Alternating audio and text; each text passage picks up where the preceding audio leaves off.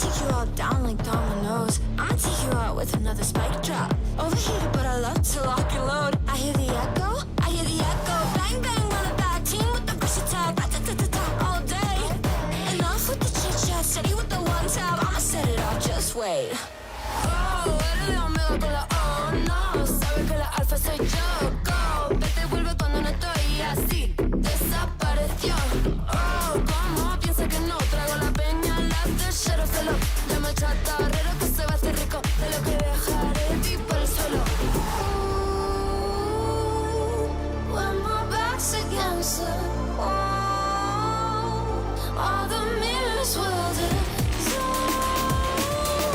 Bring the heat, bring it on. Watch me ignite it.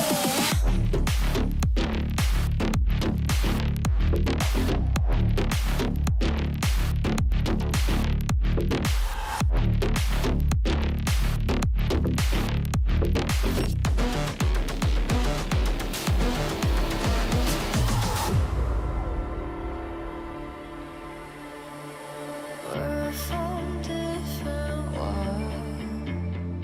Mirror, mirror eyes. Can you feel the burn? Watch me ignite it.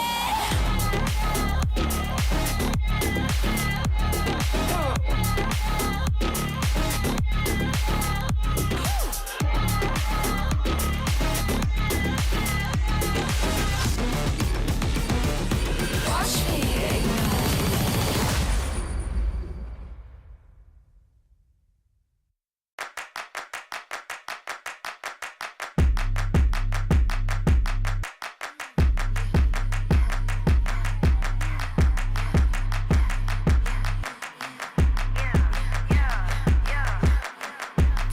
Daughter, I'm tipping scales, I'm not the lotto. I got to lead with something, man, you know Denzel the motto. Me and the gang just hit the streets just like they was the lotto. I got the Vando on auto, they know how crazy I go. So if it's been a minute, you can play the bet.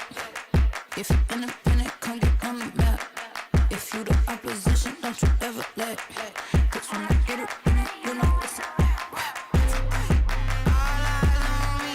Looking at my team and they got it on. All eyes on me. Looking at my team and they got it on. Cause the moment, seize the day. Cause the moment, seize the day. If I catch you on the way, cause if I catch you, you gon' have to replay. I know you might go seize the day when that's a day with me. I want the smoke, you know the matchup is okay with me. Yeah, y'all can play with me, but please don't ever play with me. That phantom always stay with me. This battle, I'ma play for keeps. Go ahead, bring him in. Think I might be we telling them come again. You could have a good night, please. When I win, I don't talk. I don't know. It's unlikely. It's pedal to the brain until it's dirt up on my white tee. If it's been a minute, you could play the bet. If you're independent, come get on the map. If you the opposition, don't you ever let. Cause when I get it, you know it's a all eyes on me. Looking at my team and they got it on. All eyes on me. Looking at my team and they got it on. Cause the moment, seize the day. Cause the moment, seize the day. If I catch you on the way, cause if I catch you, you gon' have to replay. You know why I'm on that beat like every time. I'm in that field up in the line. That's how I see it every time. I've been that beast, I make the haters fall in line. I keep my teammates on that guard. This because the victory is mine. Oh yeah, I know they shook up when I'm letting down my hair. I need 10 minutes, then I'm leaving levels clear. Oh yeah, time to pull up a chair. I know you feel that fear, we ain't going nowhere. Yeah, so clap it up. I roll with savages, talking cause we can back it up.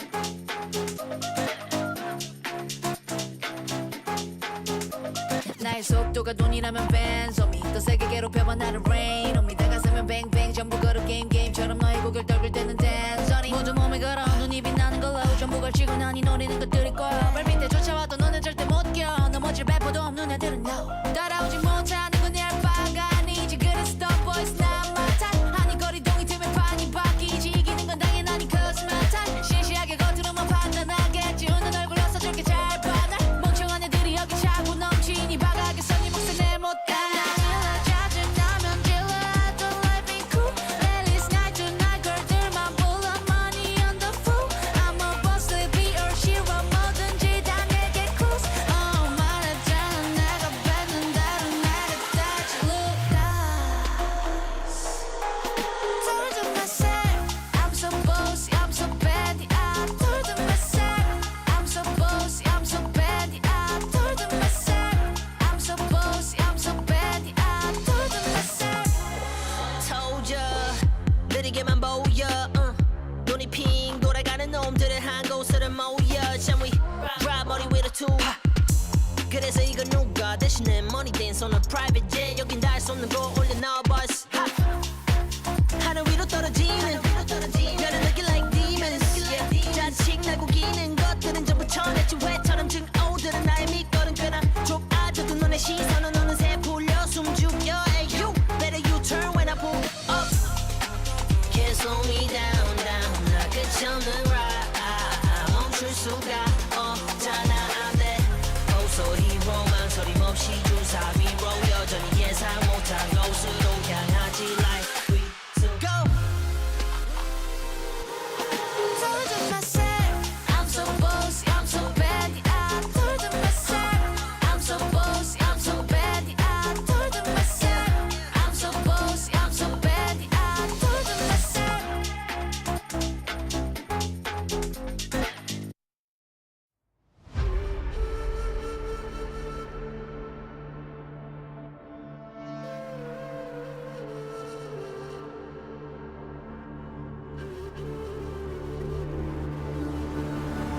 Looking at the world from the eye of the horse. If you Alexander the Great, then I am the Boris. Coming straight from the mud like I am a lotus. So हाथियों का बल कैसे सकेगा तू मुझे रोका देख तू कैसे मैं लड़ूं तुम लोगों से ऐसे ना डरूं करूं मैं जिससे मैं तरुण पानी पे चलूं मैं जिससे मैं वरुण चाहे मैं जीऊं या मरूं जो करना चाहूं मैं वही तो करूं आता है तू ना करीब तू बेटी चीप जब तक कटे ना तेरी ये jeep Better believe you're gonna bleed. Pick up a seat, get in your team. I'm the king of kings. Brother in arms in a battle. You all gonna die if you act like a vandal. Bring the realms to reality from every angle. This is the public service announcement from Mumbai to the rest of the world. I am a Raja. I am the Raja. भिड़ेगा तो उठेगा जनाजा ना तू मेरी तरफ आना आ गया तो होगा फिर तनाजाना ये भारतीय भाषा फिर दुनिया सुनेगी ये तराना ना Cause I am the Raja Cause I am the Raja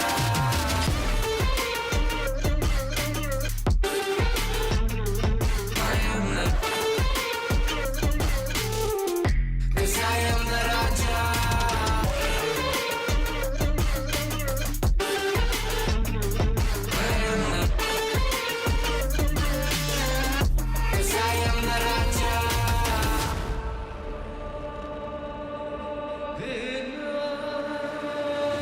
Look at my eyes, what do you see? I'm more than average, man. I'm a maverick, I can grow flowers on a barren land.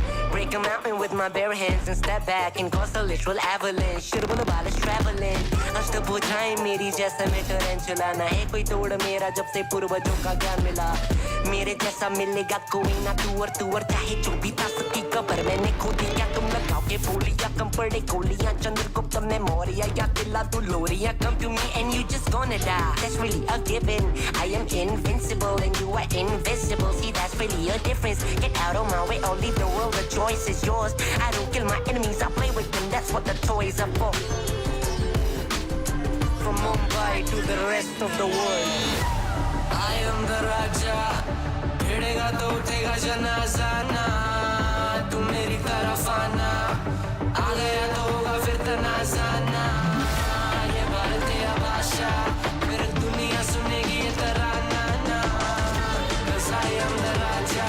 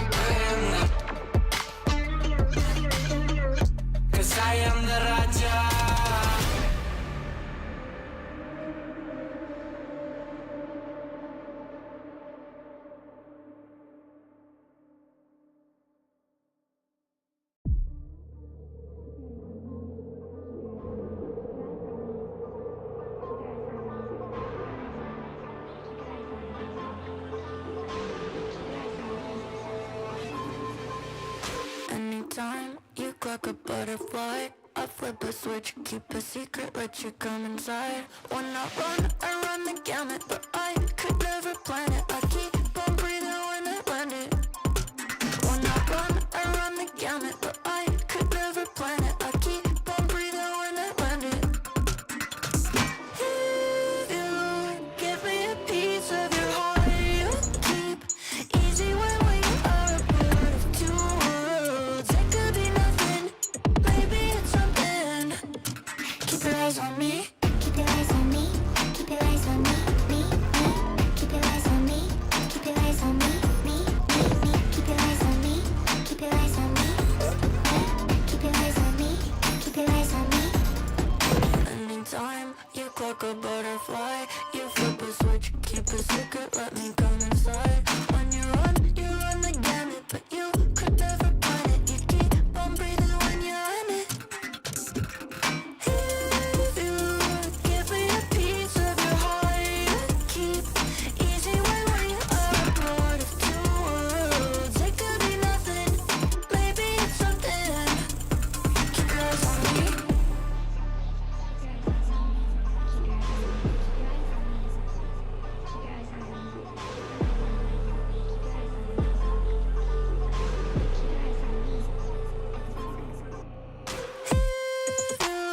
Give me a piece of your heart, you keep easy when we are a part of two worlds.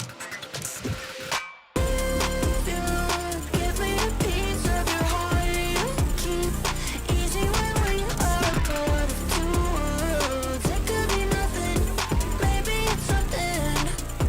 Keep your eyes on me. Keep your eyes on me. Keep your eyes on me. Me. Keep your eyes on me. Keep your eyes on me. Me. Keep your eyes on me. Keep your eyes on me. Me. Keep your eyes on me. Keep your eyes on me.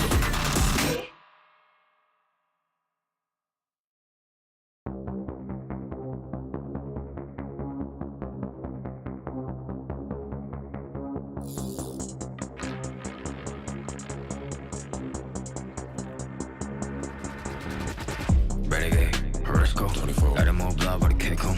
Pedal on a pedal with an old 3 kit room, boom, 400 dash roll. Cut through C100 the end move. Get lifted, body to be cool. Let's do flat over your head. Body got another on me, oh, double nine. Telephone cut that rain. Shout out my son for the rain though. And I won't cut my lane. Running fist fire, ain't scared no rest.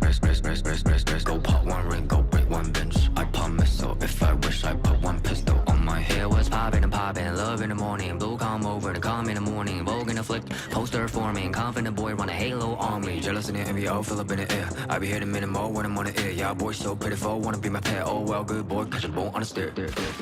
Renegade, Horoscope, 24. Let them all blood with a kick home. Pedal on a pedal with an old 3 kit room, boom, 400 dash roll. Cut through C100 the end move. Get lifted, body to be cool. Let's do flat over your head. Body got another on me. Oh, scared of my life. Green pet flavor. Take all the vibes. Right side center. Pesky side. I need to spin it. Blind with a face, spin relay on this light. We gon' see where to take off. I am the chosen one, that's how I feel. I ain't tripping on rewind. The blessing I got from the angels around me are really some A1. I am the chosen one, that's how I feel. I ain't tripping on rewind. The blessing I got from the angels around me are really some A1. Renegade, 为先将我包围。Renegade， 浓雾自我击坠。雨落下，扣紧我外套。鱼篮车穿梭在轨道。你不想成为我目标。Renegade, go on the mall. Renegade, Horoscope, 24. Let them all blood with a kick home. Pedal on a pedal with an old 3 kit room, boom, 400 dash roll. Cut through C100 the end move. Get lifted, body to be cool. Let's do flat over your head. Body got another on me, oh, double nine. Renegade, Horoscope, 24. Let them all blood with a kick home. Pedal on a pedal with an old 3 kit room, boom, 400 dash roll. Cut through C100 the end move. Get lifted, body to be cool. Let's do flat over your head. Body got another on me, oh, double nine.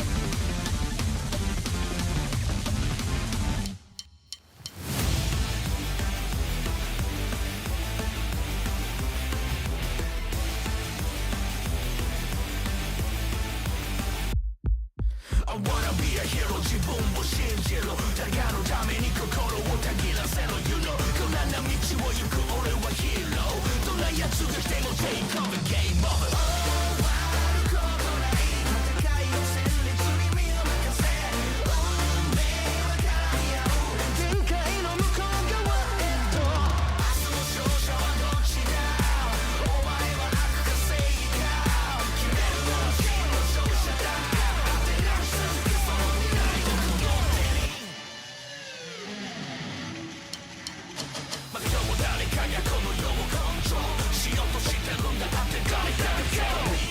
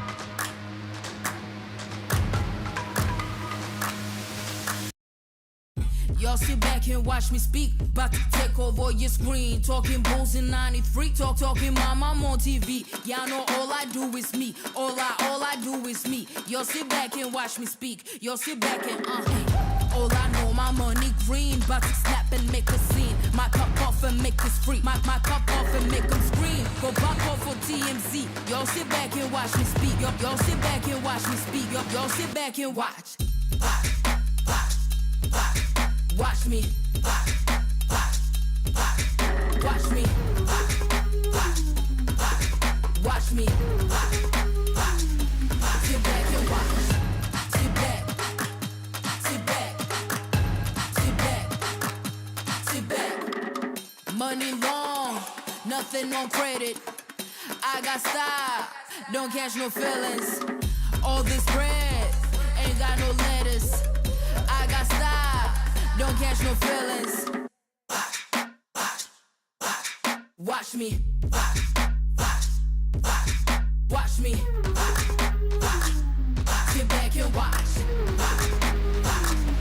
Sit back and watch. Sit back and watch. If it ain't got style, I ain't with it. I ain't with it. If it ain't got style, I ain't with it. Look, look.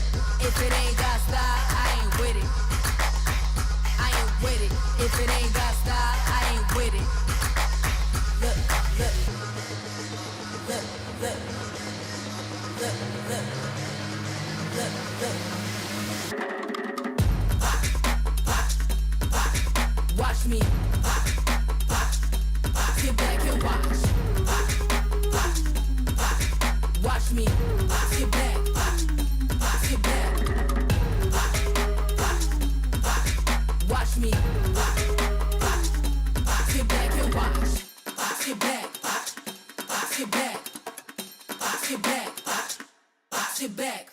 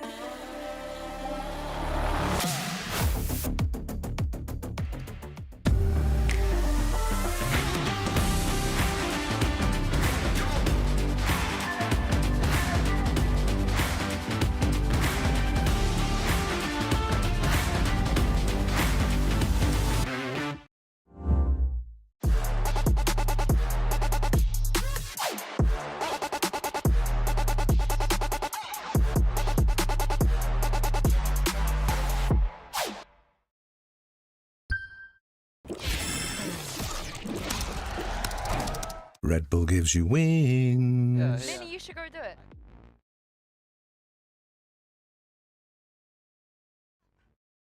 Yeah. Let me get a punch. Let me get a punch. Let you feel the punch. Let me get a punch. What a hook, don't sleep, oh yeah, yeah, oh. What a hook, don't sleep, oh yeah, yeah, oh. What a hook, don't sleep, oh yeah, yeah, oh. What a hook, don't sleep, don't punch me. Don't keep getting me pissed before I make you bleed. Pray for your rest in peace. It's the only peace that you need, even a punch. This is the purge. Everybody please your perk. Your perma kick these people with my kitty pound. Play with the wrong gal pound. Put when they put get the pop on out. Pop on now. Yeah, but can't get my pound, pound, pound, pound.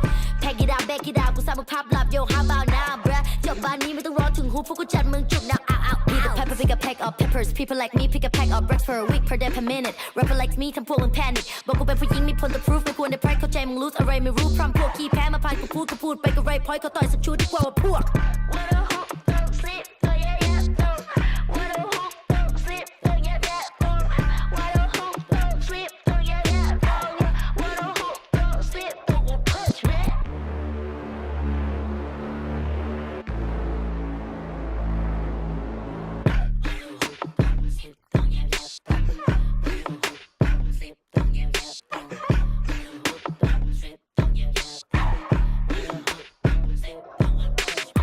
problems are proof in one punch. All battles are beat in one punch. Put you to sleep with this one punch. ไม่สะเทือนกูสักนิดกูขอสกิลด้วย one punch. ชีวิตที่กูโดนมามากกว่า one punch. วันนั้นที่กูเจอกูสักคนมา one punch. One day, one life, one dream, one punch. If you have one shot, better have one punch. Eminem said, Millie Rabbit, on the road short. You just catfish. Kevin said, but make a one chick. Separate from the competition. For love, cause I'm the best, bruh. When a hoop don't sleep, oh yeah, yeah, oh. When a hoop don't sleep, oh yeah, yeah, oh.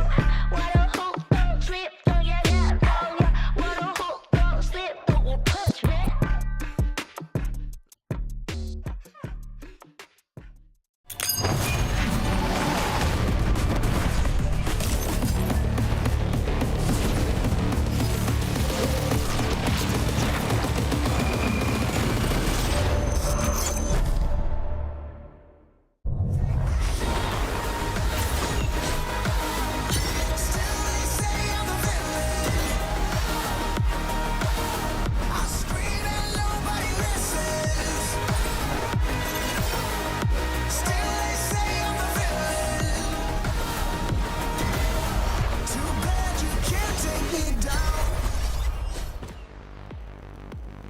Absolutely everything comes to a head today. The road to Masters Toronto will end for two of our teams here in VCT EMEA. Hello everybody and welcome to Elimination Day and the start of the lower bracket at playoffs. I am your host Yingsu and I'm bringing you guys a couple of people that know a thing or two about elimination. They've lived it, they've loved it, mostly survived it. I'm joined by one of the greatest minds in Valorant and Minnie. Welcome you guys.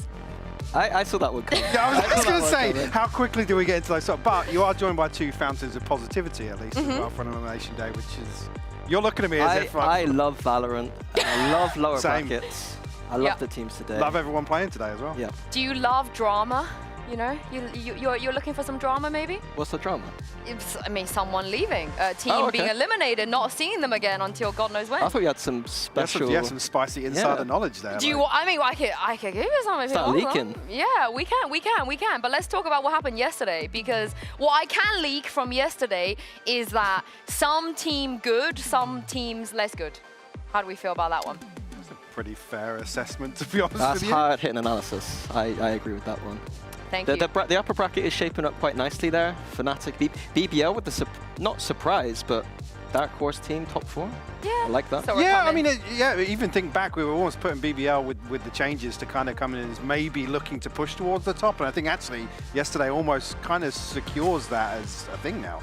Yeah, they just look better and better. Yeah, and we're at the stage of the competition where a lot of these teams are going to be playing back-to-back, and some might even be playing every day if they want to make that lower bracket run. But fortunately for BBL and for Fnatic, they get a rest today, which is a Mini, as you know, as a coach, you take the rest days. You take any days you can take. Some sleep is good. Some sleep is good. Because these lower bracket teams, they're not going to get much sleep the next few days. They won't be, because it's kind of looking Hypoc a little bit brutal. Yeah, I mean, actually, the upper bracket now almost feels like it's as brutal as it could get. To be honest, you come out now, obviously, Heretics versus BBL and Liquid versus Fnatic. Those are some banger matchups, but then you come down to the bottom half of the screen. It feels a little heartbreaking to read those names and be talking about losing 2 of them today. Yeah, Vitality especially, right? They won at kickoff. So if there's an upset potential from Foot, you would think that this would be the time, right? If we're going to get an upset anytime. Yeah, I feel sorry for both those teams, to be honest. Like Foot and Vitality, I think they're the probably stronger teams out of those 4. Yeah. So that's a brutal run from Foot to run into Fnatic and then straight away into Vitality. Yeah, only one can survive today. But since I have these two with me, it's only fair we put them and you guys at home through some trauma and revisit some of the most tragic moments of elimination we have ever had in EMEA. Now, I would love to call this segment Try Not to Cry, but feel free to actually cry if any of these moments bring a tear into your eyes, because I'm going to start instantly with a clip here. You guys are home as well, Sliggy, if you're watching. FNS, God knows if he's still awake and watching. Talk me through, where were you guys when Fnatic eliminated Gambit to go to Iceland twice? Not one time, but twice. This one makes me cry tears of happiness. The amount of stress in the comms right now, I think someone clears it up and it's like 3, 2, 1 peak, but they were so on edge, this 12-10. I must have been in the coaching slot for this one. You were. Well, yeah, thinking back, again, well, if you had Tom here, Tom was like the biggest Gambit fanboy ever. What the hell? Well, outside of you. And Baller. Tom doesn't even make top 2. Yeah, anyway, carry on. Surely Tom. The irony is, I think everyone thinks it's like a Fnatic bias here. It's still a Gambit bias. Like I feel No, like I mean, back not then I loved. was massively Fnatic biased. Really? Oh, yeah. Why? Oh, okay. Because they were just the most exciting team to watch. Oh, there we Just go. love I Doma. agree. I mean, just Doma's your cover his boy. ears for a I second, agree. but they were the most exciting team to watch. So yeah, So- no tears shed during that one. Okay, both of you tears of happiness during that one. Yeah. Tears.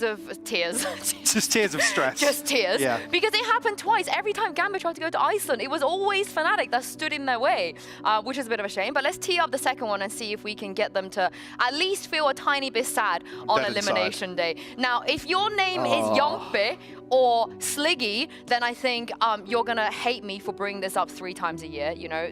We brought this up already this year. This is the second time. I promise, only one more time. But Mike, does this make you cry at all? This one, yeah, a little more so. It's, again, but back then it was like Liquid were just the team that continued to get to the cusp and then fall short time and time again. So this one, yeah, a little more heartbreaking. But actually, even just seeing that, was that Redgar on his feet there? Yeah. Yeah, that makes me, makes me a little emotional. I think Liquid were supposed to win that map, weren't they? Weren't they really heavily supposed up? to win a lot But of like maps. I obviously me and Sliggy had a rivalry, so it was quite nice to watch them lose sometimes. You know, looking back, that's heartbreaking. In the moment, I was probably quite happy. I think he's still praying for Fnatic's downfall to this day because of you. I don't think he wants them to win. Let's queue up the next one. Again, we're just warming you guys up. Things are getting a little bit closer and closer and closer. So this ended Guild. After Oglu eliminated Guild, the safe Leo Trex Guild, we never saw them play again. Oh, there's tears of happiness here from me. Wow, yeah, I was going to say, this is like, Leo's on the table. I'll take Leo any day. Oh my goodness, you're evil for that. I mean, but also, again, yeah, this one's tears of happiness. No, Yassine! We haven't seen Yassine compete since. Are you not If I sad speak, I'm in about big that? trouble. No, okay, I'm gonna start crying. I'm actually gonna start crying because that one to me was Yeah. really, really sad. LCQ. Yeah, but paved the way for some other moves that were... best roster to never win. I miss Cold Mentor. Yeah. Oh, I miss Cold Mentor too. Every day. If anyone knows what Cold Mentor is, let me know. And last one before we move on. This is a little bit more recent. How do we feel about this one? Foot eliminating KC. It's a bit of a sad one if you're a KC fan. I'm trying to remember this. This one, yeah, not actually ringing the bell. Oh, Zaish always mentions this one I to think me. this Don't we is make when a you massive left us, comeback? Mike. Yeah. Yeah. Yeah. I mean, I guess tears of happiness for me. Tears of happiness for you. Yeah, this is another dead inside moment for me. Yeah, I feel nothing about that. Oh, wow. Okay. Good for Foot. All right, and now we've done this, I need to Right. make sure, I'm gonna come back next time when we do this segment again and make sure we find things that make you guys a little bit more traumatized. I'm really traumatized You have to go watching all harder of than that, yeah. Yeah, I'm crying. I am very... You didn't get any of me losing in the... Yeah, I was thought say, where are the KC coach one. camps? There Where are the weren't mini that coach many, camps? in fairness. Yeah, that's why it hits harder though. You rarely got I know, I'm so good, eliminated. I'm so good, yeah. Rarely. It was very rare. It was only twice that happened. But speaking of elimination and the fact that we just saw KC lose to Foot 2-0 last year, KC are once again finding themselves in an elimination scenario. And as you guys can see, we kind of included this one here. And there's been some bad times for KC fans, Hypok. It just feels like when they get to this moment, they fumble. Yeah, I mean, there's a lot of emotional trauma as a KC fan in Valorant. There's been, well, actually, yeah, you could say, I mean, not many, well, rosters or individual periods of time where actually they were kind of riding the success wave. No, I think this roster should be different. Yeah. It hasn't quite manifested yet, but playoffs is a different story. Yeah, and they do know where they're up now. Like, if they started in the upper bracket, there's always that, where are we at? Whereas lower bracket, I know this is a weird take, but they know exactly what they need to do now. They just need to win out from the lower bracket. Like, they know what the stakes are. I'm with you. And again, from an elimination standpoint, I think some of the questions we're asking KC throughout stage one are kind of, when are they going to go back to basics? When are we going to kind of And it's not even like a drop the ego thing, but drop the weirdness around some of the approach for stage 1 and think actually that it's do or die now. Like we actually have to get back on the right track. It is indeed. KC have to learn from their past mistakes if they want to make it to Masters. There is one man, however, who can carry them through the hardships, and that is their in-game leader, Sadak. This is what he had to say ahead of today's game. It is crunch time, and there is one man who knows more about dealing with this kind of pressure than Sadak. Now, Sadak, like I said, elimination today. You've been here before in other leagues, in other scenarios. So what is the most important thing that you tell your players today? What do they need to focus on to get through elimination? I think the most important thing is emotional side.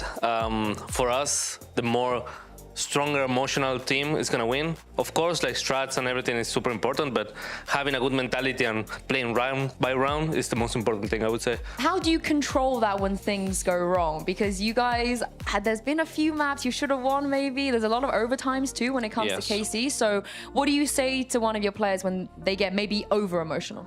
I think that's the hard part of being a leader, to be honest, trying to manage the emotional side. But I'm always saying to them, okay, guys, this is part of competing. Because sometimes you win things you shouldn't win, and sometimes you lose things you shouldn't win. You shouldn't lose, you know. So for us, it's we take it game by game. We know we were unlucky in some situations, and we know we were lucky in others. So now we're just hoping to give our best and be a little bit lucky, or hope the luck is on our side. How do you look at your team right now when it comes to your biggest win condition? What is one thing that is going to carry KC through this lower bracket? I think our team really has strong individualities, a lot of strong individualities, and the condition we have to win is try to understand when these individualities can be individual on a team, you know, like when we can have, like, we love to say X factors, because there's some random factors, like, for example, Suigetsu winning clutches, Hasem, I mean, Aves, Efe, Elite, just having these insane moments, like kill 1, 2, 3 people all at the same time. Yeah, that would be for us, like, stay as a team, but at the same time, understanding the individuality moments, you know. You as well. Don't forget you. Yes, of course. You have those moments. Yeah. Of course I have I'm carrying these young people. I'm carrying them, okay? I'm trying.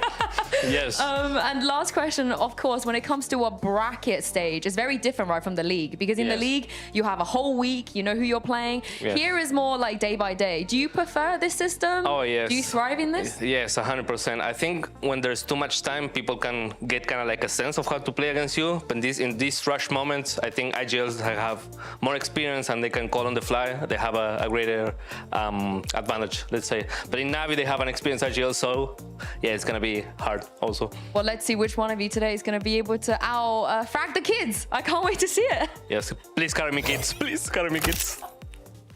Sadak is one of those people that you look to in these moments. I think he addressed a lot, so let's just break it down. I'll start with the advantage of being at a bracket stage where him and Angel can just call on the fly and the prep kind of isn't as important. Do you two agree with that? You think that's going to be, that's going to come into play today?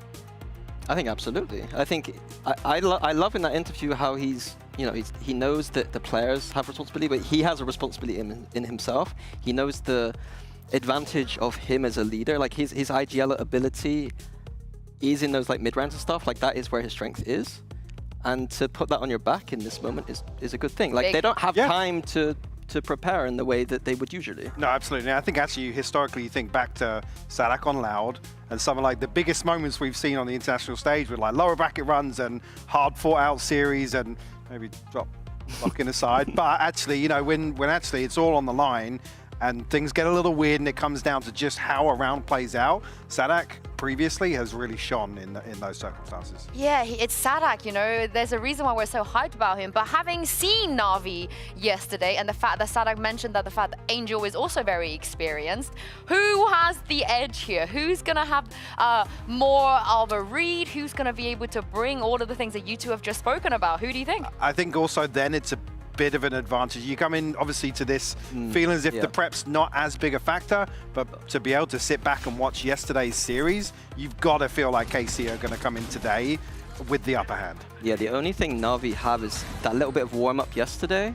but KC are coming into this fresh with those VODs, so that is a factor for sure. But also I think that Sadak in general, like the way he just spoke in that whole interview, like I believed everything he was saying. Like, he has that charisma. He's got conviction, yeah. Like Angel, we've seen a bit of personality growth this year, but I don't know if it's that level where like I'm convinced in the same way. And when it comes to the more emotional side of their players, who do you have more trust in these big moments? Because they also have Angel and Sui and Xiao. Ooh, that's tough. Yeah, I mean, I think.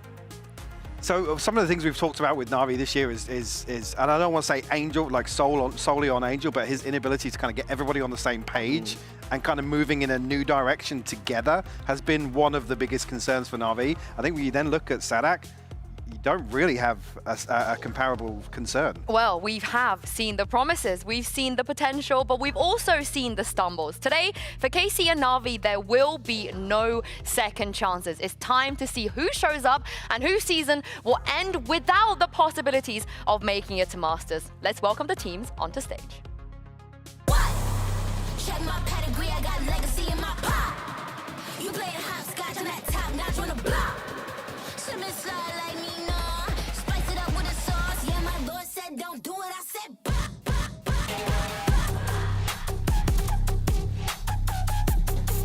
Yeah, my Lord said don't do it. I said bah.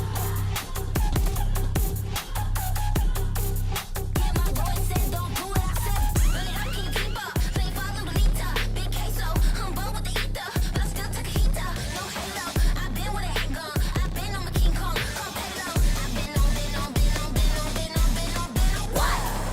Check my pedigree, I got legacy in my pop. You playing hopscotch on that top notch on the block.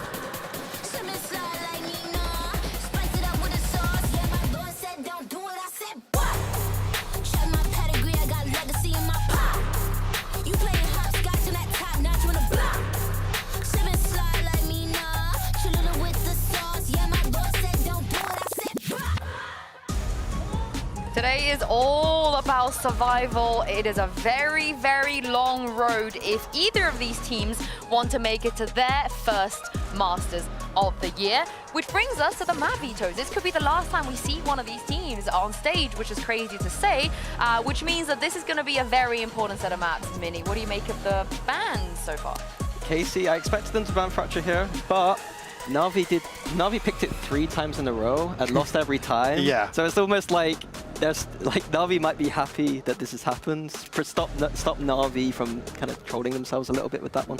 Yeah, I think Icebox and Split, not necessarily a big surprise. Feels a little neutral. The big question mark for me hangs over map 3, actually, if we go there. That's kind of unknown territory, to be honest with you. And it annoys me that it is, because Na'Vi have always been good at Ascent, always. Yeah, I backed Angel as the best Ascent caller, probably in EMEA, and he thought he was better on Fracture, but I think it'll be interesting to see today who's right or who's wrong. I think Angel would prefer if I was right today. Will we get to see map 3 though? That's the $1 million I think there's a real chance we do actually with Icebox and Split on here. I think Icebox is heavily favored towards KC. And then Na'Vi got the Gecko comp on Icebox, if I'm not mistaken. And it was decent, it beat Vitality, but KC, how much stock three in a row. Yeah. Like, they're going to change their comp. It's Na'Vi. Do you think Na'Vi changed their comp? changes their comp every week. But they won. Yeah, but so they all still change their comp when they win. They do this all the time. Okay.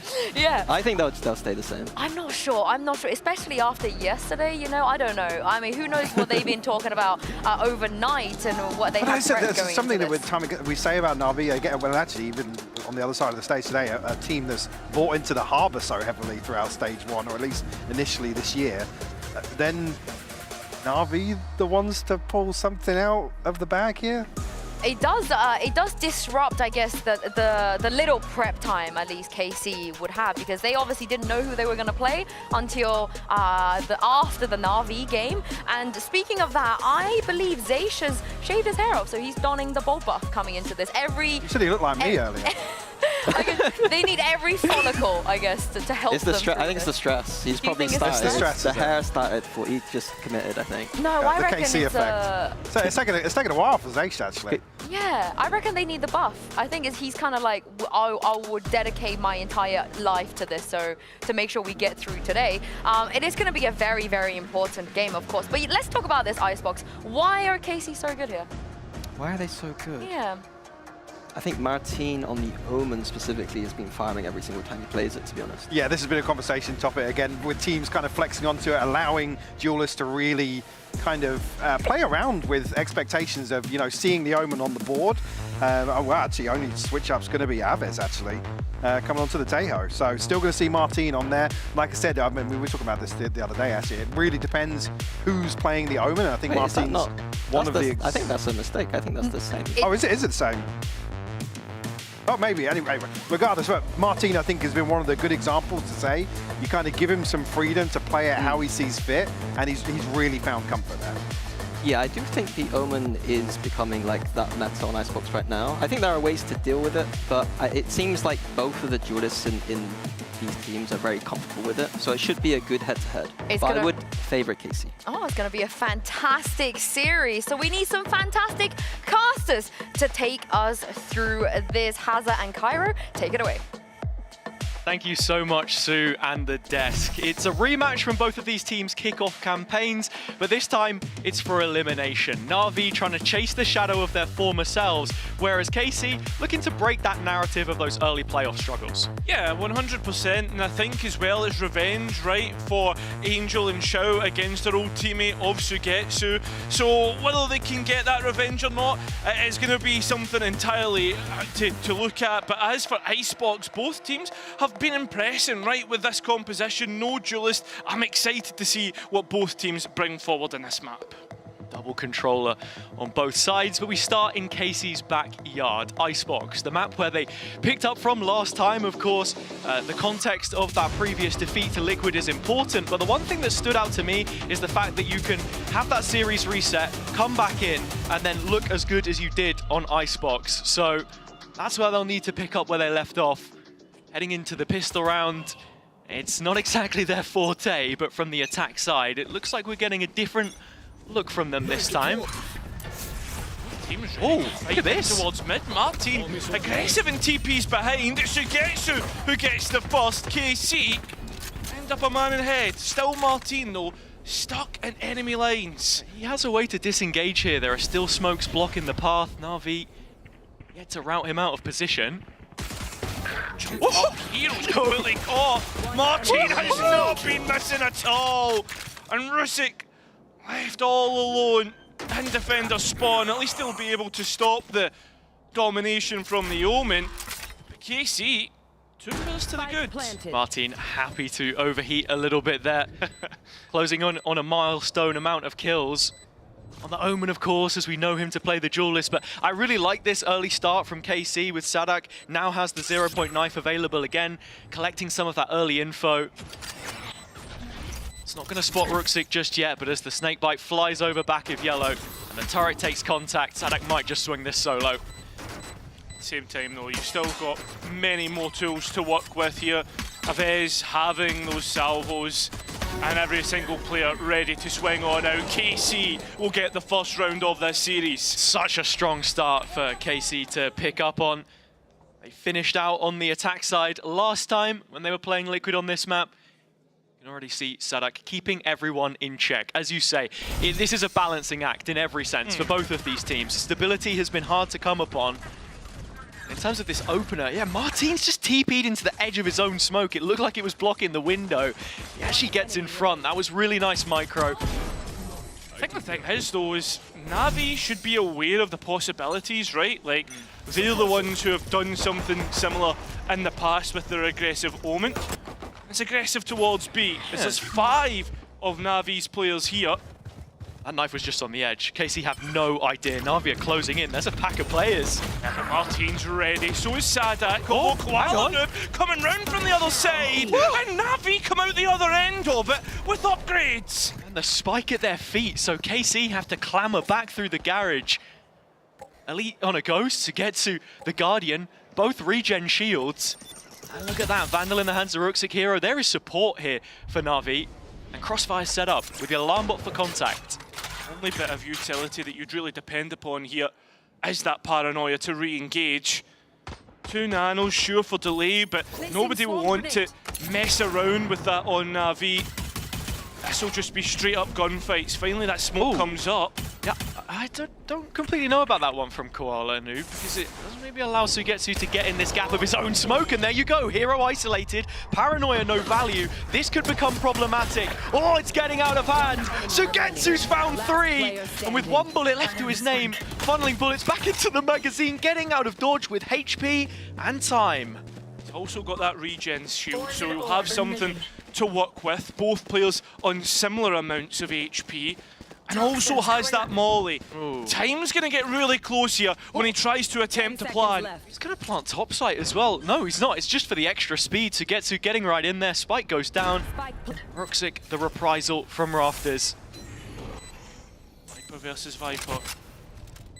Sugetsu, I don't know if he was spotted there or not, but Ruxic feels confident on this re-entry to site. Toxins go up and he starts to work on the defuse behind it. Sui closing in. Does he have time? It's just a stick. No! Sugetsu denies it against his former club. 4 kills, but you can't help but feel that Na'Vi misplayed a huge opportunity in that round. And I think that's the key point coming out of it, right? They misplayed a chance when they were in an advantage. And I want to bring this back to yesterday, right? How many times did we see Na'Vi get themselves into a position and then allow BBL to just clutch it up, sociable? You said one clutch. No. I'm sure that's not the last we were going to hear from Zeish there on the reaction. Exactly right into the next round. Martin back in mid. Double TP. He's fully sent this. In between the lines. Look at KC. So quick to take the B site. Yeah, they've identified where Martin is, and it's quick to collapse upon. But Elite out of nowhere gets to. Angel's cut off the cross. Yeah, 1 back at the very least. It's a 3-on-3, and Na'Vi do have the slightly better weapons. That's discounting Sadak, but his position in kitchen could be killer, and the shots will land. That shout down. Advantage KC from this position. And looking at the defenders, they're split up and still worried about the captain. Sadak's doing so much here for KC, and now that those mollies, the utility, get so much more value here. Sugetsu just sidestepping his own smoke. Na'Vi playing with borrowed time. Sugetsu looking to close the net, and that's what he'll do. Transfer to make it a 3rd. Karmine Corps moving on from troubled waters in their anti-eco. But with the bonus round, it just gets better. Now they've destroyed KC's economy. This is really nice from Elite, by the way, to trade out through the orange position. And then Sadak buying so much more time. That's always been something he's been accredited to heavily as a caller. The ability to just change up the pacing on a dime. It's that mid hit there that you see. Again, Martin showing us the flexibility of his agent pool with the Omen. It's the duelist, the de facto one on the other side. Koala Noob, of course, playing the same role. Double smokes, both sides. I think the thing is, though, KC at the same time are starting to... Sorry, not KC, Na'Vi are starting to test the waters here. You look at the Viper here, it's moved all the way up B long, Ruxic, and they were also just looking towards mid momentarily, but KC slow rolling up towards A, waiting for those toxins to drop. Bit of utility for sustain. Koala does have the smoke, but Xiao forced to peek into a family photo on the KC side. A quick click of the shutter, pull of the trigger, and they're down, while Ruxic has been highlighted on the flank. Struggle to see him getting too much value from this. Elite should have it under wraps, and there you have it. Ruxic eliminated. Full focus can be put on the site itself. Yeah, KC have done so well here.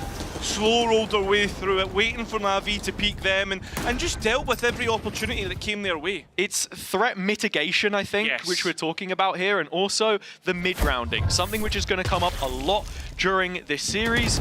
The way that KC like to play is they take early space, they freeze, and then Na'Vi, they're just waiting for the re-clear. You get it through the flank this time, but something that we'll have to continually keep tabs on.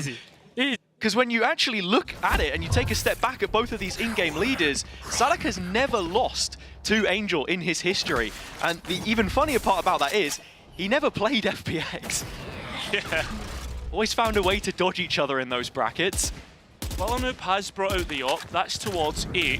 KC now mostly towards B. you've also got to be looking at Martin going towards Snowman. That flash was perfect. Ruxic trying to escape here and manages to keep us alive. Na'Vi coming straight back into this one, but it's the players from mid that opens up the site for KC. Oh, Naves with one more. The extra details, the pit dropped in. Xiao still ahead of this and can interrupt. That's exactly what he does, and as the pit drops, he gets back to cover.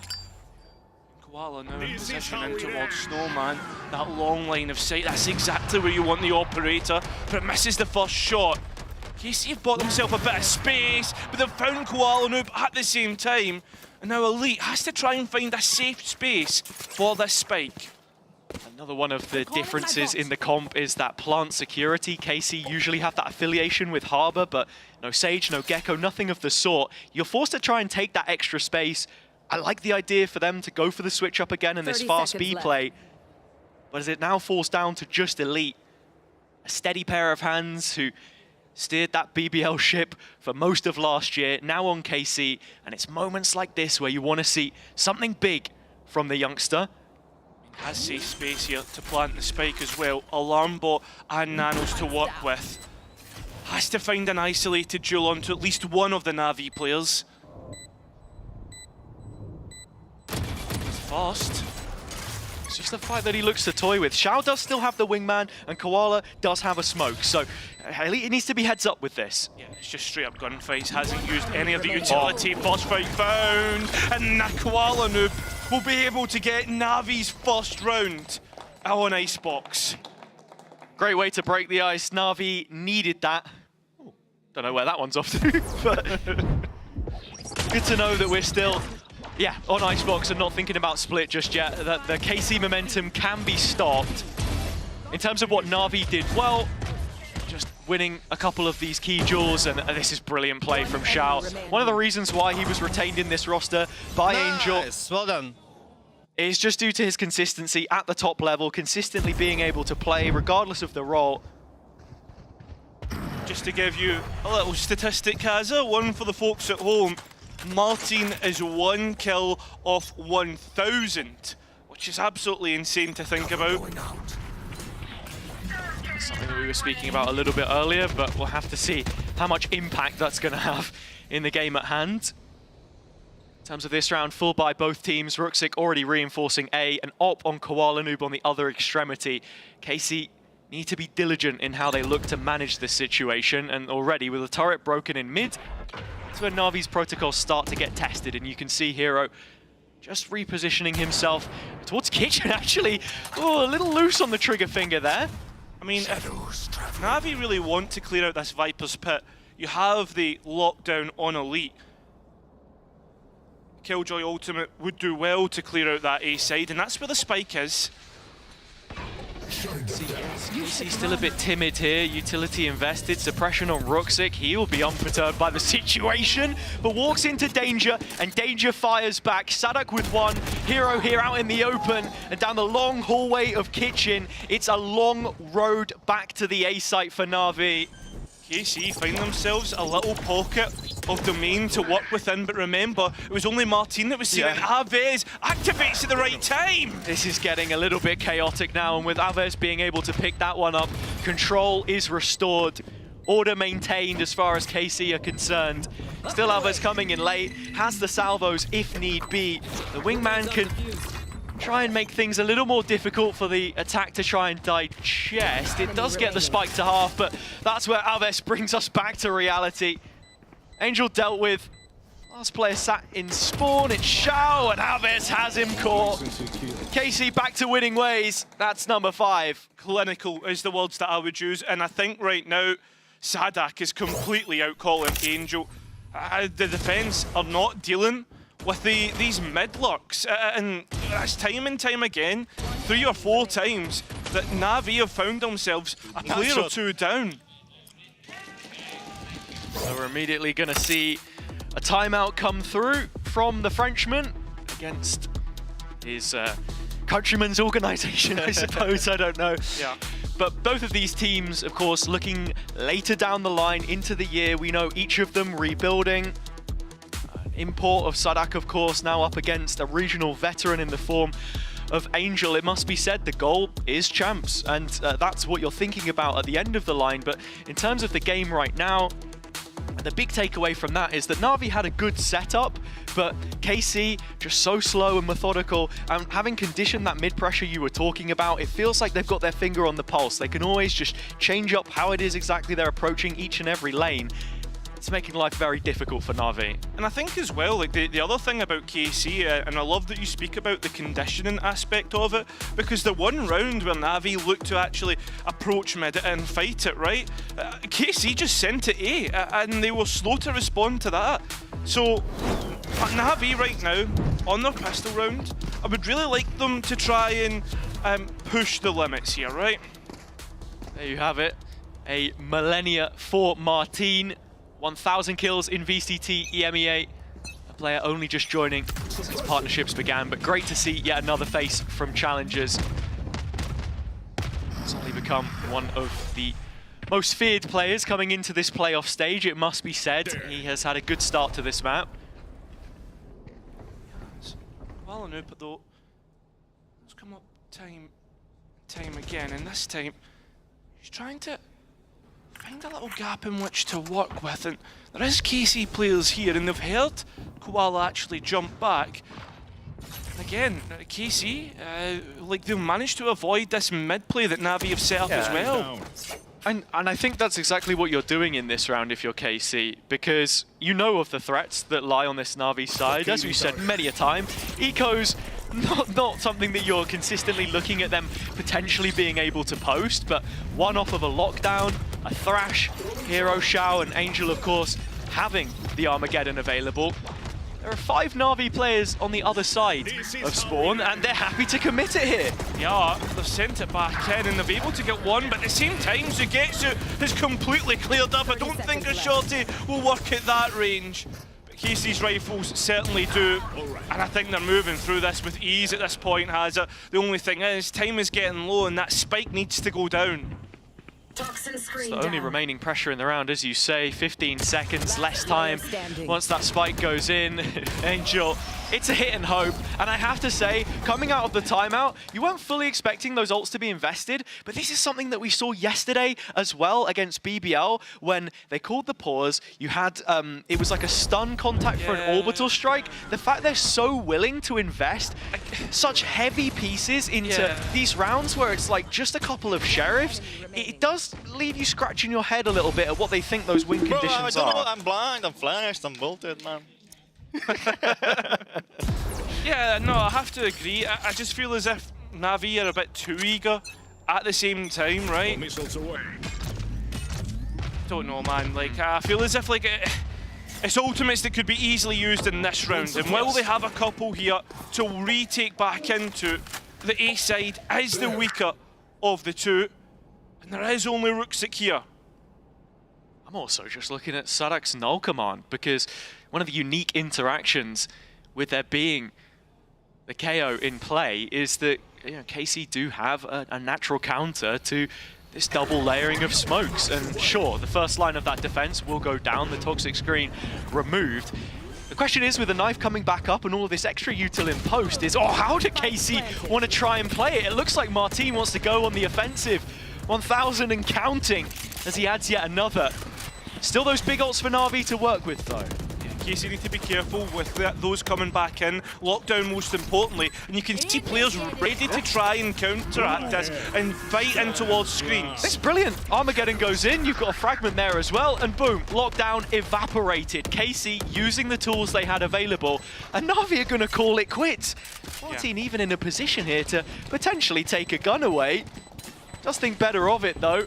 Gives Angel the time of day, but I have to say, it just feels like KC are one step ahead in how they're planning out these rounds. 100%. I even thought that they were going to set up Martin to go and fight screens, but instead, I don't even need to risk a player, right? They just seem 1 or 2, in fact, maybe even 3 steps ahead of what Na'Vi want to do. I mean, we talk about finding feet in playoffs. It doesn't matter how many steps. KC are in front, and it's by 6 rounds now. Even just the fact that Aves was so close to getting that Armageddon, and then that's actually what they used to counter the lockdown. Lots of thought being put into this. Another gun round coming up. Na'Vi at the very least have been able to hang on to a lot of those weapons, including the operator. Koala is on the other side of the map. B getting a look in from KC. Well, Ruxic lucky to escape with his life there, but we're back towards looking at mid, right?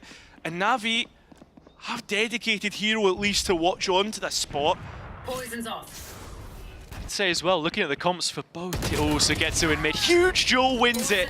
And with that, it feels like this Na'Vi defensive setup has almost completely collapsed. The B-long control taken early, that now getting re-cleared. Na'Vi will know that there's nobody here right now, but KC are just going to go ahead and take it right back. Insane the timing. Na'Vi now look towards A, this tail drone pulling players across. And KC slow roll once again. Just double checking mid. Yeah, they're going to think that this is towards A, but unfortunately utility on B pulls them back. KC have already bypassed this. Sadak gutting out the site itself, just making sure he has the space for the spike plant. All over from Koala. Na'Vi pretty quick in how they're looking to retake. Same time, look at those that post-plant utility. Molly on Sugetsu, Sadak. I mean, Elite's got some of his own, and Avez even has the salvos. This is going to be really hard for Na'Vi to get through. It's a kill already, though, from Angel. That softens things up massively. Martin missing, not a player yellow side. All of them backed up into main. Fragment out. Was the salvos as well that we saw. It's a bit of a cluster on site right now, but Angel is just sticking this all the way through, holding the line, and KC nowhere to be seen. Sadak, the last player left. The final remnant of this standoff. A well-executed retake, and a very much needed one at this stage in the half. Yeah, it was a nice retake, but what happened to the post plant? There was layering through mid as well. I mean, sure, Sugetsu gets the first tier, but on top of that, there was further players to come through later in the post plant, and there was so much utility that KC could work with, rather than taking the jewels. I know Na'Vi tried to go and look for them, but just use that utility and depend upon it. You don't need to fight. Wallace still standing. Walk down mid to frisk KC. Oh, it's info again, but a quick trade. It was only Ruxic walking down long. At the same time though, right? You get rid of the tail, that's clearing utility gone, and not only that, post-plant utility as well. That could be a really big pick when we look at the post-plant for KC. Going out. You're moving back over towards B. Just clearing out this pocket. Seems like both sides grouping up on A. KC already giving away their steps. The alarm bot contact hit. It's hero off site. They've still got the thrash and a lot of those key pieces from the previous round. Yeah, this retake should be pretty strong coming back in. Spike plant going to be successful here, but Na'Vi are coming straight in. They're going to be quick here. They are immediately on the site. Shao picking up his first. Angel right by his side. Looking like another successful retake. Unless Sugetsu can do something to stop this, but Na'Vi bearing on down to his position, have their third, a second successive round for the first time in this half, as the defense continues to show signs of life. Yeah, and I think as well, KC at the minute, maybe letting a chance slip to really extend their lead. I mean, 7-4, 7-5. That's not a bad half at all, and that's why we're going to see Eng and Zeish introduce themselves into this match for the first time. Nice, boys! It's KC timeout of the game. And I think, you know, it's important to mention as well, stylistically, this comp already is very on brand with the type of Valorant that Sadak had been pushing for a long time when you look back towards his stint on Loud. Most well known there as an X-Champs winner. He likes to play with all the chips on his side of the felt, you know? Yeah. When you are in that situation, you saw it a couple rounds ago, where he can move up B long, it's constantly going to be re-smoked, especially because Na'Vi are also running a similar comp here. Just complete information denial, all cards at his chest. and forcing them to try and re-clear, forcing them to commit pieces to the space, because the change that I've seen in the last couple now is that Na'Vi are immediately getting bodies in place and then just flooding, not allowing KC to actually get the kind of setup that they want. And when this chaos does break out, it doesn't feel like, you know, the communication is there anymore. I think as well, with both teams having similar comps, right, it really does come down to the game plan and the calling structure, and what the game plan actually is from both teams. Right now, KC well ahead. Walanoob looking to challenge mid with his operator. That's a fight to look towards. Is different angle, fresh perspective from the previous round. Homemade one way that drops in, and Koala goes down on the other side. Elite seem to have the right idea. That was really well read. It is, and on top of that, that's a massive point to lose if you're Na'Vi, because Koala's operator, very quick, we all know that, but it's also a part of the map that he can watch and allow Na'Vi to gain information through that. There is 3 for Na'Vi on A, and KC are walking straight into this. Six spotted the first of those players, but he'll be without the poison cloud to try and face it. Angel goes solo, Sadak taking the duel against the in-game leader on the other side and backtracking his footsteps. Shao into the utility dump. Martin, Aerial, and able to get the pickup. Ruxic still hanging around here though.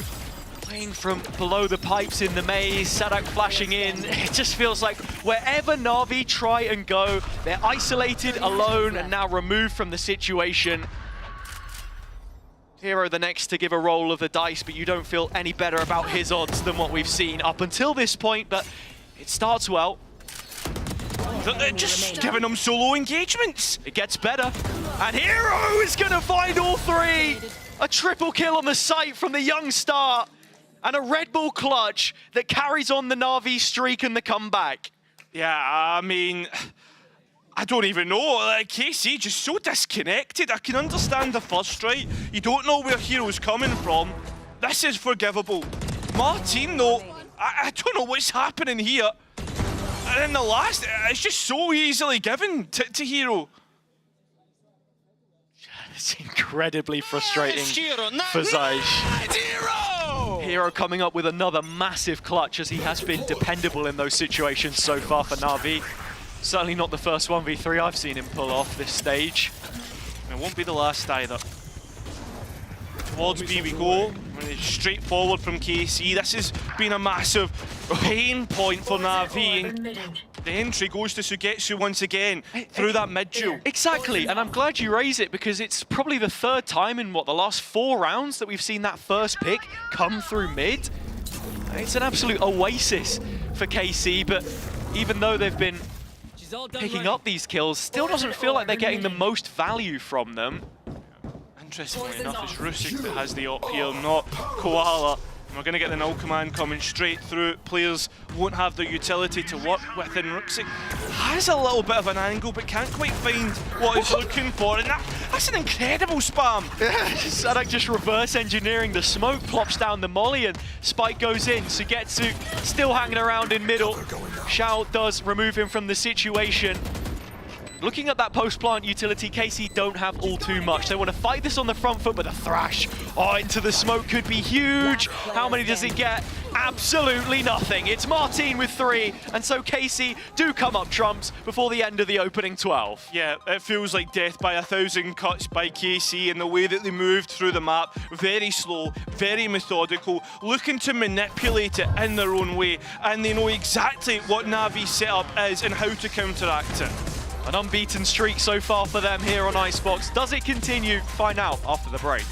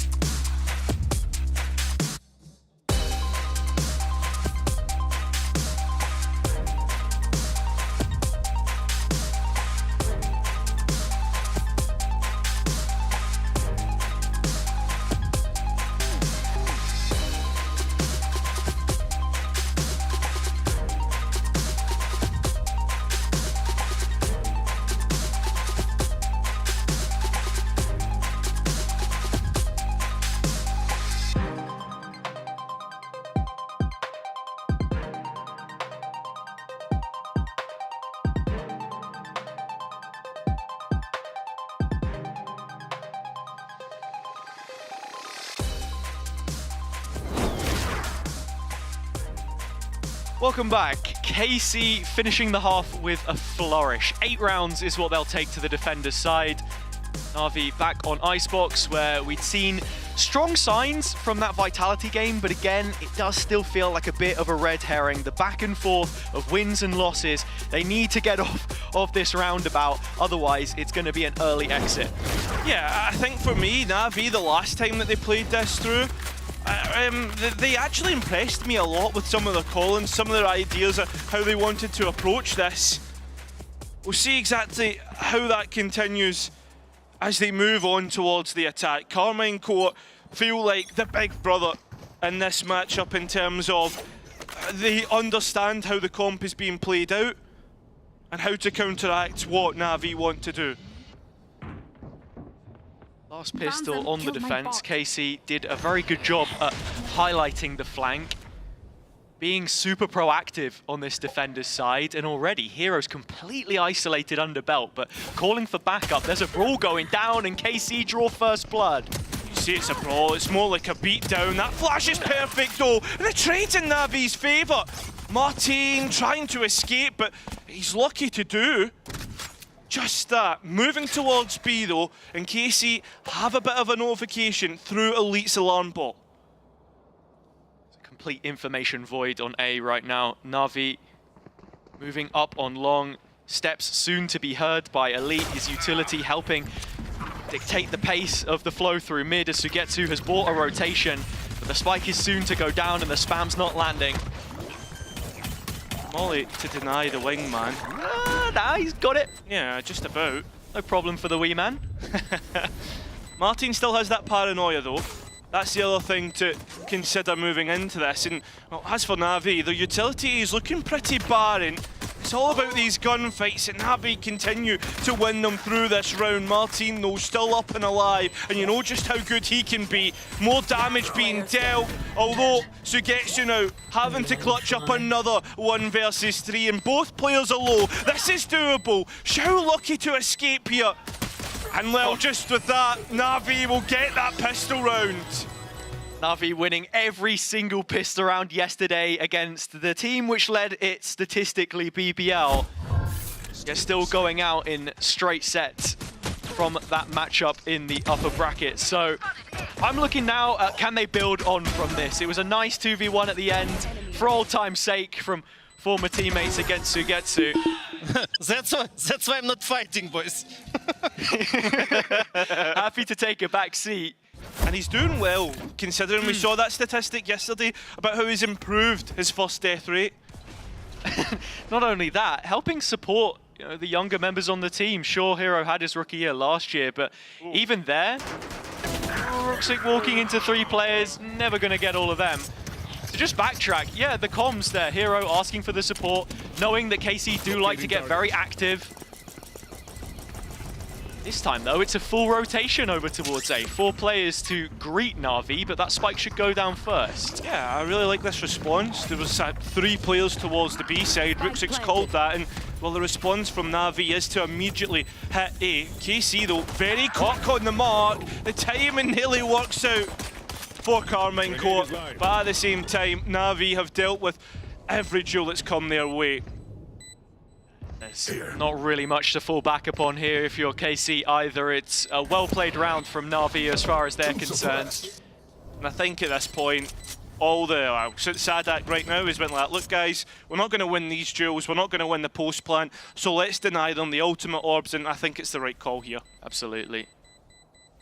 Next sort of checkbox up on my list, my little Na'Vi list right now, I think is how they're going to approach this bonus. As you see Hero on his pistol, get 1 more on the way back out. It's going to help with the lockdown. As you can see in terms of ults, they're actually built more towards that Thrash, still something to be thinking about. Not really seen the full implementation of that just yet. Yeah, what this purchase looks like, because I think a couple of times yesterday on their bonuses, they were like forcing up really heavily when they'd lost players. In terms of the money here, I mean, it looks good. Even better than it should be, guys. We have, I got one. Yeah, I mean, look, they're happy, right? Things are on track right now, and with this being a huge purchase for them, a swing round, because KC are massively going to struggle if they lose this. 100%. It's mid where we'll see this battle start. Elite, though, is the one who gets things off to KC's side, and they've traded things down to still an advantage in their favour. Navi's response towards the A side, Martin ahead of the mark and will even find the spike, and is buying more time for his teammates to come and support him. No, how does he get out? How does Martin do that? An escape artist, Houdini on the A site. But Na'Vi back into that situation, felt like they were so separated at times. We do see it in these moments where there's slight lapses in concentration. I mean, even then, they had 2 players re-clearing, they had Hero Belt. This is the frustrating part about Na'Vi, is like finding yourself in a position to build that momentum, start to move forward in the rounds, and just letting it slip. Just when you think it's the light at the end of the tunnel, the oncoming traffic heads in your direction. But 30 seconds can Ruxic do anything for us here? It's another Turkish player to take on the 1 versus 3. Make that a 1 versus 4, as Martin is still somehow alive. Ruxic needs to go looking for a pick, and it needs to be clean, right? The unfortunate thing is that drone has identified exactly where he is, so he's not going to have much of a chance here. Not at all. Ruxic looking for a head in the shop window, can't find it. Martin denying any opportunity for them to build that momentum, and it's something that's happened a couple of times now, which is frustrating to look at. But in terms of what KC did well here, just reading the situation, this is just ridiculous from Martin, and so unfortunate from the spray at the same time. That's it, and I think Loop thinks he's me, he's not, bro. There can only be one. Yeah. Still though, a bye to come back into this. All hope is not lost. It was just a bonus round, but you have to remember that. And it seems as if Na'Vi want to hit this straight into A. That was the chance to bring us within 1, but as you say, it's the age all going on. Dizzy in, players blinded in that AoE. So as it drops, Xiao's able to recover, and Na'Vi gets so much space early round. Look at Ruxic walking up tube, Timing. close to the turret. I mean, could call for a smoke to come and support him from Koala. Still not spotted though. While he sits around in this position, KC will invest utility to try and clear. Hearing those steps. And backup is now arriving. So 1 versus 1, but he's not even caught.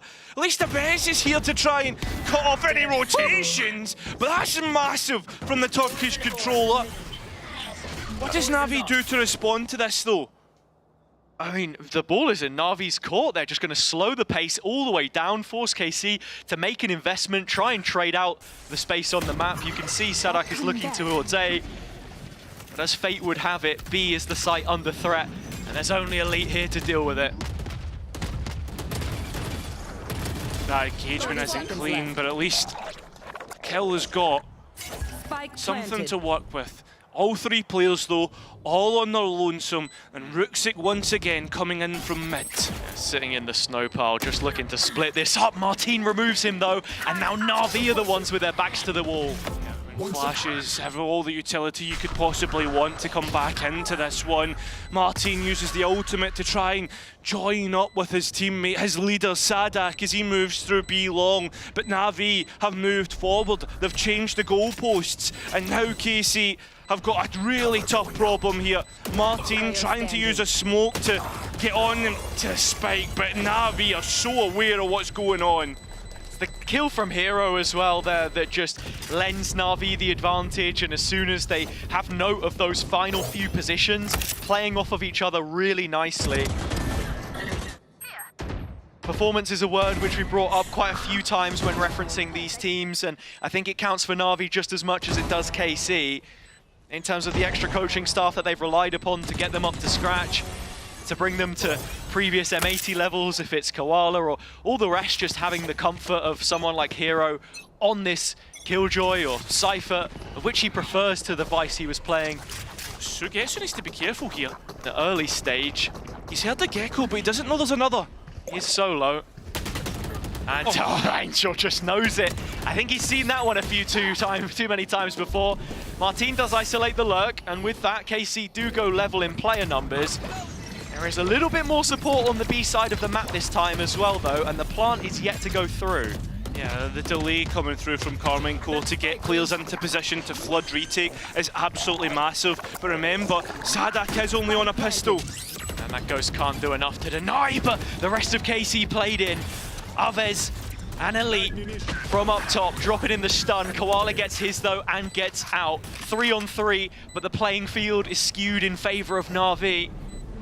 Martin up close, paranoia to the back of yellow. Positioning is so constricted, and that's where KC have a vice grip. Can Angel do any better for us in the clutch? The salvos are up, and the time is ticking on down.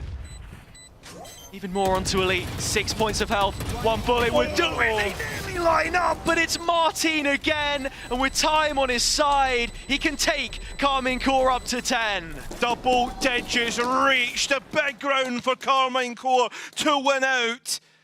Na'Vi, when you think that they've bound ourselves away into the B site, away to get within touching distance of their opponents, just goes the other way.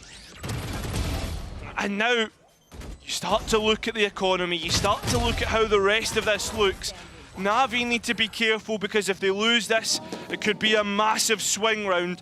The good thing for them is they have plenty of ultimates to use. That's exactly it. 1 ult point on Angel's behalf away from a full house. So that's how they choose to use it. Koala investing the ult back towards his own spawn, I believe, so just faking out the possibility of a flank. But KC have already cleared this. They're set up for the right site. Lockdown comes in. And they've got a combo util again to break it. That's brilliant. Yeah, fantastic. And now Na'Vi are left stumped, scratching their heads. How do we get into this site? There's another. Gonna have to use the Thrash to do it. But at the same time, like, the utility and response from KC is perfect. So it's gonna come down to these gunfights. And now Martin's on an aggressive line with the one-way smoke set up. You've got Aves here for contact. KC are perfectly in place, and Na'Vi feel like they're out of options. Shower saving grace though. That's massive. Rooksik just hanging on the edge. Koala though gets 2 of his own! Martin out of nowhere! Still Na'Vi 1 ahead, and Sugetsu nowhere near to bail Martin out. He could use his ultimate to escape, but wants to stick around. 30 seconds left. Wants to look for his next duel, his next fight, and doesn't realise Rooksik was close. The Viper of Na'Vi bailing out his team. But it's Sugetsu again. And it's Angel on the other side. Spike planted. Molly at his feet, but supported by Rooksik now, and this one should not be winnable, but Sugetsu's already done a boatload of damage. Cross-held solo by Hero, drops back. He's the miracle maker, he's the man you want to depend upon here. And with the Viper's pit down, that's the biggest obstacle that he needs to try and get by. He's looking elsewhere. Thinking about that next player, it's Hero. He's the one that can shut it down for Na'Vi and keep them within touching distance. Just 2 rounds now separating the teams. Yeah, I was speaking about the economy, right, and how expensive this round would be for Na'Vi if they lost it, but they put everything towards the middle of the field. Only 1 ultimate was kept into the next round. That was Angel's, and that was only because it never came up. Go. It's crazy how in so many of these rounds it looks like KC are so well set up defensively, and then all of a sudden it completely falls apart. Glad that there was an extra couple seconds there for Rooksik. Yeah, at the same time, it was expensive for KC. They're down to Sheriffs, and now that's where we expect Na'Vi to start to get close to their opponents now. They're in that eco-cycle of defense. It makes it so much harder. Absolutely. And this is just another opportunity to tighten up that scoreline a little bit more. You take a step back and look at the veto. In terms of these maps, you go on to split, but I don't think last time out was a fair representation of what KC can do there. Last 3 series, they haven't banned it. It's been floated, and then Ascent. Last 3 series, that's been left open for Na'Vi. Big 1v1, Martin forced out. The drone to follow up and make sure that there's no one else hiding. that I'm making here, though, is that if Na'Vi can go ahead and win this map, the series all of a sudden looks very different. But it's rounds like this that we've mentioned time and time again that just don't feel all too guaranteed for them. And look at the setup. KC have guessed correctly. 4 players on A, 30 seconds. Na'Vi, can you get past this eco? That's the question, right? Xiao's done well, so have Na'Vi. It's starting to become a stampede of yellow and black, and they'll send it home. 1 is all there is between these two teams. It's little rounds like that for me, which have your heart in your mouth, honestly. Yeah. But yeah, I think Na'Vi did a brilliant job. They kept it simple, used the utility. That's one of the margins that you can really exploit when you're playing against the low buy. And it's a confidence builder as well, because this is now a 1-round game. KC are coming up on some huge round-winning ultimates. But nice to see that vibes are being kept up by the duelist. Toxins going up. Have to keep an eye on the lockdown and an Armageddon on either side and how they're used. I imagine Angel will be thinking about how he counters Elite's ultimate. Still look towards him head. I was going to say that's a big duel, but that's even bigger. Koala finding Sugetsu and an open up in A. Sadak at the same time is trying to find a timing here. He just needs to hold on to this space towards screens. You've got so many strong ults to combine and cut back through. Absolutely no reason to overplay your hand, and he's done a brilliant job at just managing this space, which KC now backfill. Yeah. Also, KC know about the late luck coming through kitchen from Ruxic. Oh, deals with Elite. This is now an even bigger problem from the French side. No, it's Xiao in the corner though. 2 kills picked up from him. Martin forced to just bail from the situation as Na'Vi have found a way to tie this back up. It was a brilliant round. KC came in with all of the tools and looked like they were happy to concede the A space. But then when push comes to shove, there was just nothing there. It's the fact that they had the ultimates to come back in, right? And just didn't opt to use any of them. Oh, that's a big kill. It is. Because KC are now... They have no cash. It's another eco round. Sure, we're starting to head into the end of this half, but this map, I don't think you should feel too desperate in using your ultimates. And I think this is a good time out for Ing to try and refocus the French side. Exactly, and it's another test of depth in terms of the strat book, what they want to pull out on the defender's side. It feels like, you know, at times on Icebox, it is a little bit reactive. You can't exactly invest and go aggro like you would be able to on other maps, not without decent protocols in place. But to go back to the prior round as well, and something we'd already been talking about a bit, I'm really impressed with how Koala is starting to gel into this Na'Vi side and what his, you know, that component looks like, not just in terms of the duelist, but then also vocally as well. Because if you go back and look at Na'Vi's recent history and the former versions of this roster we've seen, it's completely different to a CNED or an Ardis. And I think we were even hearing Angel talk before about how he, you know, apologized to Koala to produce some of the mid-round calls that he was giving, helped win them really key rounds when they needed it in that Vitality series. So as everything is starting to mesh together, the question is, can they take it over the line on Icebox? Something that I would also thought from yesterday was just the amount of times that we never saw Na'Vi actually go and take control of a series. Well, as for Outlaws, 84% of the time getting a kill. Ruxic has one right here. Sugetsu needs to be careful though. Yeah, already missed one bullet. This is a KC eco, but I feel like when we fly stats like that, you just know that there could be trouble. I mean, every single player on the defender's side is within striking distance of this. Of course. At the same time though... Oh, there you go. That's the sheriff to get to. But you've also got to be careful of Martin's hero rifle. This eco round could really go out of control if Na'Vi can't get a grasp on it. This is also where KC want to play, up close and personal. Rifle of Martin. Oh no. Should have been doing more. That would have given KC a huge opportunity. But Na'Vi are the ones that strip it back instead. None of those ults with any view to be used.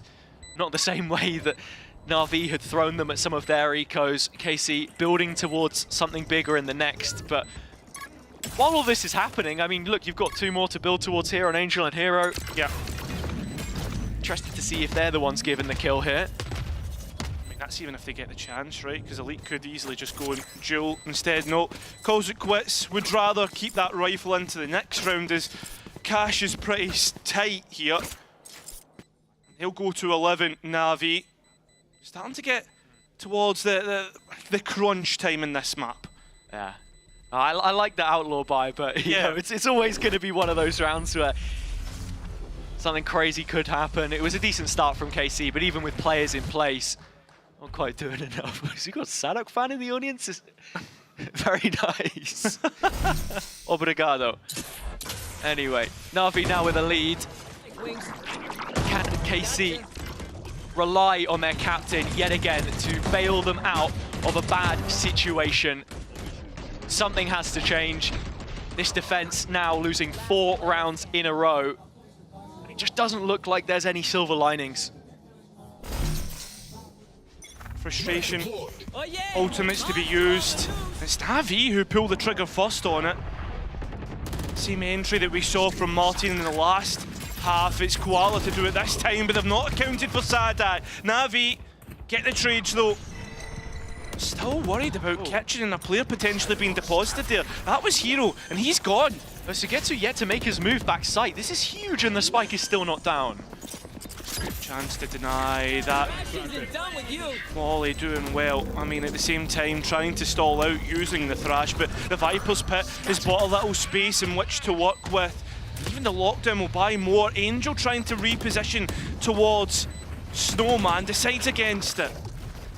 I think from this position, you can still sit outside the ult and spam if you're KC. It doesn't really commit too much space. And yeah, Angel is still sitting pretty here. It's just defusing. Now gone, but Martin's going to stick it all the way through. Oh, that's such a frustrating way to lose the round. And Martin very nearly cleans the slate entirely. 24 kills now for him.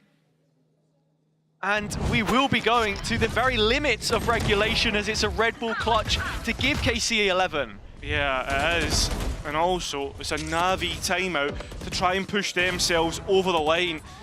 I can understand why you would pull off the angle after the spam, Dimo, right? where you think? I was blind.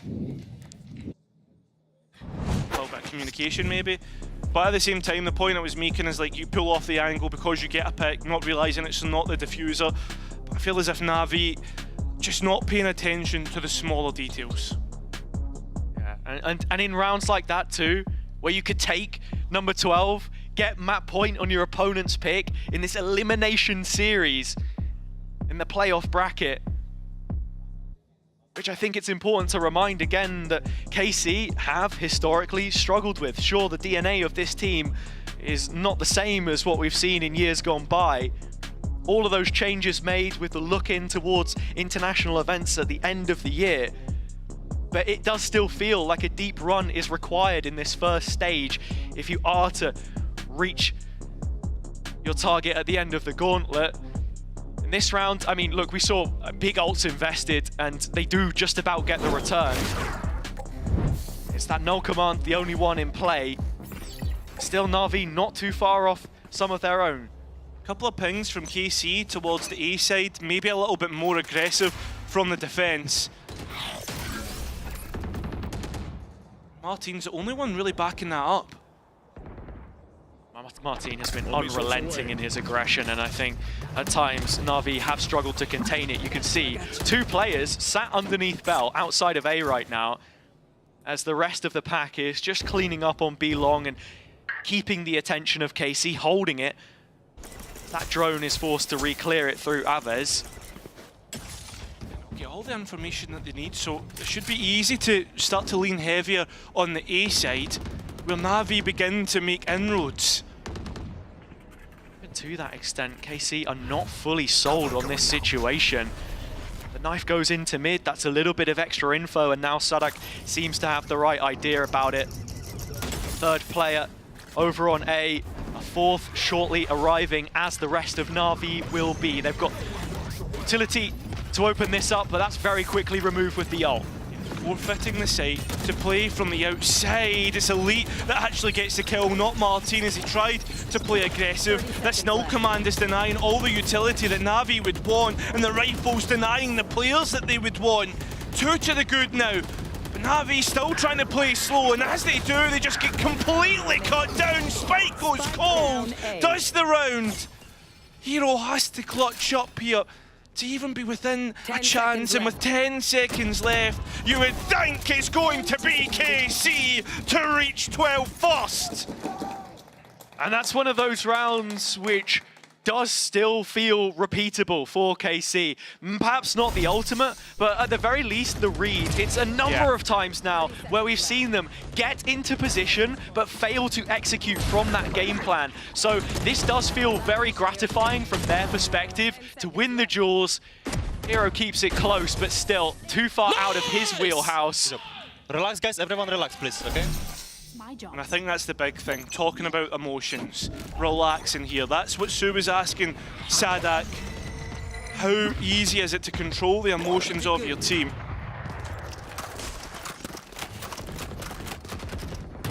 KC would have won the mid-round last time out. They do it again here. In terms of info, it's the first 20 seconds already lost to the clock. I like that molly lineup to try and get rid of the turret.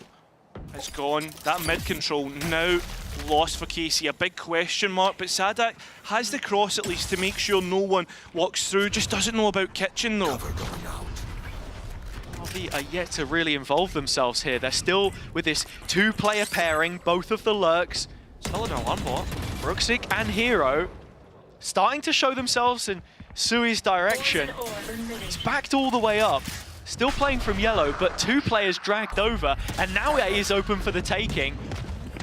Na'Vi are still not fully committed to this. They are spread thin, and you've got 30 seconds or so left to play with. Yeah, everyone from KC is almost here, right? Apart from 2 towards that B side. It's Topsy, Turvey. No, they're going to use the Armageddon to clear that back space if you're Na'Vi. But there's such a small lane to actually play into, so that fragment's already done a lot, and KC are ready for retake. Yeah, they're so ready. The utility straight back in, but that lockdown will buy a little bit of delay for the attack. It's absolute chaos as utility goes traded. So quickly keeping tabs, Na'Vi have little left for themselves. Angel Salvos is about as good as it gets. There's still flashes and stuns on KC's side to come back through. Xiao finding himself another pocket in which to work, and Na'Vi supporting him in his endeavours. 2 players left, make that just the 1. It's up to the captain, the leader of KC, or it will be overtime. And I think there's a nice little ribbon put on this by Na'Vi. We are heading all the way. Oh, I mean, KC had players in position. It was a tug of war, and that rope was splitting at the seams. I think, you know, it's the perfect demonstration of how much the synergy between the players on both sides has evolved as we've moved from that very first opening fixture of kickoff up until now, the elimination game in stage 1. Util sent both ways, Na'Vi not left with all too much, but Xiao's positioning late is what wins it for them.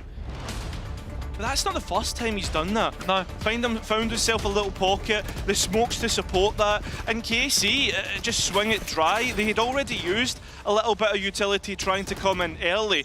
The lockdown denied that. So on to the attack, KC go. An 8-4 half from them to kick things off, but Na'Vi respond in kind. A little bit of pressure put on early towards this right-hand side. Spike posturing in the direction.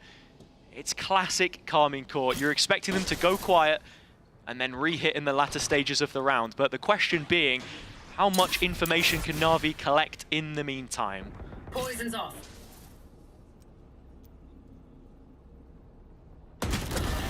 Oh my god, the swing out from Ruxic. Gets rid of a Vez. At the same time though, Na'Vi have cleared through mid. They've deposited a turret just to make sure no one else comes later. And they can focus completely on this side.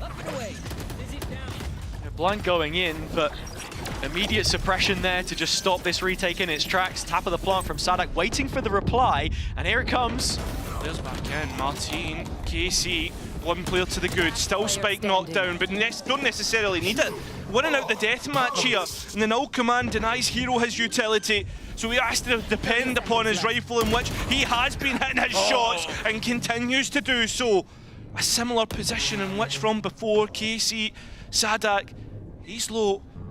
Hero's heard the drop in as well, and Sadak, as you say, on death's door, needs Sugetsu to trade off of him. Has one flash in which he could set his Viper up, but instead finds the timing. No way. 1 versus 1, but that flash is what puts KC ahead in overtime. And now Na'Vi need to defend this overtime. The Sadak self-flash as the skipper has sent them onto another map point. I mean, in terms of the opening engagement, it was good. KC doing enough to dissuade that quick flood. And Sadak really turning it on when needed, even getting the null command there to just... It's okay, I carry you in overtime, guys. Papa is online.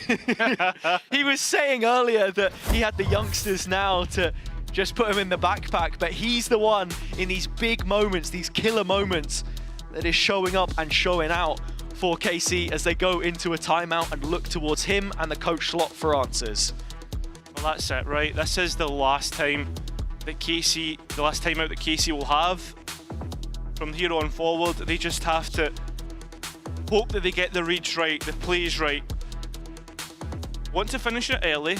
Na'Vi will still have one timeout in overtime. That's the other thing to consider. That would be the other time that Eng and Zeiss get to come back into this one. With that being said, we're ready to send this one back in for another round.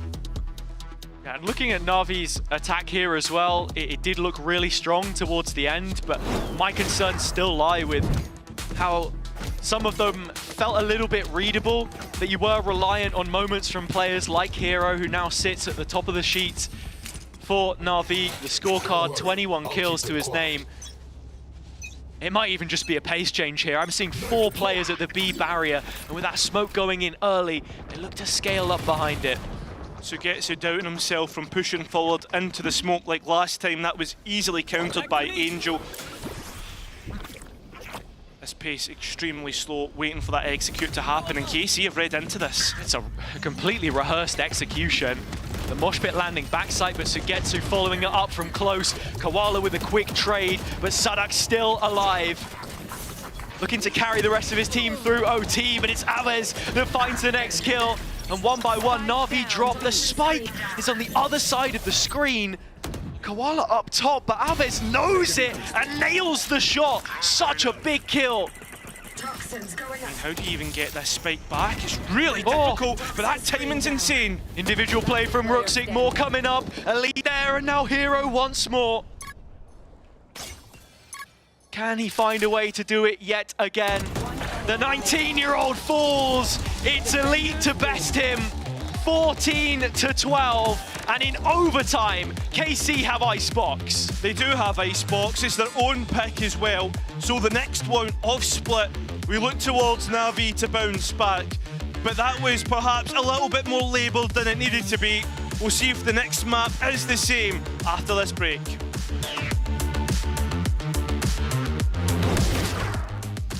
I'm cooking them, bro. I'm cooking them. But I read this stupid guy like my bro. What is this guy on Gecko doing? Why he picking? Guys, chill out. Don't get overexcited, please, guys. Don't scream and shit, okay? Let's be focused. No, listen to Papa.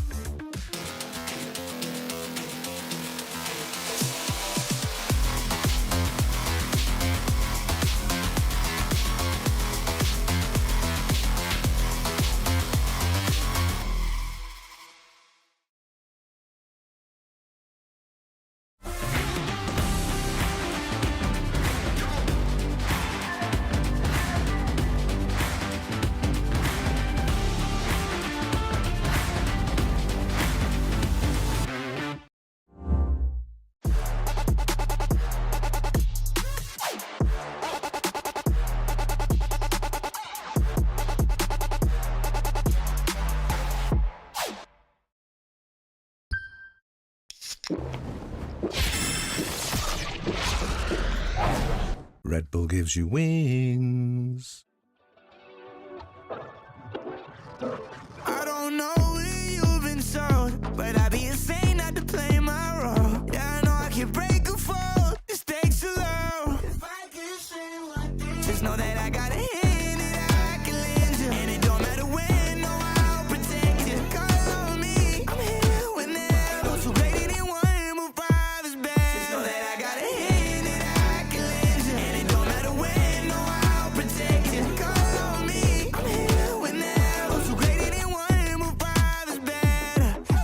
Oh, you think you suck? I think that's unlikely. You can keep on looking, but can't find nobody like me. Eldorado pushing, why I'm pressing in a white tee. You know I love you, I need someone who can guide me. I can't do no little bag. I need 3 mil. Facts coming in both directions and like a be real. I've been eating good to be lucky to get 3 mil. First place, run it up. Care about what you feel. I have you, give you everything, anything. I have you, you're my everything, and just know that I got a hand that I can lend you, and it don't matter when, no, I'll protect you. Call on me, I'm here whenever. Those who greater than one, move five is bad. Just know that I got a hand that I can lend you, and it don't matter when, no, I'll protect you. Call on me, I'm here whenever. Those who greater than one, move five is bad.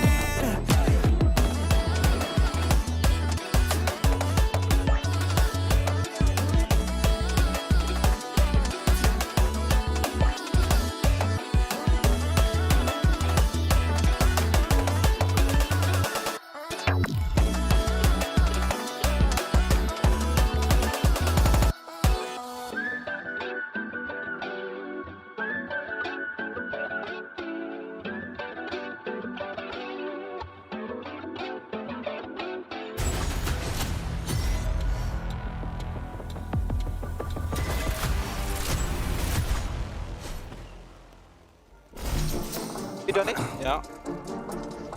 Coming to you guys. Nice. Bro, Koala thinks he's me. He's not, bro. What an exciting way to kick off the lower bracket here at playoffs in VCT EMEA. I'm your host, Yingsu, and I'm back here with Mini and Hypok once again. This matchup, very interesting one. Head-to-head on Omen, on Icebox. You don't see it very often, but do you guys agree with Martin there? You know, Koala didn't do his best Martin cosplay. I mean, I think Martin is the best Omen Icebox player we have in EMEA, so I would agree with him, but Koala wasn't bad, but I think Martin was just different gravy. Yeah, I don't think this was heavily one-sided, but I think I mean, you look at the first half, well, even just kicking off with the pistol round, how active Martin was, particularly towards mid, which seems to be something that KC have built a game plan around on Icebox. And even in the rounds where, you know, they weren't there, it was Sugetsu to kind of pick up that slack. So, yeah, for me, Martin takes the head. Yeah, I know it was a long time ago, but those early rounds, the momentum that Martin gave them with the pistol round, and then the bonus round too, it was just those nice TP plays in, and you know, it's not easy to TP in an Omen and pretend to be a duelist, so fair play to Martin. Yeah, and the 35 clutches also helped, I think. He was always diffusing, always the last one there on that clutch. The stats are doing... Well, maybe it's one more one-sided than that. I think it's doing Koala a little bit dirty, because he did win some huge rounds to take them to OT in the end. Yeah, but Martin had 270 ACS, so I'm going to have to... Yeah, it was certainly, it felt a little more flashy from Martin, which is, I guess, no surprise. Yeah, I think Koala to me is the op agent player, and when their defense was so lackluster, it's going to be hard to get that economy rolling to do what Koala does best, which is... Yeah, I asked you guys this while we were watching the game, but this is the best opera in EMEA. Oh, yeah, I don't actually think there's much of a discussion with it. We were saying as well, there's not many other crutches right now, but Koala consistently picking it up and looking pretty deadly. Yeah, with it. when you said it, I was a bit surprised, but then thinking through it logically, I agree. I think he's the best. Are they relying on it a little bit too much, do you think? Because when he doesn't have the op, it does look a little bit more shaky. I don't know how you don't rely on, like if they're good with it. But you know what I mean? But you want to have more than one thing that you can rely on. What are the other things? I agree, yeah, absolutely. But if they're not so good at the other thing, then they just have to lean into it. It's unfortunately Yeah, I think bigger picture-wise, we're probably unearthing some other issues within the Na'Vi camp. But yeah, I mean, if they've got the opportunity to, I think they should be tapping into it whenever they can. Well, I tell you what, though, Sui is going to be very happy about taking on map 1, you know. Last time they played against each other, Sui, little bit emotional, you know, some gestures on stage, which I am all for. But he also has some very, very big rounds. You guys mentioned the early couple of rounds we saw from KC right out the gate. He was in the middle of all of that. Yeah, he was. And I think as well, whenever you see Sugetsu even being vocal about anything, you know that it's kind of, there's a little fuel to the fire, right? So it's good to see him come online here at map 1, particularly with this matchup. Again, it's a player that across stage 1, I think we've been asking more of, or wanting to see more of, because he's one of those players that kind of, he can stand on his own 2 feet. It's, you know, we always see him in these individual scenarios delivering. We haven't seen much of that. Yeah, I think on the attack side, I think it's a very good VOD for any Viper lurker to watch. He had the experience to know when to go for those lurks and when not to, and when to group up. He didn't have, like, you know, a Martin level performance, but the maturity was there. His decision making was good. Team game, you know, team game. But let's talk about the next map. Because if Na'Vi do not win on Split, their season will be over. They will be missing out on the second Masters of the year. And after the group stage they've had, you know, taking down Vitality along the way, this will be a bit of a shock, right, Hypok, for them to go out this early? I wouldn't say shock. First team to be eliminated. But, well, cool. That's a scheduling issue. But, yeah, I don't see it as. It wouldn't be a big shock, to be honest. I think honestly, coming in today, it would have been a bigger shock to see Na'Vi come out and comfortably, you know, clear KC in the opening elimination game. I think to come back to the veto, this is where it kind of feels like we might actually see map 3. I mean, we talk about the dreaded week 5 KC loss to Liquid, but again, how much stock do we really take from the loss to Liquid? But depends who you ask. Yeah, well, yeah, but reps-wise, I mean, Na'Vi coming in for me, tongue-in-cheek here, but I'm saying favourites for map 2, to be honest with you. I agree. I think that maybe I should have hit it more before the game, that I think it is a clear favourite KC Icebox, and then you know, Na'Vi did a good job to get it that close, and I think this one's a clear favourite for Na'Vi. You know, 13-0ing a team isn't the easiest thing to do in the world. No, regardless of who, yeah. Yeah. It's been a while since we've seen them on Split, though, you know, since that 13-0. But I guess I asked you this question about Icebox at KC, so I'm just going to throw it back. Not like that. Throw it back in terms of the question. What makes Na'Vi so strong on Split? Their awkward defense is a problem for teams that don't have a good read on it. They have the double smokes and the Vice, and it's not a very common composition on that. So that it's a very defense-sided comp if you don't know how to play around it. I think Fnatic did a great job of understanding the weaknesses of the comp, whereas the other teams didn't. So it's down to KC, I think, whether they've done that homework coming in, expecting it. Yeah, I think this one leans heavily in the prep region for KC. Again, I think coming into playoffs, it's that's something we top of show today. We said is almost a benefit for KC to come in, have the ability to obviously watch an extra game, but also really look at likely scenarios, who we're going to be playing game 1 coming out. I think this is probably the matchup you would feel KC are going to be anticipating, so they should come in here. If it's available in the veto, we're going to see it, then actually let's scrap the Liquid performance, erase that from our memories, and actually come in today with something that feels like you can have a set game plan to approach. Yeah, and I just want to gas up Hero a little bit, because the one, I guess, shining star of Na'Vi so far. The diamond in the rough. Yeah, the one player that's just been consistent in every situation, no matter what, as of late, has been Hero. And in that 13-0, he got 22 kills in 13 rounds. Yeah. Yeah, he was the reason they managed a 13-0 GS. Yes, I was talking about Sagetsu's lurks, but Hero, to me, like, even when I coached him, he has a very good understanding of the timings and, like, when to do it. And I think Split is a perfect map, especially on that attack. Why'd you kick him, Yeah. I didn't. I wasn't in the team. I left. No, you were there. After champs. You were there. Bro, you keep throwing me under the bus for these changes. I left the team and they made their changes. Would you have kept Hero if you stayed on Fnatic? Honestly. Oh. I don't think so. No. Oh, why not? Why not? He's so good. His lurking, his lurking is very good. I said his lurking is very good. I think there's other aspects in his game that would need to be well rounded out. I think in the context of Na'Vi, he's clearly their best player right now. I think that he's phenomenal for this team.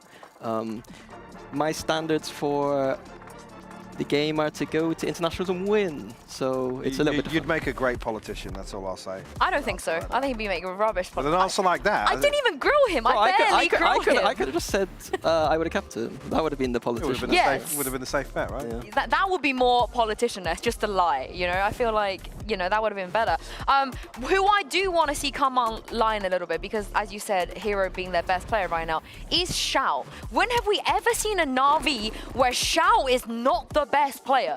This has to be the first year. Stage right? one. But that's what I mean. That's how weird is that sentence? Yeah, it is. But again, I think it comes back to a similar point we were making earlier as well, where there seems to be a little lack of direction or unified direction, because it feels like some rounds you watch and Angel and Xiao are playing for Na'Vi 2 years ago, and then you've got 3 other people in the lobby that are kind of like, okay, well, we want to do. I was saying during that, actually, looking back at stage 1, thank God Na'Vi have Koala, because it would literally be like a funeral in comms some rounds, and we're just not seeing what feels like a cohesive team working towards the same objective, be it game plan, be it round by round.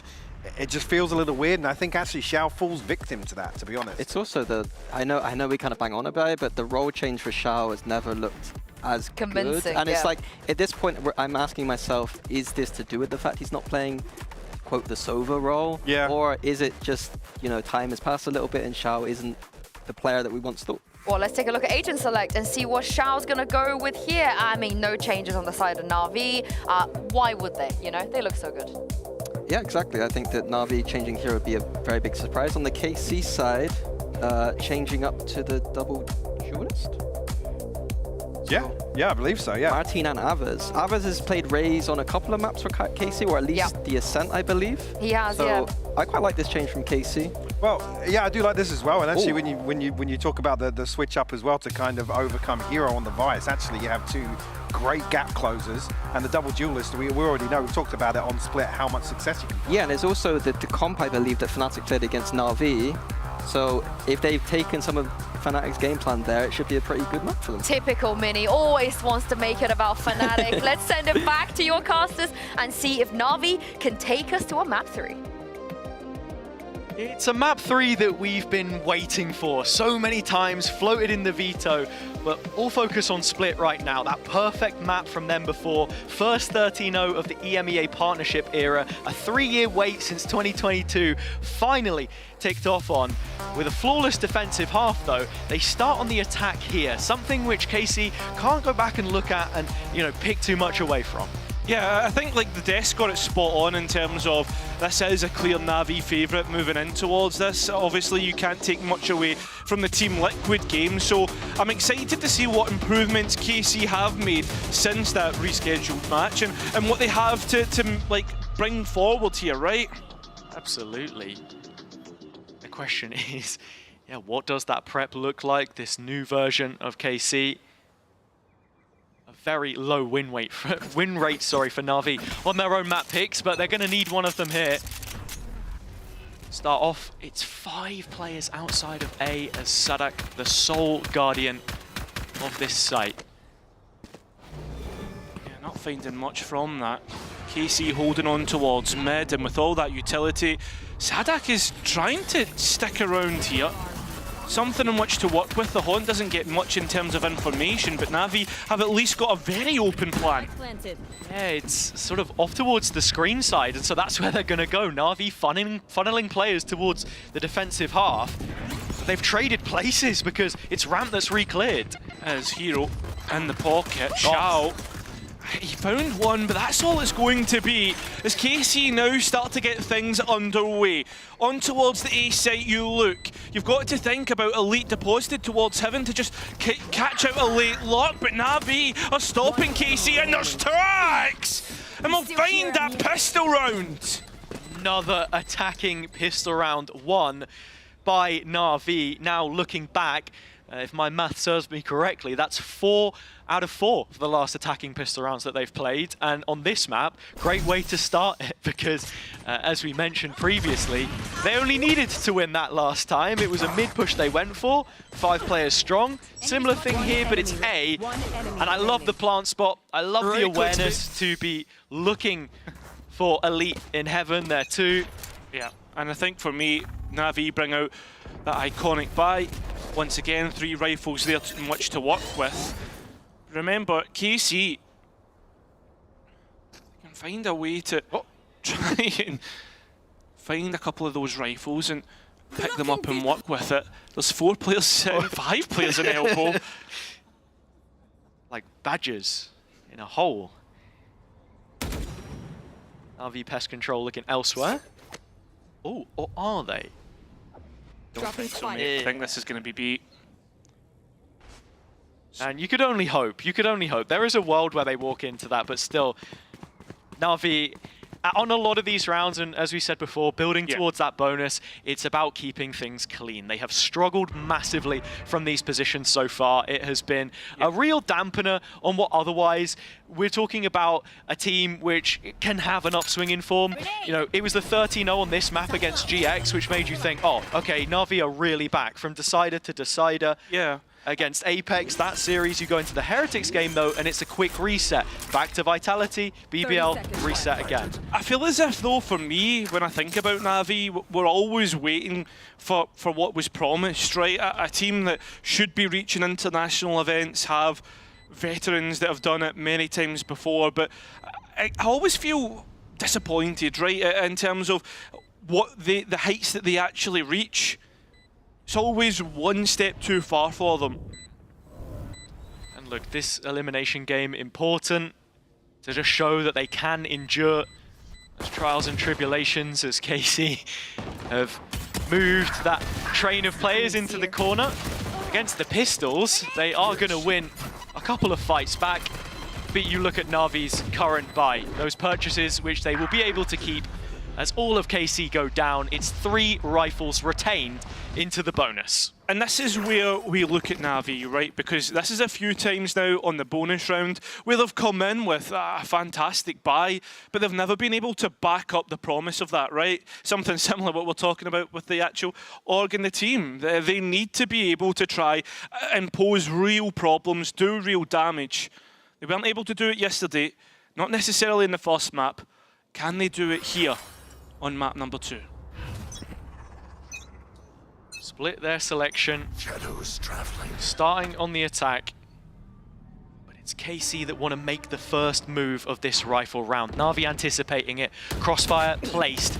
Martin in play. TP available, but opts to go against it. It's Elite at his back, which fires 2 shots off, finds 2 kills.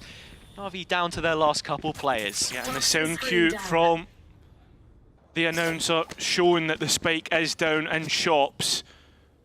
The last 2 on Na'Vi, Angel and Ruxic, to try and fight back into this. Ruxic in towards the backlines. Angel has to try and come from sewers and has utility to clear players in the spots that they're in. Without help in this position though, the in-game leader. It's a slow trickle of util out from the belt, but that is a tether. Aves has been spotted on the other side of the wall, but what do you do with this? It's nothing, it's just a distraction. Yeah, he's baiting for Ruxic to come in to spot, although Sadak has identified what they were looking for, and now Angel left all on his own. This is a round which has very quickly crumbled. Like sand, it falls through the hands of Na'Vi. Nice mid-jaw from KC. They read the situation so well, just felt like they had their finger on the pulse in terms of what to expect from Na'Vi in that round. And so that's how they get on the board. I would love to know if we could get a statistic on the amount of rounds that we see Na'Vi come in with a full buy and end up losing out. As for this though, they move in towards the rifle round in the next. KC with a brilliant read. And it looks as if they're read into this one too. It's 3 players on the A side for the defense. And Na'Vi have all 5 ready to hit it. First of those players is Martin again, but he goes down at the hands of Koala. That neat. It's going to drop in for damage, but nothing more. Satchel away. Sustain on the Na'Vi side, and it looks like they just want to dive straight in to this push as well. Aves to receive them.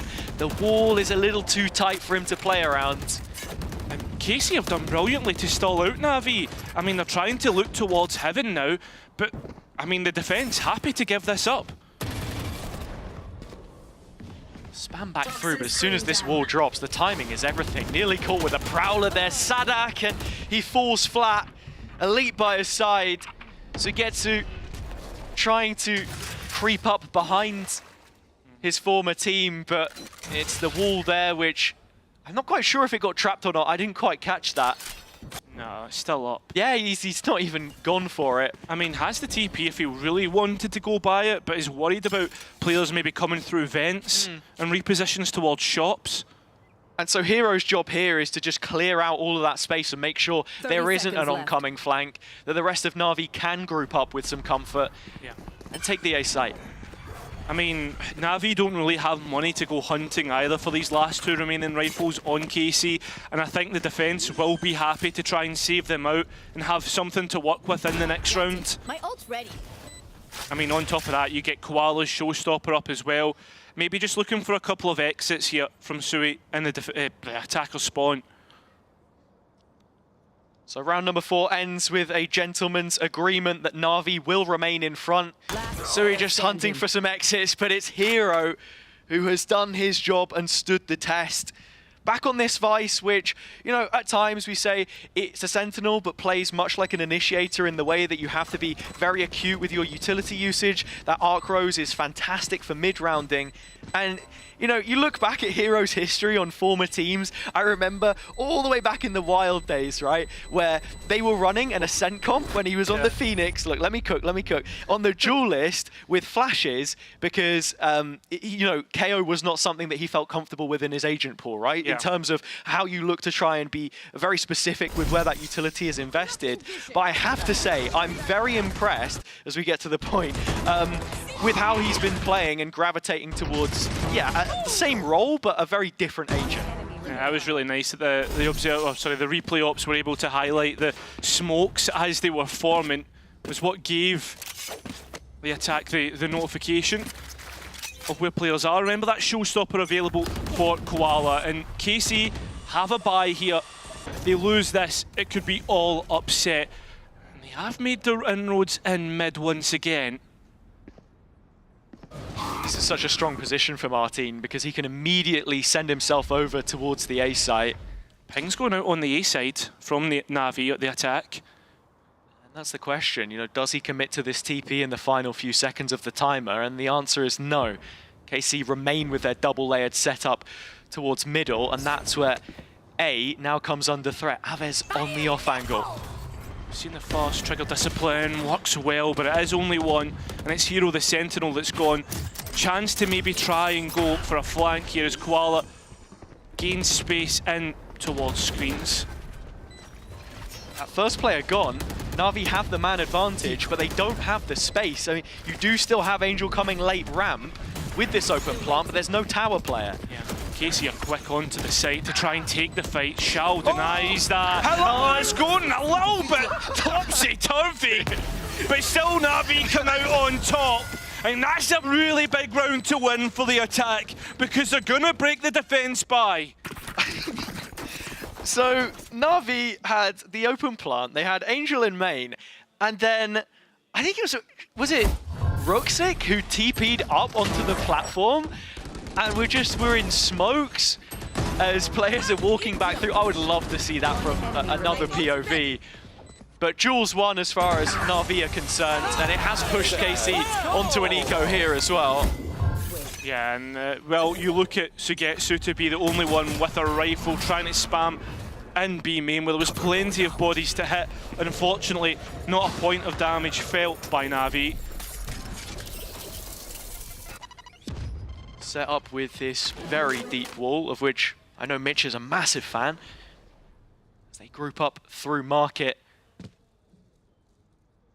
Just starting to investigate mid now late on. KC have put player numbers here multiple times. This is one of the first where they show us a more passive style. Yeah, and at the same time, Martin's getting a load of information just sitting in A main. Doesn't have anyone to fill that space in heaven, though. That's the only thing to worry about for KC. Martin, though, with a chance to maybe take that main space if it did come through mid, but instead, this is looking like a B split. KC know it. They can feel that something's in the water. From tower, Koala goes, supported by the long TP backside, making the cross, connecting with it, and the transfer as well is there. Angel by his side, this is comfortable for Na'Vi. KC, again, just feel like they have players in the right position, but in this round it's the guns and it's Xiao that shuts it all down. That Cosmic Divide now up. You're wanting Angel to try and get a pick or at least get caught out, and he is going to get that. So the Nightfall is well being kept for the next round. An in-zone flawless and well played by Na'Vi. And looking at the players here as well, that's 4 out of 5 that didn't break their heavy shields, so still have all of their armor, don't need to pay for a single upgrade, and that's absolutely huge in terms of bolstering this economy. Angel taking it by himself, bro. Speaking in the third person, and Na'Vi playing like they're sat in the audience right now, I think, in terms of how they've approached a lot of these rounds. Even if it has been the site where KC is set up, it just does feel like they're winning the duels convincingly. We haven't seen all too much to get excited about from the defense so far, but that's where the ults start to come up, and this timeout has that much more importance placed on it. In terms of what KC have been doing though on the defense, like, how do you change that up? What do you do differently? It feels as if, like, when it comes to some of these retakes, Na'Vi are so well prepared in what they need to do to stop Carmine Core coming back in. Also, you know, just even the mid-info as well, like, many times you'll see a round of split be decided on who has control of that area of the map. I find it all the more intriguing that neither of these teams are running the Breach or the Teho, right? The premium refreshable utility that you have, those signatures to take that space.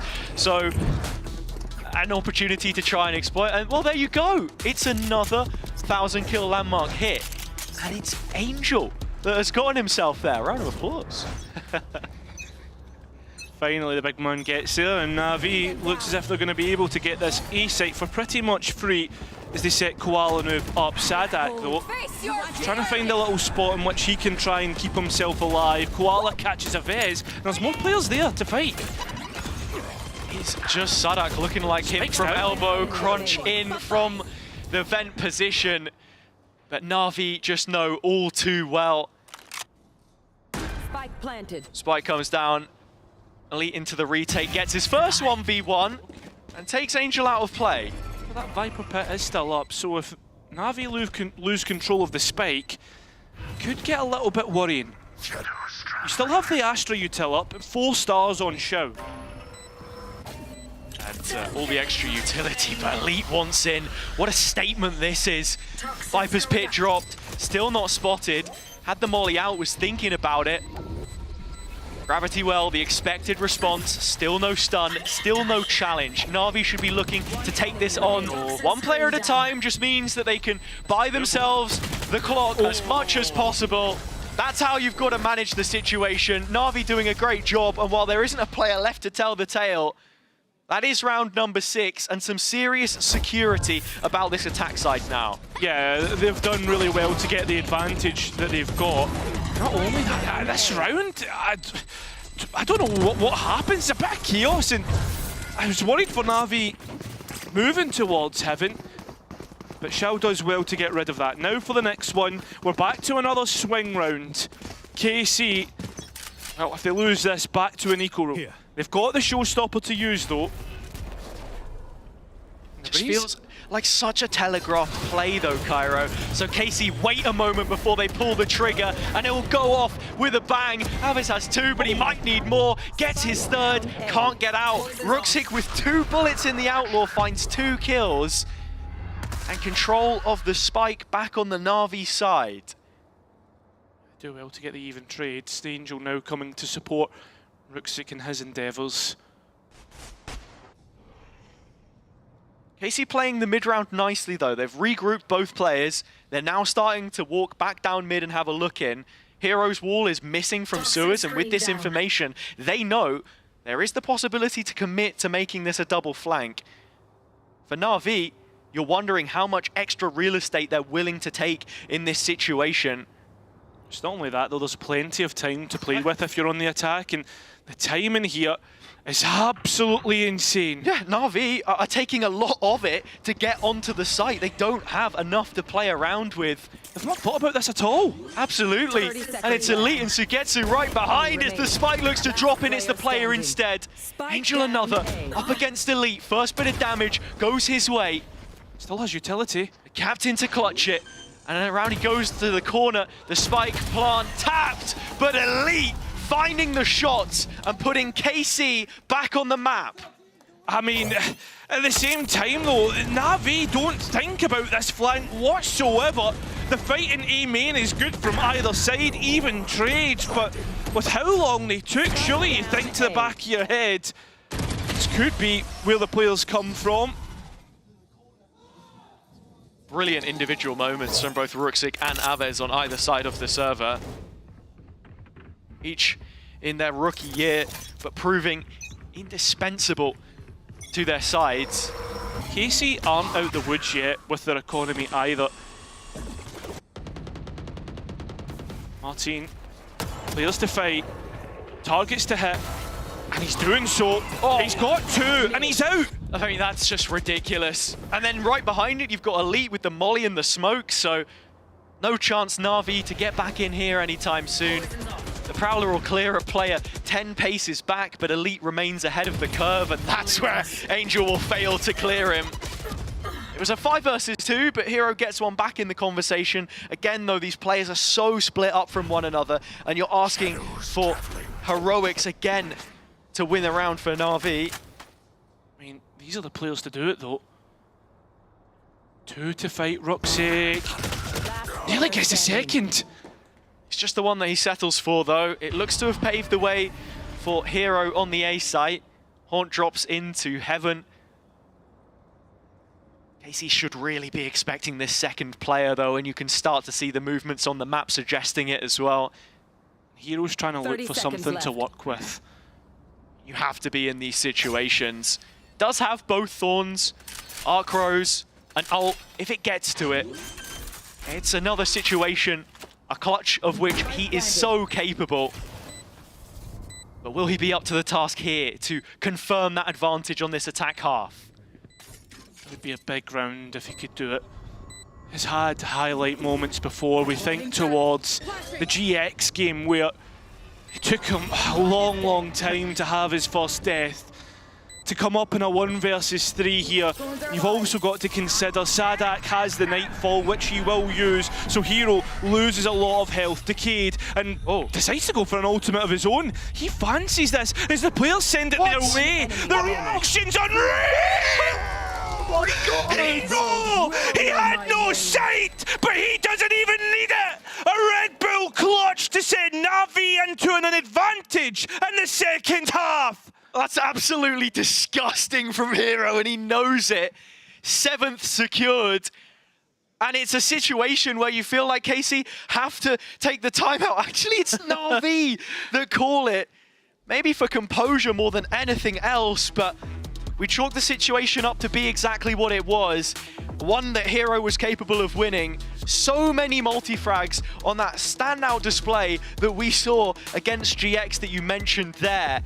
And I think as well though, you say like maybe for composure, but there is still a lot of mistakes that Na'Vi are making within the actual round itself. It was heroics that won them that, and sure it breaks KC's bye, but this is what I imagine we're seeing from the coaching staff to come in and talk about, and just like make sure we're not putting paper over cracks. Completely agree with what you're saying. You don't want to wash away that blood without sealing the wound. And Na'Vi certainly coming into this game with a few, well, plenty of things to consider coming out of the BBL match, right? The story as it was, they won all 4 pistol rounds. It was in the rifle rounds where they struggled. Moments like this make all the difference, and just looking back at it, I mean, there was no sound, so for Aves, just trying to get the element of surprise, oh my lord. Zeiss just reminding us that he has had a trim as the hat comes flying off the head. That is insane. But that is a Red Bull clutch for the books, and now looking at the hefty bill that KC have been forced to foot here. I have the spike. It's just pistols. A Bucky, a Guardian. I mean, that's what you're looking towards, right? Choice weaponry.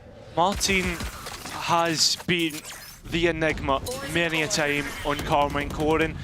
I mean, Sadak was talking about it. We need to know when to use the X factor, and well, in this position, they certainly need it as they go to take these fights in mid. Last time it was 2 kills for Martin and a TP out, but on a round such as this, you're happy to get away with the goods. Anything that can just snowball the late round into something a bit more winnable, and he's even going to invest the ultimate. Gets a rifle back in his hands though because he's using that dimensional drift. Yeah, and the pass is the one that he had over to Sugetsu. So with every passing second, this defense continues to get stronger.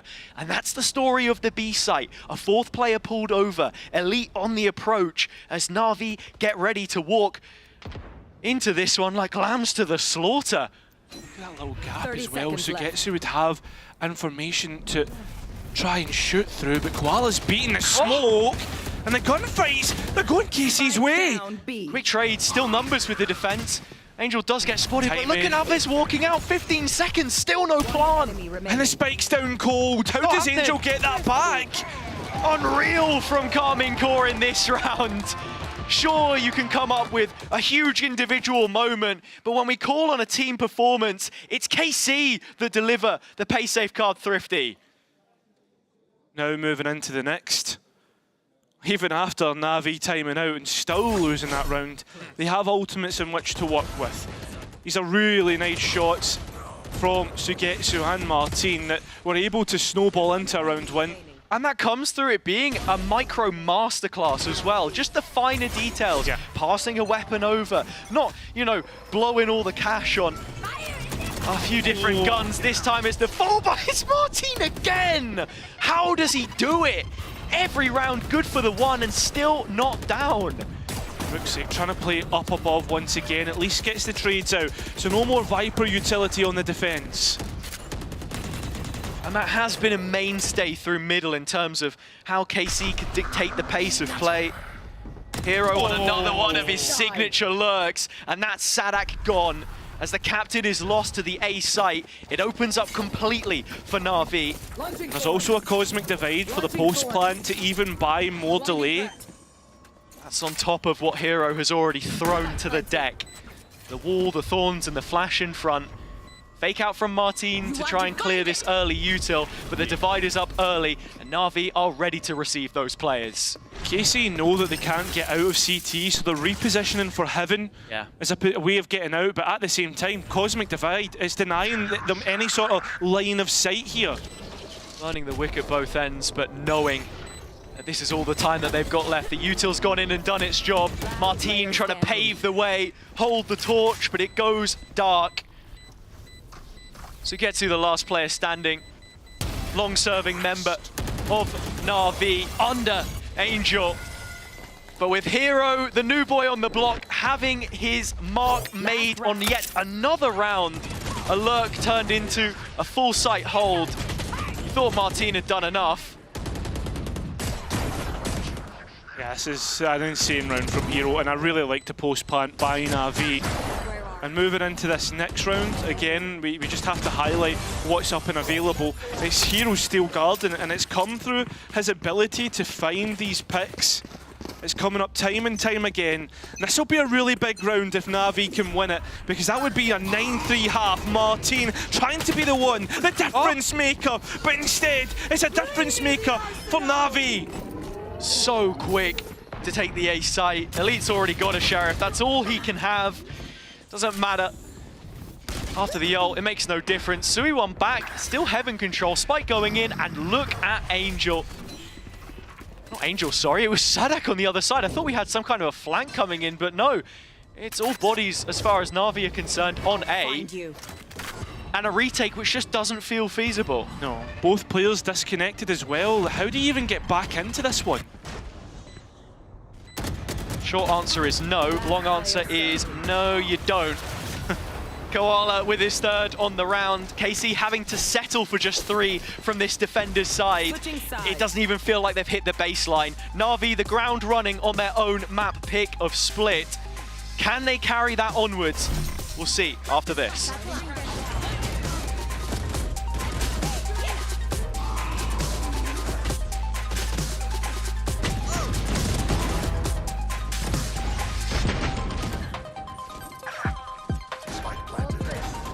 Remaining. Out of charges.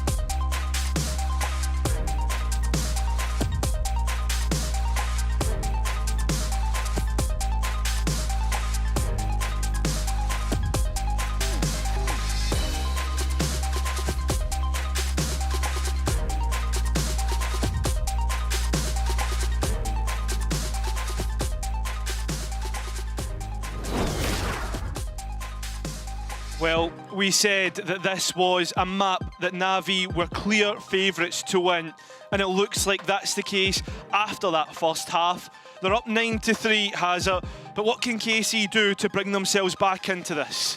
Sadak saying that they thrive in a difficult environment, and I don't think there is any bigger task than being down by a margin of 6 rounds at the half.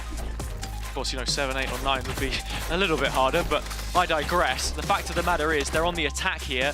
They are running the double duelist. Aves, Martin both having moments. Those need to create something a little bit more here. 5 ghosts brought up. Okay. Just playing the default, looking for a pick off any player. Something to bring it back to what Sadhak was saying in that interview was just have to focus on things round by round, and in a 9-3 deficit you would expect this is exactly the game plan. Koala Noob noted through the haunt. At the same time, KC are also got their eyes set on mid. They've got a vice wall to try and fight through. It's procced, and that hero's got a chance! That was a right click! And it was on top of the wall as well. It's not too often you see that played, but this is the kind of stuff I'm talking about. Game by game, his Vice looks to get better and better. Angel... He's exploring an avenue in which you don't necessarily want to be in, and he's being hunted down at the same time. There's a double tether there though, so has bought himself a little bit of space. Still no support. Angel, good for the first. Still, Na'Vi are so slow to follow this up. Yeah, and if they try and execute in towards A, those storms that are live, as you've just heard, will deny them entry. 30 seconds. 30 seconds left. But, I mean, damned if you do, and if you don't, go back to middle. That's where Ruxic is already waiting on this fence side. Oh, but the A-hold can't hold up its end of the bargain. Suri's found 2. Na'Vi are on the other side of the veil. The curtain put up in their face, and the plant coming in open, even without that extra control. All 3 players ready to play off one another, but that's a big kill from Xiao. It brings it back even, and the last 2 remaining players on KC are low. And out in the open, Martin felt like a sitting duck, but quickly he responds. Xiao, the healthiest of the players left in the server, looking for more, but it's Martin that makes manifest this KC attack side berth. Yeah, I mean, that's both teams with 2 pistol rounds to their names, 1 on each map.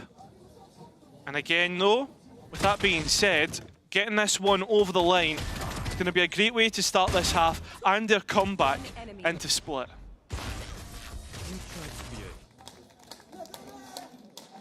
On onto the attack side as well, something from the Liquid game, the glimpses that we got of it, was the post plant. Had looked a little bit shaky at points. I go no further with that conversation, but the point being is, as this one moves forwards, you're looking at it being double dive, right? Something which, again, Sadak has shown affiliation towards, typically the Jet, but Martine's Yoru, iconic as it is, you're wondering how much utility can they stockpile when they get into these positions? How difficult can they make it for Na'Vi to have successful retakes? I think this time we'll see what we saw on Icebox in terms of denying orbs and taking it slow. So KC, this will be number 5, so we'll end up 4 rounds the difference between the two.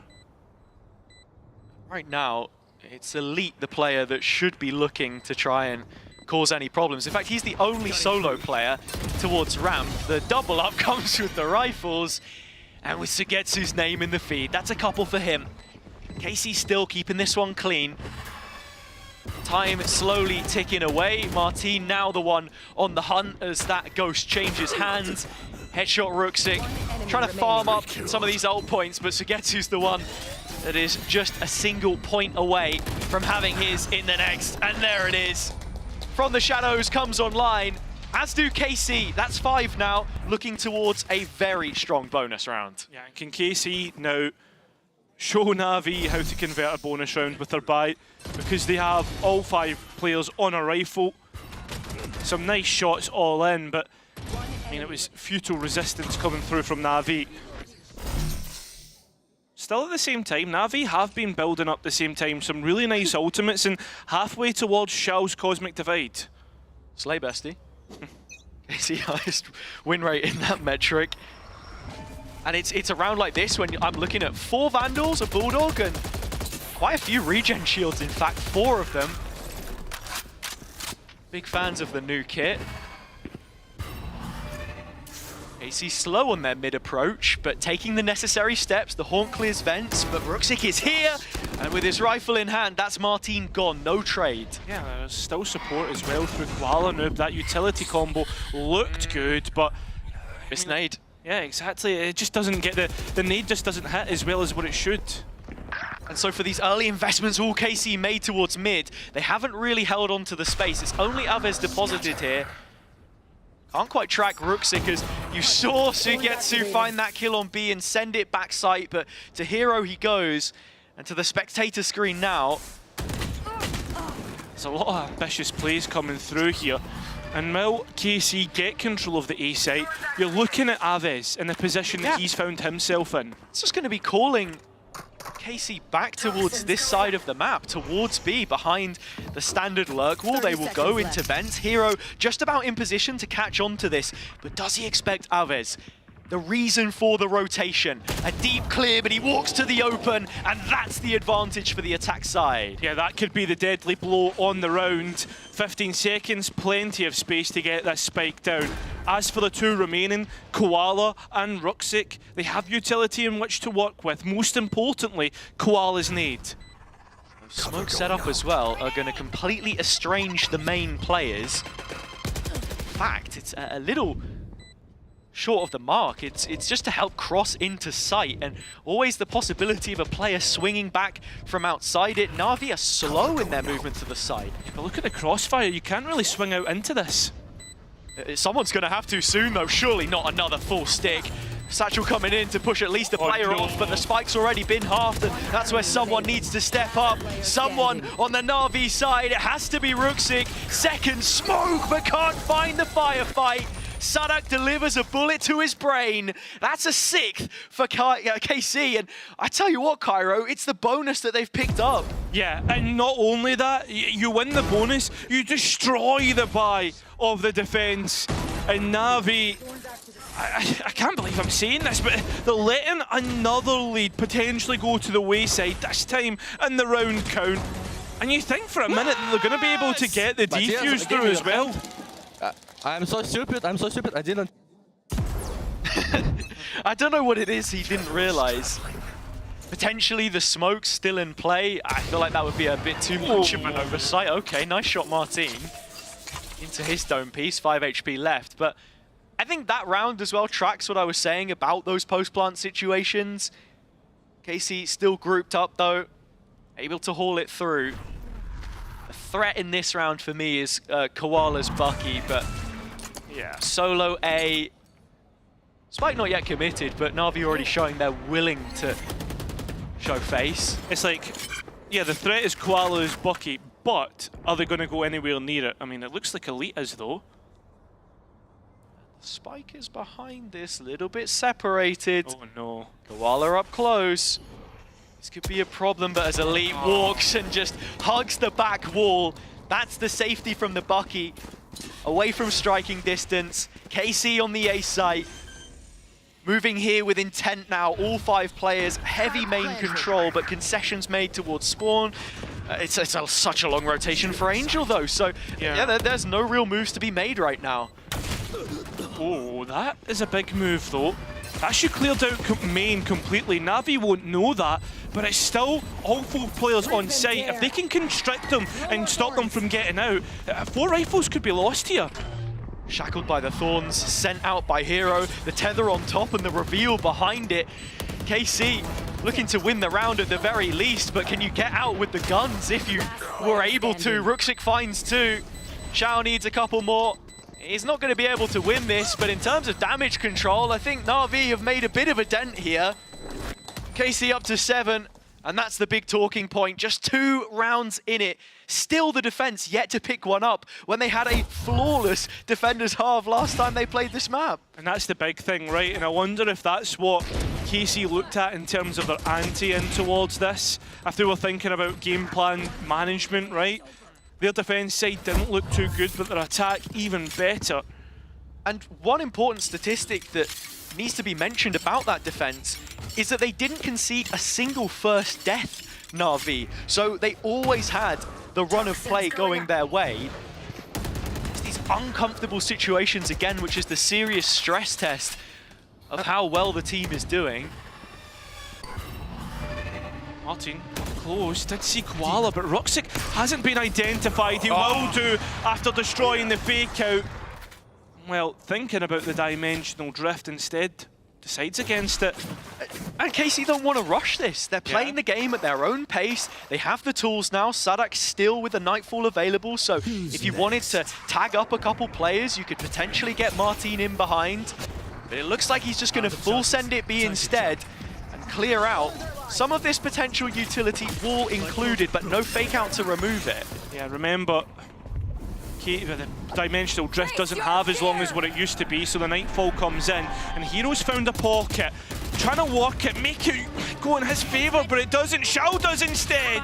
Needs to win against Sugetsu, and does, and puts Na'Vi at 1 player to the good, trying to use his own star to make a pocket where he can walk and does so on for the ace, but it's Koala who's in the next engagement and loses a chance now for Elite to run to the other side of the map. That's the green light. And in terms of what he has to work with, he still pocketed that poison cloud. 1 off the pit as well. So many tools to just play around. And Shao coming back into this, just a single star, and not much health to support it. Viper's pit, and I mean, it's not as if you'd have much health anyway. Elite quick on the swing out. A Red Bull clutch brings us within 1 of these 2 teams. And as I said before, Na'Vi are just not getting these rounds on their own terms and conditions. I have to say, after KC finding that opener, it did feel like they rushed things and it was kind of messy towards the B side of the map. Na'Vi doing well to dissuade, but I mean, Elite winning another clutch for as many as Na'Vi built their empire on their own attack side with these 1vx's. That is such a backbreaker now. 5 rounds consecutive, and you're digging into empty pockets. You are. Again, defense eco is never kind when you find yourself at the back of a run of rounds from the attack. And what do you talk about here if you're Na'Vi? Try and amend the mistakes that you've been making.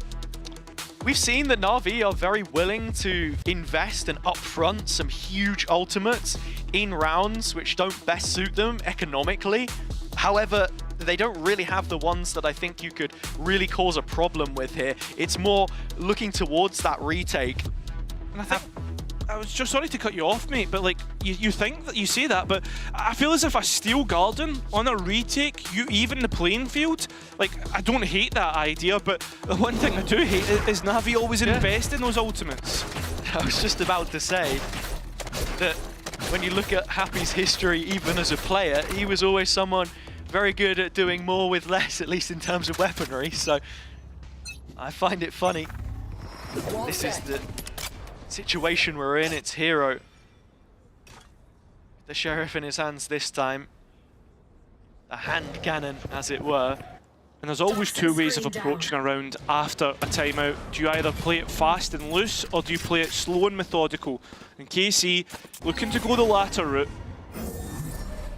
As they dot their I's, cross their T's, and Na'Vi are like moths to a flame, trying to respond to any sort of pressure. Yeah. KC are poking and prodding throughout the map. And they still have a minute left here as well, Cairo. It's of Nightfall as well. It is. Angel getting it up from the orb picked from the floor of A main. That's where the initial aggression was. Na'Vi kind of hoping that they can shepherd KC into the setup. They're still going to get the B execute. But this one feels like it's at KC's pace rather than Na'Vi having set the precedent. Chow found out. He's able to get one of his own though. And Ruxic has a Spectre as well, so as you come onto the B site and close quarters environment, you would favour Ruxic here. Around the smoke. Spectre in hand.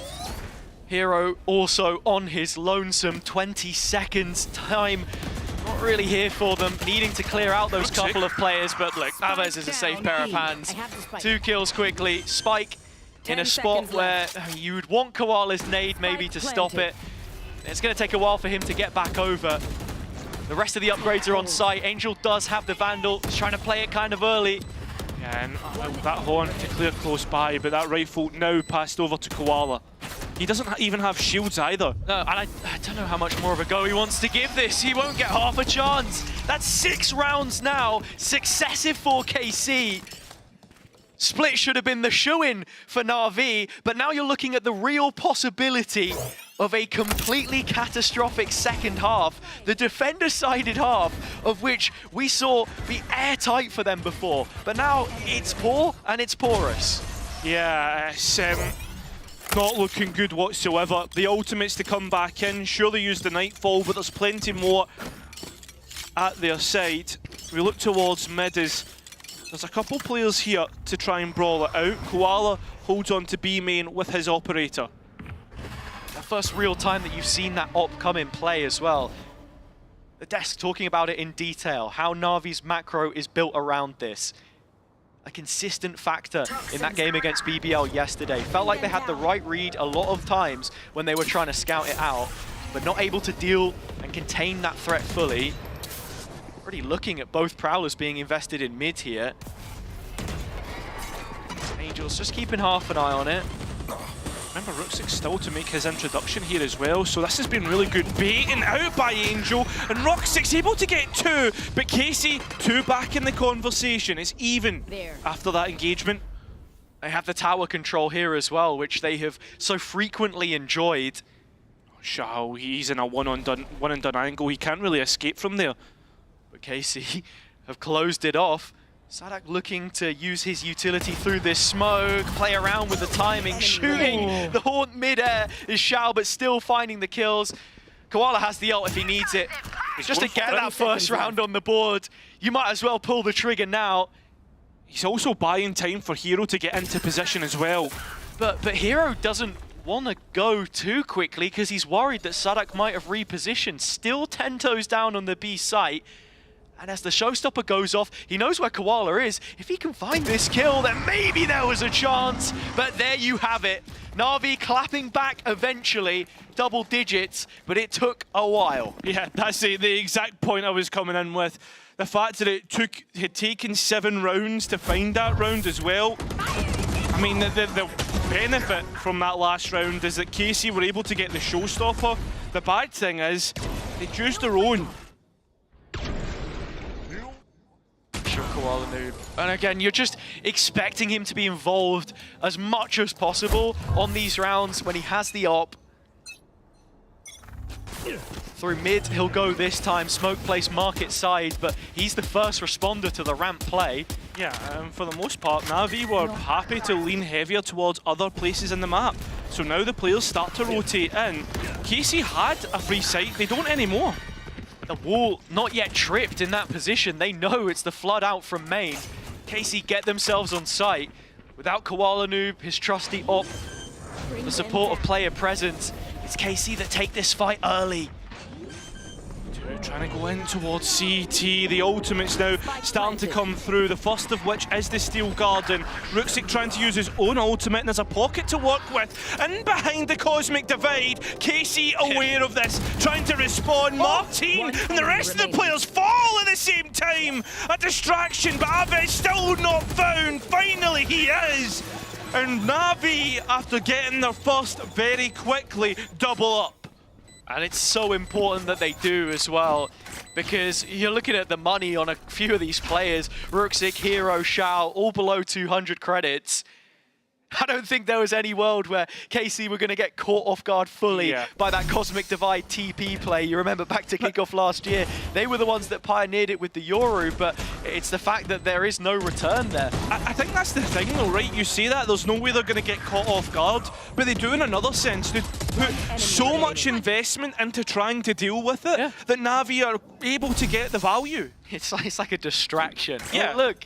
It's your favourite set retake over here in backside, and then the rest of Na'Vi have a different kind of approach. The next round, just as important as the last, and that can be said for KC most importantly. Stinger in the hands of Martin, the rest have the guns they would like. Sadak the ult, 5 players through the mouth of main. Outcome, Koala's op has been notified, and well, Shao found out as well. Ruxic's in! Oh, out of nowhere, out of heaven! An elbow drop onto the head of Carmine Court, and Ruxic's still able to survive, and he has support as well. Na'Vi are looking to send this towards 12, and they'll get it! That's 3 in a row! They all come up at the exact right time. I mean, it was bound to happen. The 9-3 comeback, we get to 9-9 and it's all Na'Vi. But it's like the same storyline that happened on Icebox. Absolutely. The question now will be, can they close it on not completely favourable terms? KC still have money left in the bank. They've got a timeout from which to work. But that was, you know, a precious ult invested.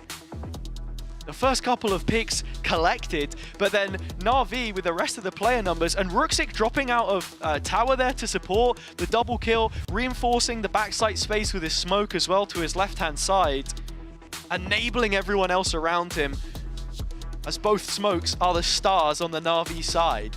Can you see this easily going to overtime as well? I don't think Na'Vi are completely out of the woods just yet.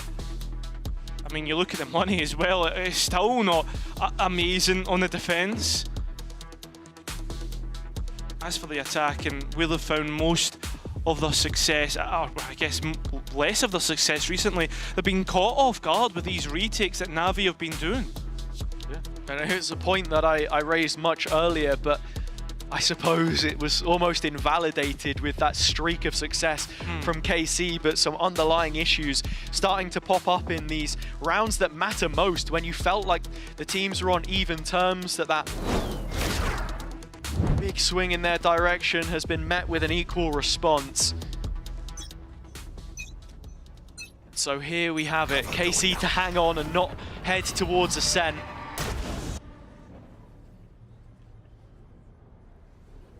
Koala needs to be careful of shops.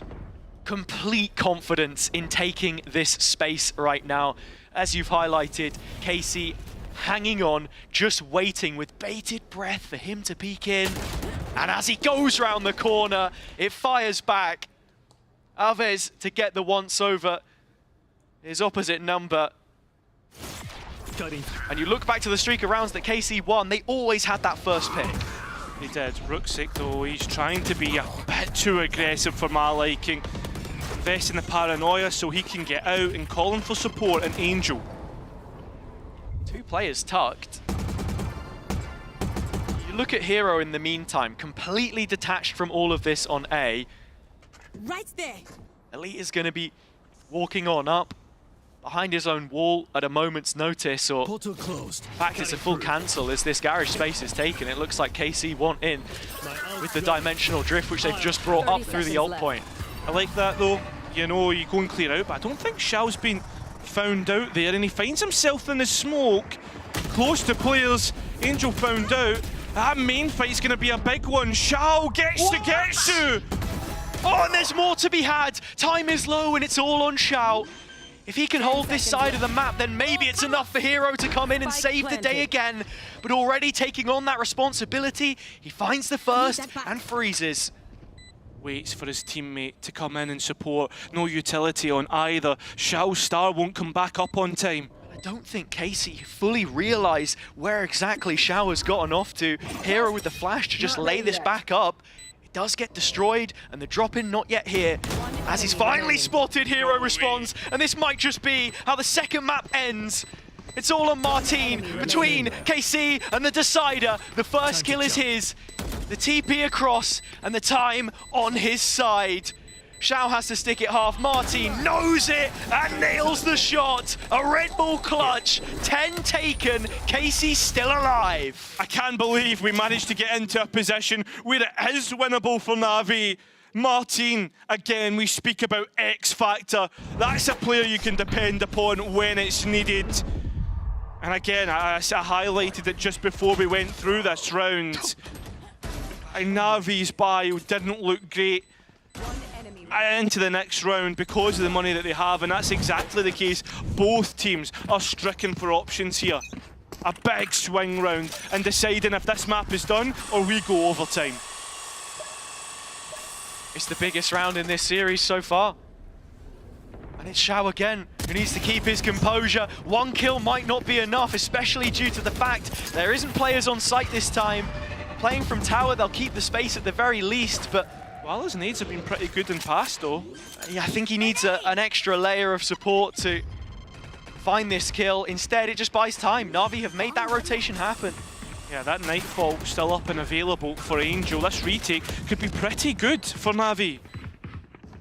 Alves hearing footsteps in the halls above. The Nightfall not going to catch him. Still not spotted. Sadak at a top draw. Here's Alves on to the next. KC coming up clutch in the rounds that they need. The absolute most. Regulation to the limits of it we will go.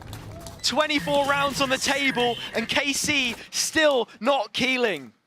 Hazard, they're going to have to throw the kitchen sink at this round. They have absolutely nothing in terms of their buy. It was a big swing round and it swung defiantly in KC's favour. The ultimates, I mean, here or there, you look at it, depending on the way that some of these kills go, or ultimate orbs, that could be a defining factor. But it feels like a very straightforward round from KC in their 11th hour on Split to send us to a second successive overtime in the elimination series.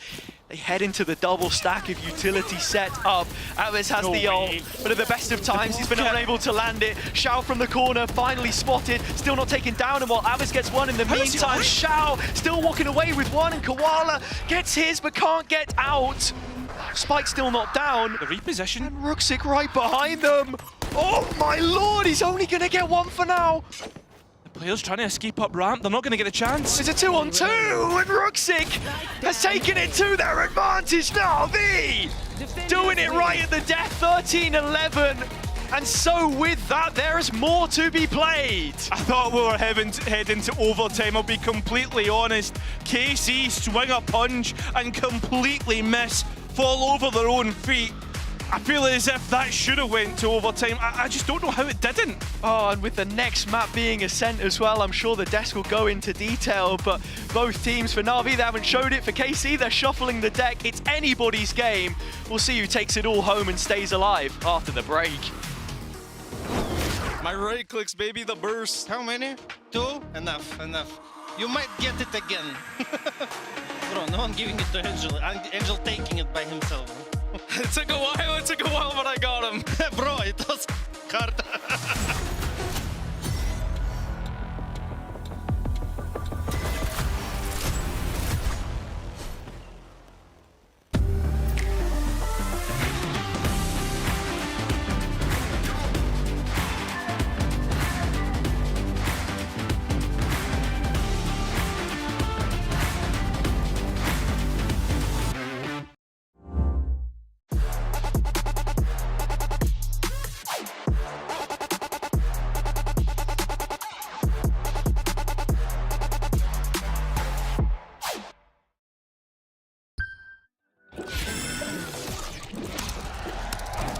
Red Bull gives you wings.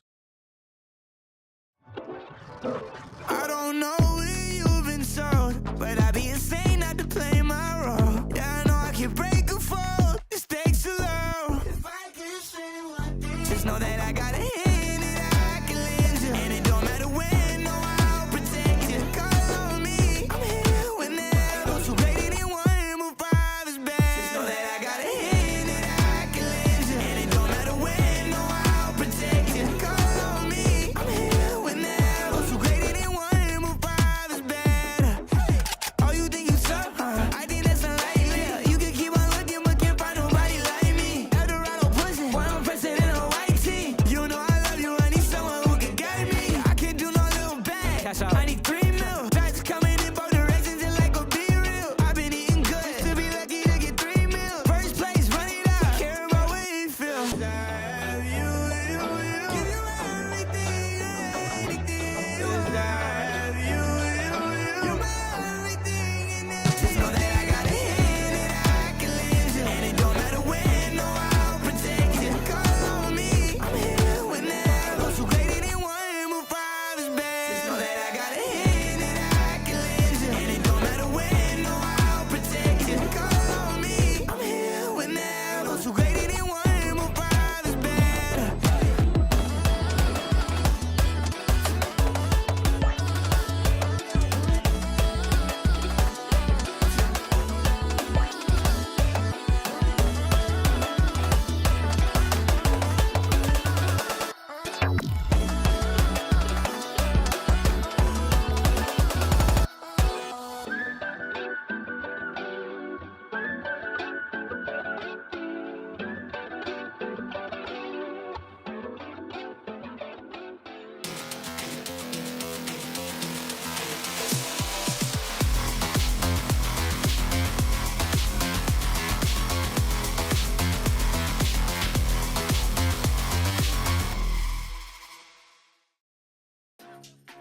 A fantastic response from Na'Vi on split means we will be seeing a map 3 in this elimination match. I'm your hosting Suna, back here with Minnie and Hypok once again. Bit of a fake comeback. We don't like those fake comebacks, do we?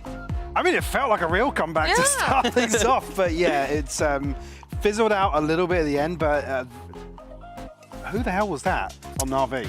Like, who were those guys? Do you mean who that were those one? guys? The one in the middle? Yeah. Yeah, both teams just defense to me. It was just like this whole series has been a series of just poor defenses and not finding any footing in there at all. But Na'Vi realizing at the end that their comp is supposed to be a little bit more defense-sided and just taking it over. I do want to say that this is such a KC way of having a fake comeback, because this could have been a real comeback. This could have been a 2-0 KC, which is a sentence I've said about 50 times since I've been in EMEA. If it weren't for some of the shenanigans we saw in round 20, round 19 as well, Hypok, it's just such, it's the same thing we spoke about in the pre-show. They haven't learned. Yeah, but you're talking about the Cosmic Divide. Oh, yeah, we're going to see it. We're going to see it.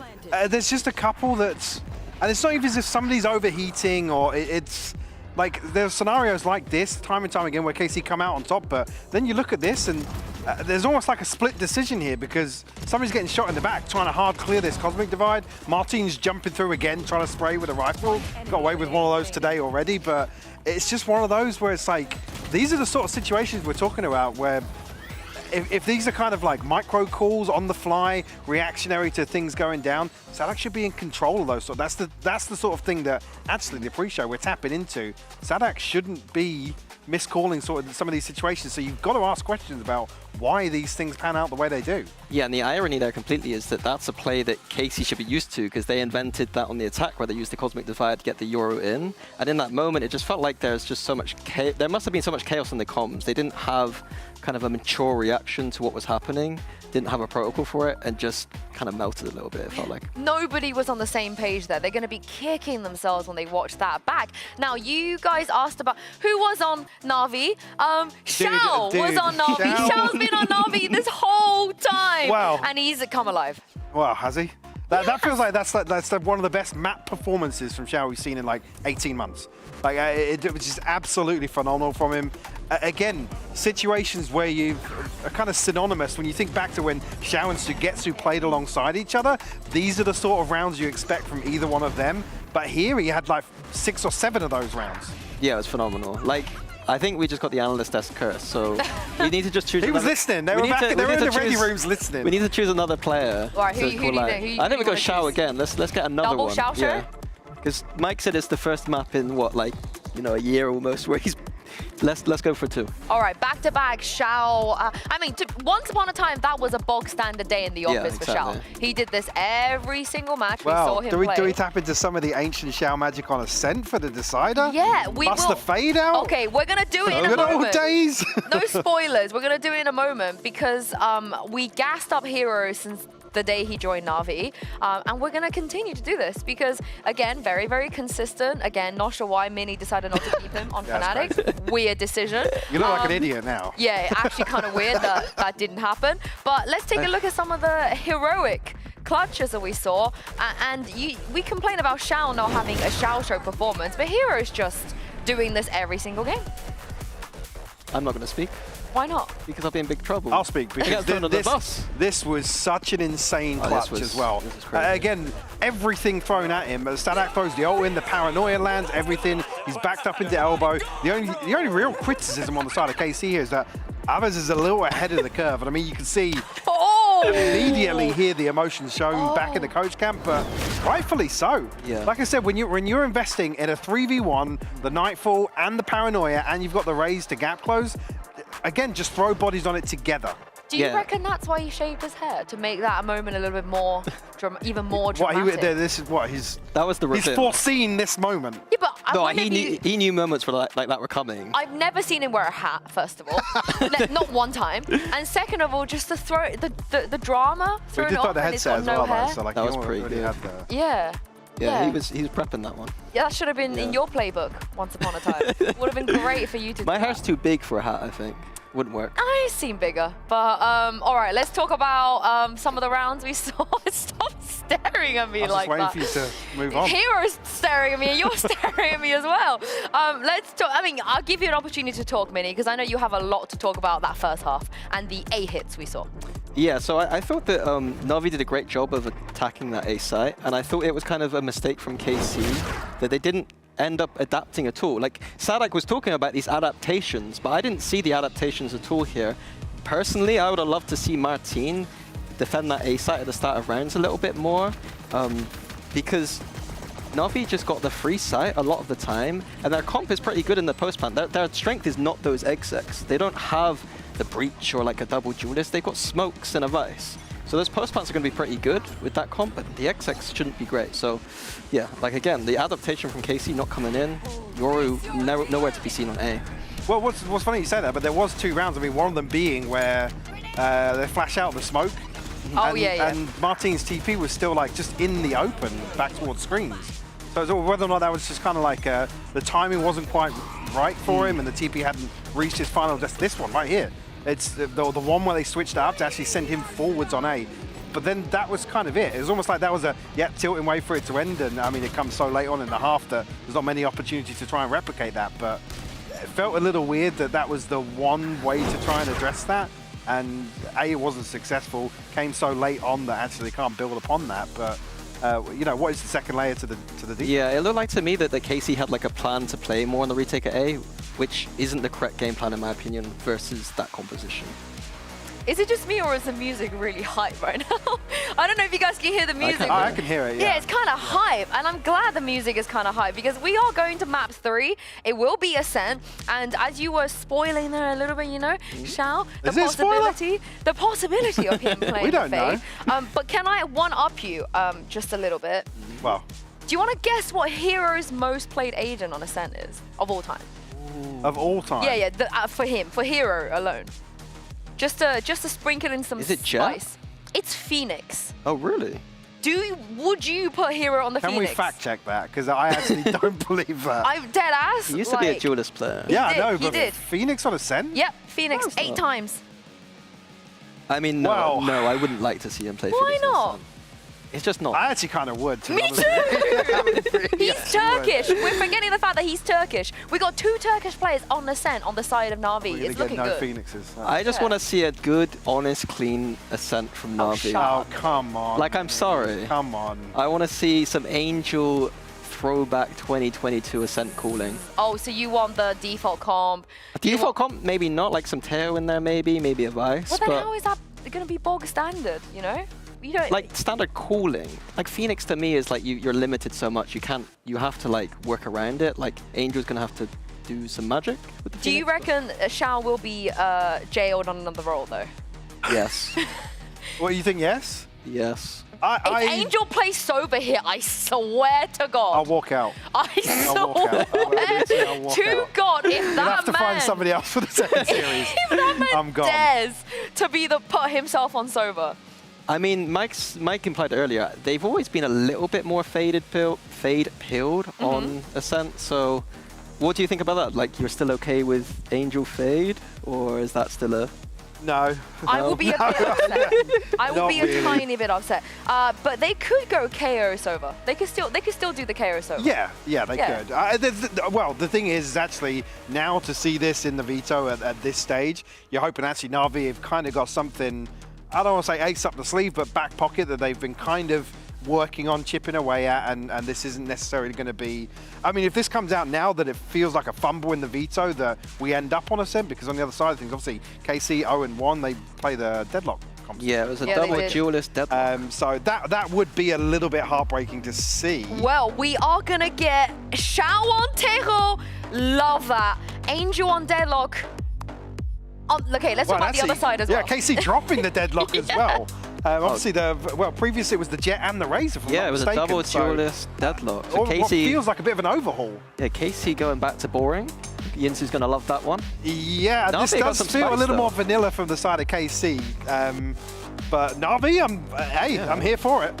I'm excited to see what they've cooked up. Angel, when he plays the Sentinel on defense specifically, watch out for him just running around and like in the moment, just literally figuring out what he wants to do. And sometimes it works beautifully, sometimes it doesn't. So hopefully for him today, it's going to work beautifully. It's going to have to work beautifully if Na'Vi want to move to the next round, because there will be no second chances in this series. Hazard and Karo, the loser, will be eliminated from playoffs. Both of these teams, so much riding on this game to set up whether their stage so far feels like a success or a failure, because we've seen improvements in some ways, drop-offs in others, and now heading on towards Ascent. I want to speak about Na'Vi here quickly, because last year they played Ascent 8 times. We felt like coming in, picking up such a capable opper like Koala Noob, that we would be seeing this from them a whole lot more, but we haven't. And in terms of those results, lost 4 and then won 4, it's always been about consistency, and it's that conversation that comes up yet again. The stakes could never be higher, and for Na'Vi, when you look at their composition, this is exactly what they ran on M80. When we look at Koala Noob on the Euro, the only difference being in that composition, they've subbed out the Sova for the Tejo.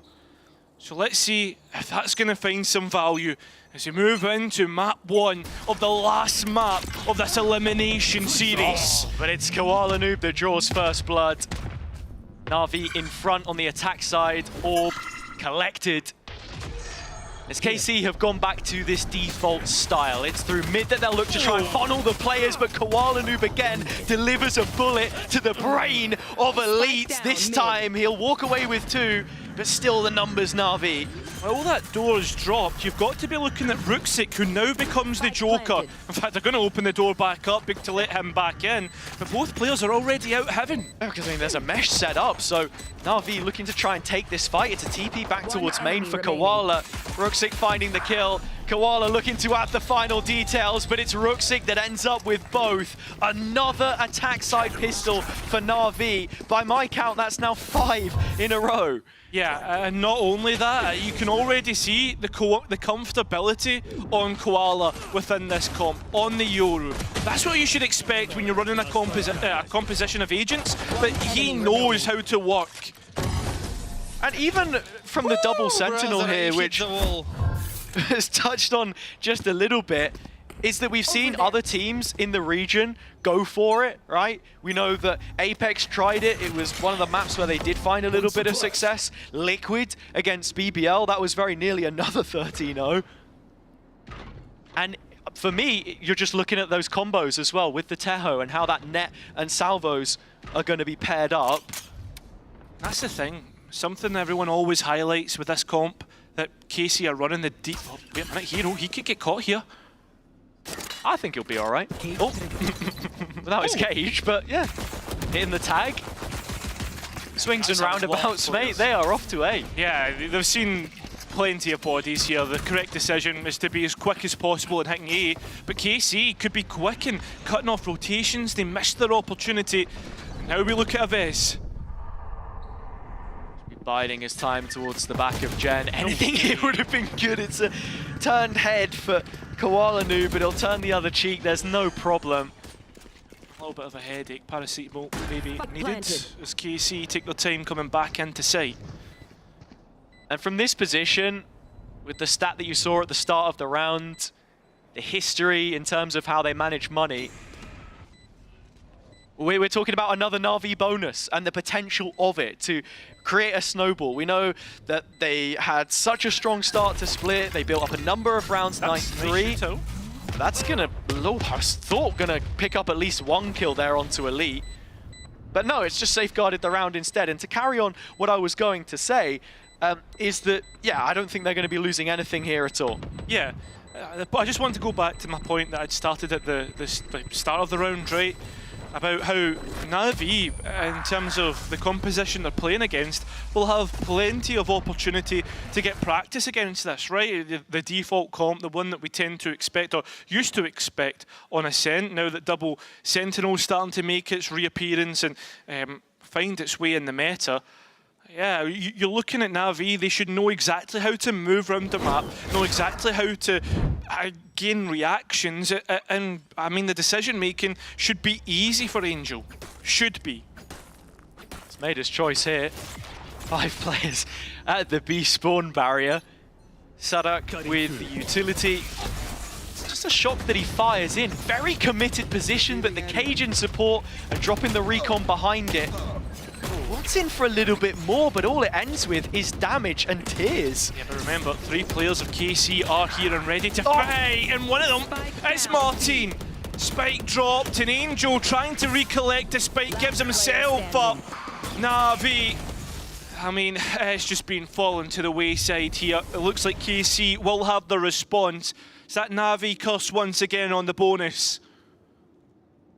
This hero can do something about it. First couple shots clean onto Martin, but KC have restored order in the rifle as you expect. Yeah, again though, I don't want to be the hater, right? But like, how many times... No, you know what? The floor is yours. But like, how many times are we going to see Na'Vi not win a bonus round when they have that buy? Like, they set themselves up perfectly every time, as you should expect from the architects of the FPX buy, right?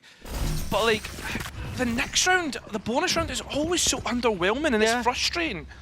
I think there, KC just given the time to react here. They want to be proactive instead. Martin into the fire and flames beyond this smoke. Is there support? It comes in the form of Aves, but it's just not enough. Not long lasting. Na'Vi immediately respond. Yeah, what a way to respond to any criticism that had levied against them. Very well navigated by Na'Vi. It's all in the name, buddy. It's all in the name. But I have to say, that's a situation where it's like, okay, is that repeatable? Yeah. Probably not, because KC have just brought the fight straight to them. The question will be, is there more of the same? Is that something that this defense wants to try? Because when you talk about strat books, swing, bro. What is and this? Ascent being in quite a healthy meta right now, I think, all things considered, everyone knows what the strats are. You've seen that play a million times before. Yes, 100%. I mean, went back to Vision Strikers, as it's been called many a time. Not even in Valorant any longer. Sugetsu, is he going to be in this round? As he tries to escape, Martin buys him out there. Look, I mean, those players might not be heading to Toronto, but I'll tell you who is, track by track, one step at a time. Na'Vi, not the ones that are putting a foot in front of each other too well here. It's a couple of missteps. Now trying to force the issue on B, but the setup is there. KC do well just to trade out an elite, buying time from backside. Xiao again. It's top draw, and with the spike down, there's still a chance between him and Hero. These are the players you want. Yeah, exactly. I mean, you've got Sentinel utility to work with here as well, so Na'Vi in prime position in post.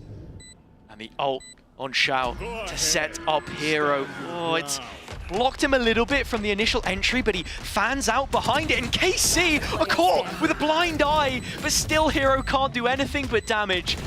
Can Xiao capitalize from it? Sitting inside the smoke, the spike not shown, but as it evaporates from his vision, there you have it. KC effective in the way that they've played off of one another to set up this second. The big thing for Na'Vi in this round, very similar to Split, is when they get into post, if they have majority of their members up, it should be as strong as possible. It should be almost impossible for KC to get back into sight. Understandably, there was only two players alive there towards the end, but that's a win condition for Na'Vi. And when they move on to defense... Million times I was saying that I was... As I was saying, times? on the defense, we're expecting them to do better, right? So it's about how many rounds can you get on the attack, Na'Vi. And I mean, how prepared are KC going to be when push comes to shove? What does the execution look like? Mid is going to be taken by KC here. Tempered approach. After the first 15 seconds, they pull the pin, the play is made, but that redistribution of the defense is towards the B site where the spike is yet to cross. Sadak in play, sprays away, 2 kills. Elite right behind it. The rest of KC there, reactive at the best of times, but the support, it's flowing through when needed. Koala was the first player in and looks like the last one out. This is Koala's map though. I think he can do this. I mean, I'm not sure if I follow along.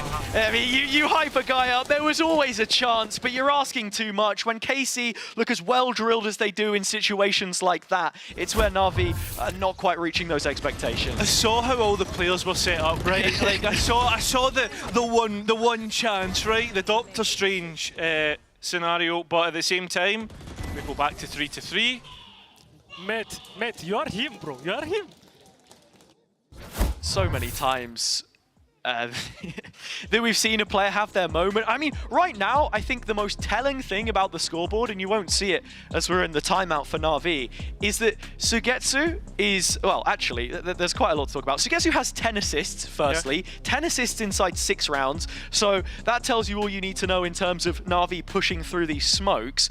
And secondly, actually looking at the kill distribution, pretty much everyone has at least 3 kills, and like 3 or 4 deaths. KC are just very efficient, very tightly knit, and doing a fantastic job. And I think as well, when we look at what the utility Na'Vi have, they don't have any like really great utility to break out of the smoke. Sure, you've got Koala Noob's flashes, but in that last round, he's on his ultimate, right? He's not really going to be able to set up his team perfectly. And if you have one player playing anti-flash, then it's very easy to destroy the push.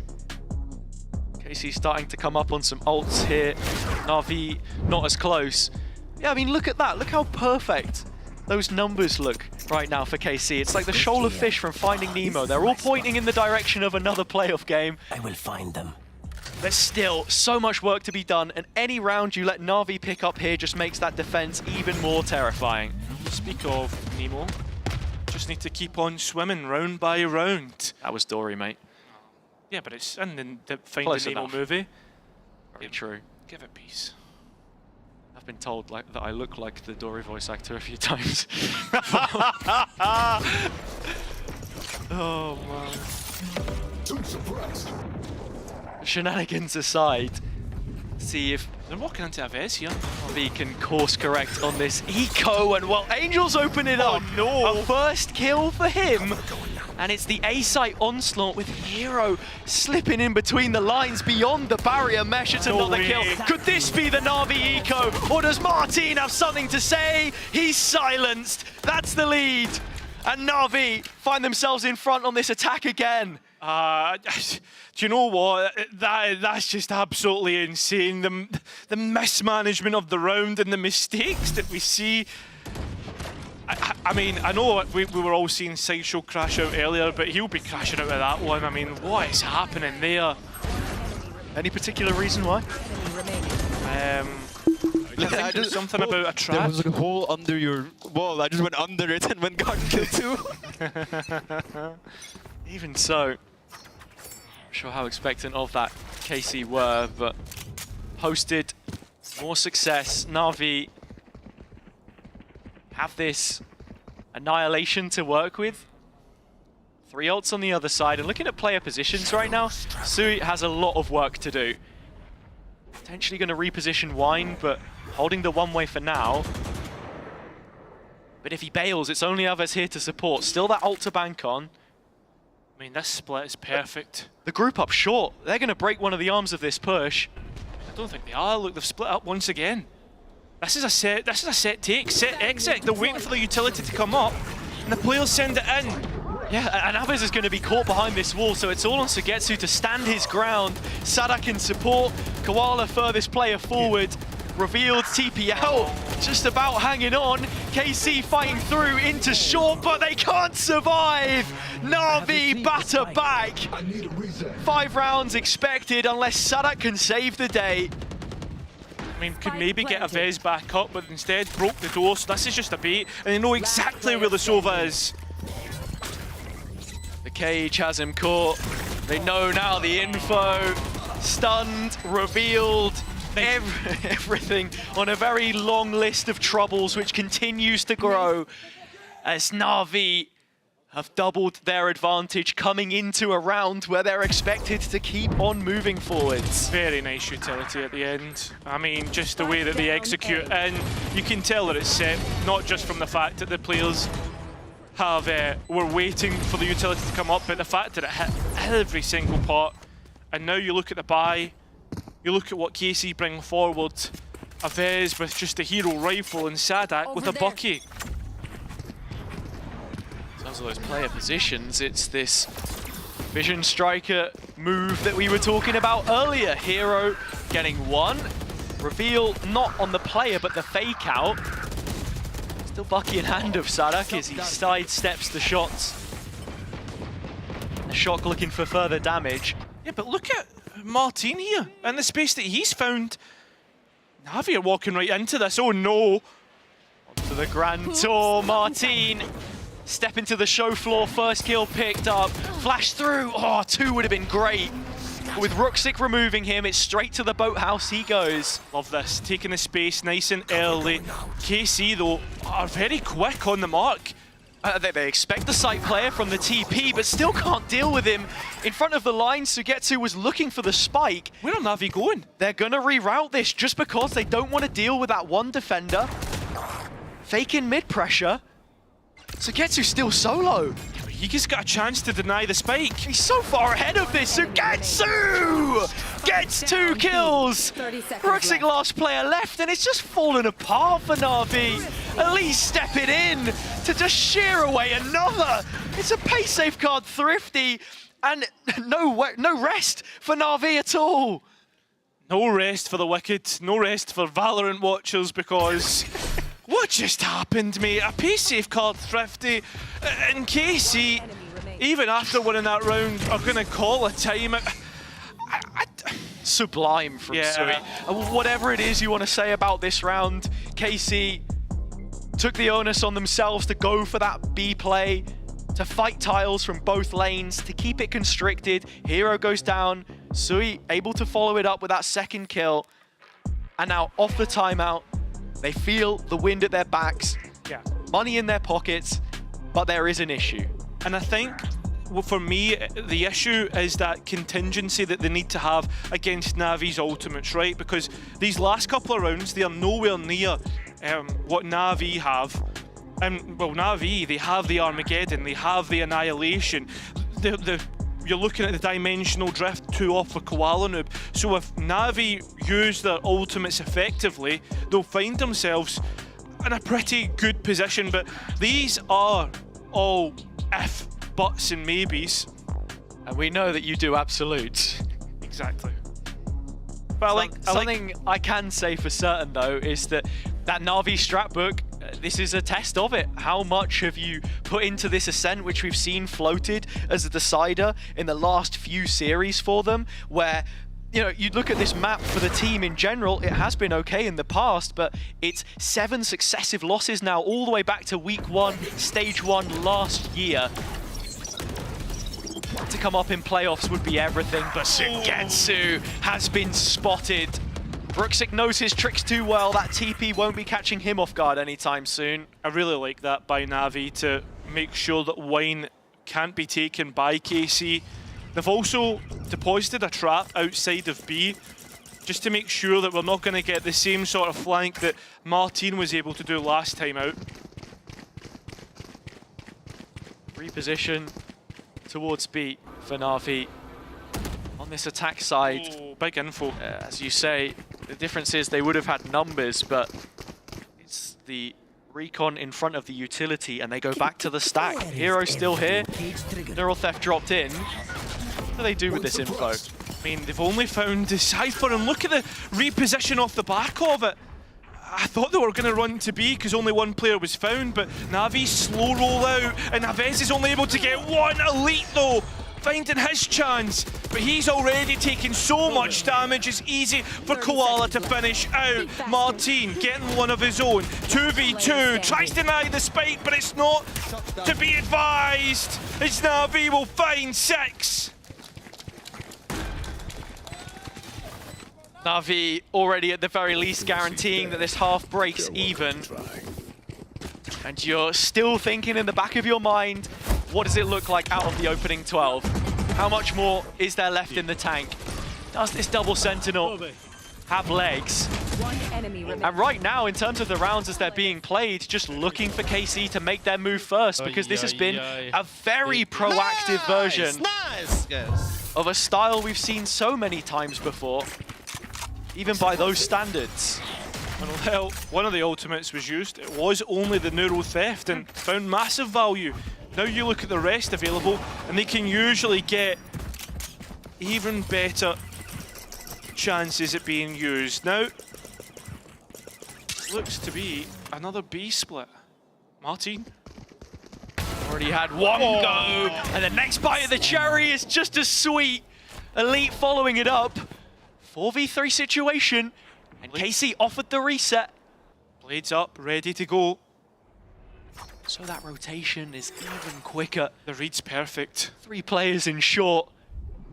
Na'Vi walking up and into trouble, into the face of danger. KC coming back in and doing it in dominant fashion. The support was there, making the right calls mid-round, a little bit of individual brilliance, but the team still performing together. It's not even that, right? I can't wait for it to come back up on the replay, but Martin's split-second decision-making, not to go for the fake-out, but to go for the Euro that was swinging him, and then on top of that, like that, just nice little cherry on top. He's like, coming from a Euro player, I know which is which. That's second sense. Yeah. But last round, we've been highlighted it many a times for the past couple. The ultimates to be used. So many ults. Everything but the kitchen sink thrown at this. Koala's just looking for a target to send that Deadlock ult in. Spotted in tower. Martin gets out. But I have to say, with all of this Sentinel util now in post, KC have to go quickly. Yeah, they need to be careful, and not only that, if they do go quickly, there's ultimates to deny, and well, first one in, still not got the Armageddon used either, but it might not be needed at all, it isn't! Na'Vi move into the next half with an advantage. You're seeing the value from the utility there, and while it's late on the half, it's late in the evening and Na'Vi have their advantage. They lead coming into the final half of play in this EMEA elimination match. KC trying to fly that French flag through the lower bracket, but it's a long way away now. One enemy remaining. Sorry, this was taken. Red Bull gives you wings.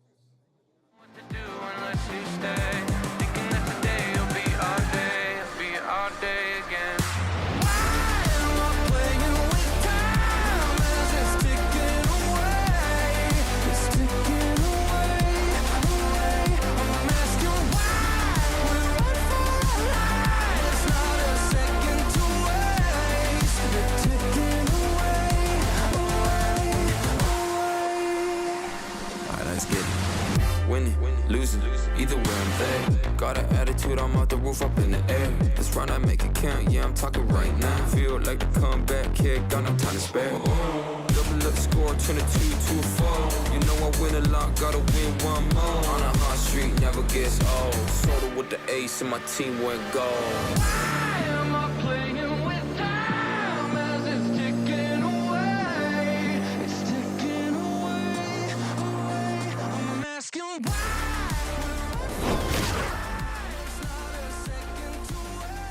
Got the supporters in the house, of course. Everyone on EMEA side tuning in to see who carries on in this lower bracket. Na'Vi out the back of a loss to BBL, and now facing up against the KC side, which have already shown they can come back in the second half of matches. Split didn't go their way. The last two maps by a margin of just 2 rounds. Now the question is, how good is this double Sentinel defense from Na'Vi? I mean, that is the question. The last drops of sand begin to drop through the hourglass for one of these teams. For the other, a run through the lower bracket is what awaits. Na'Vi, they have their favoured side to close out this map, but will it be good? Will it fall to the French? Koala, first point of contact in mid. It's player presence, and there's plenty more behind this for Na'Vi. Many times on the attack side they were barreling through smokes, but as they clear out that space, A is where the push is coming in. Na'Vi well aware of what needs to be done, and well, they've stopped this before it's even got started. Sadek just looking for a kill, maybe through a shock or something. As Martin is lost, you don't have any of that gap close anymore. In terms of getting to site, Elite still hanging around in middle. But Na'Vi happy to play this way because they've got a cam up on B, and all that means is that they don't need to worry about the entire left-hand side. They just group up and wait for the execution. And you look at Xiao, right? He's playing as the rotate player, just in enough vicinity to use the utility that he has if it's needed. This is not going to be B. This is going back towards A short, or that's what I thought, as the spike makes its way through mid. Yeah, I think all of this right now is to try and drag a player over, create some pressure, force Na'Vi to redistribute the forces, and there you have it. That's the response. KC get the reaction they were looking for, sure, but still, Ruxic hangs around. Sheriff at his side, and Hero in support from Dice backside. The smoke now drops in the front, looking for the fight. It's Ruxic that has the first. Time is of the essence. There isn't enough of it. Hero still hanging around, and with that, it's a quad kill that keeps Na'Vi going in the second half of play. He's had a massive series, time and time again, coming up with a clutch, and in this last, most pivotal half of the series, he comes up and wins the pistol round. It might only just be one round, but it's a massive one to get started. So comes through the support of Ruxic as well. Let's go! Tunnel of smokes to just path his way to the planter. was wondering if that hat was going to go flying off Saish's head again, but for now, KC's still in this, but that pistol does put them at odds of this defense, as we said. Gotta remember, this year is so important for both sides. Most importantly, this Masters for Na'Vi because of Koala Noob. He's Canadian, he wants to be in Toronto. So we said a family reunion on home soil, perhaps just leading the vibes of this team, keeping the energy up, emotion cited by Sadak on the other side. Where are KC's heads at right now? A round like this, it's just got to be picking up orbs. And it is the skipper who has already done so. 4 away from the ult. Looking to find his 5th ult point. But with the mesh in main on A, it's mid they go. And Koala, they head into. He's trying to be the man, dragging his team to Toronto. The rest of the supporting cast helping him out in doing so. The last two of Martin and Elite try and make something on towards A. Those sonic sensors and sentinel utility to try and get through. Over there. The players in place. Just to set this one up, KC looking for any kind of out, but every route they walk into is met with trouble. A player picked up by Martin, but that was one of the pistols. KC need to do a little bit more here if it's to make any kind of damage on what will be another Na'Vi strong bonus that's set up. And would this be the time to finally win out your bonus? Send you towards double digits. A chasm between the two teams at the minute, which KC need to try and cross through their first buy. This round is absolutely huge and potentially netting Angel his first ever win over Sadak. In terms of the call for this round, it's going to be grouped up with long-standing teammate Xiao. The combo of util dumped towards tiles, but no result. You can see, Na'Vi are sticking to the strengths of this comp. They don't need to fight mid. You can just re-clear it with the drone instead. Exactly. Although Martin thought was going to get that engagement with Koala, instead decides to TP all the way back and is going to be jump spotting mid. Like this placement of the sensor as well from Angel. It's forced Sadak to just face check it, and with that now broken, all picked up, it's further information towards Na'Vi as to what exactly is going on in this round. But see the thing, KC think that that's where the Cypher is because of the last round. That's Deadlock was on A. They've switched up their sentinels and KC could be executing into their own doom. It's another utility investment though in the meantime. Barrier mesh has been dropped in towards B main, but that's not before both the salvos and the net had been placed as well. Still A under threat, and the traps are here. Oh, Hero's been suppressed though. It's massive. He managed to get a cage off, so hasn't been identified by the info dart. And guess one of his own, Koala's here to try and get some support, but Martin continues on his reign of terror. And Roxic's still hanging around in main. They had to clear him or plant the spike. Less than 10 seconds once this comes in. Yeah, this is going to be close, but didn't account for Elite. Did Angel 2v2 post plant, and Na'Vi look to come out the other side. The better Elite from short has to try and fight his way through. Doesn't even get a cam. It's just going to be a defuse. And what a way to finally convert a bonus round, Na'Vi, when they needed it. And those players standing tall on the A site again. Hero gets his one, and Ruxic just hangs on. The amount of sustain he has from these smokes, it's such fundamental play, but executed correctly. Martin with one, you know, everyone on KC doing a little bit of something, but still, Na'Vi, the all-important round result. And I think as well, this could perhaps be the quickest that we have seen a timeout used since the start of a half. Carmine Core, the ones to do it, because they are on the edge of elimination. Resuscitation needed by the support staff. It's Saish that steps up right now, it seems. Given opportunities to call for the team, I mean, think back to kickoff a couple years ago now when Eng gave him that experience. You've got to be relying on the players that feel like they can make the right call right now, whoever that is, assistant coach, head coach, anyone in the server who feels like they have the read on what Na'Vi are setting up for. And I think as well, right, we spoke about how important it is for Na'Vi and Koala Noob to finally get towards a Masters event, especially in Toronto, where Koala Noob, I mean, he is Canadian, but for KC, their eyes should be on Paris. They need to get these Champions points. And if they lose here, it's a massive chance to win the series out. Gone. Absolutely. So into the next round we look to see if what was said from Sadak and the rest enough. Someone who, as we mentioned before, has brought on teams out of bad situations. You look at Loud, mentoring some of that younger talent, the question always being, could he do it without Aspas? Madrid, a sufficeable answer, I think. Martin's been doing brilliantly on the Jet. And now he has support behind him. Only Angel here, but getting out of dodge with his own util, and Na'Vi very quickly retaliating. Yeah, and they've got so much stall potential with what they have, and so KC decide to look elsewhere, but Koala's ready, so is Shao.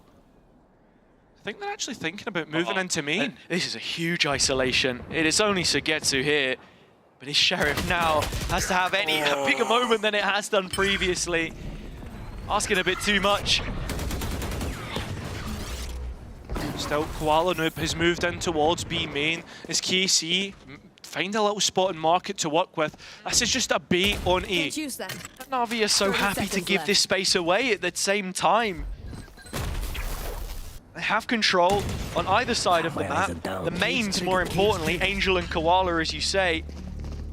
Now looking at the Canadian. Feels as if he has his time to strike beyond the cage. At least one kill, but that's the spike. At the back of the pack, it goes down. 10 seconds left. And so Na'Vi up to an 11th. KC, you know, in some of these eco rounds, just really haven't felt all that threatening. There's so much control, but it's not even necessarily coming from the Sentinel players. The setup's on site.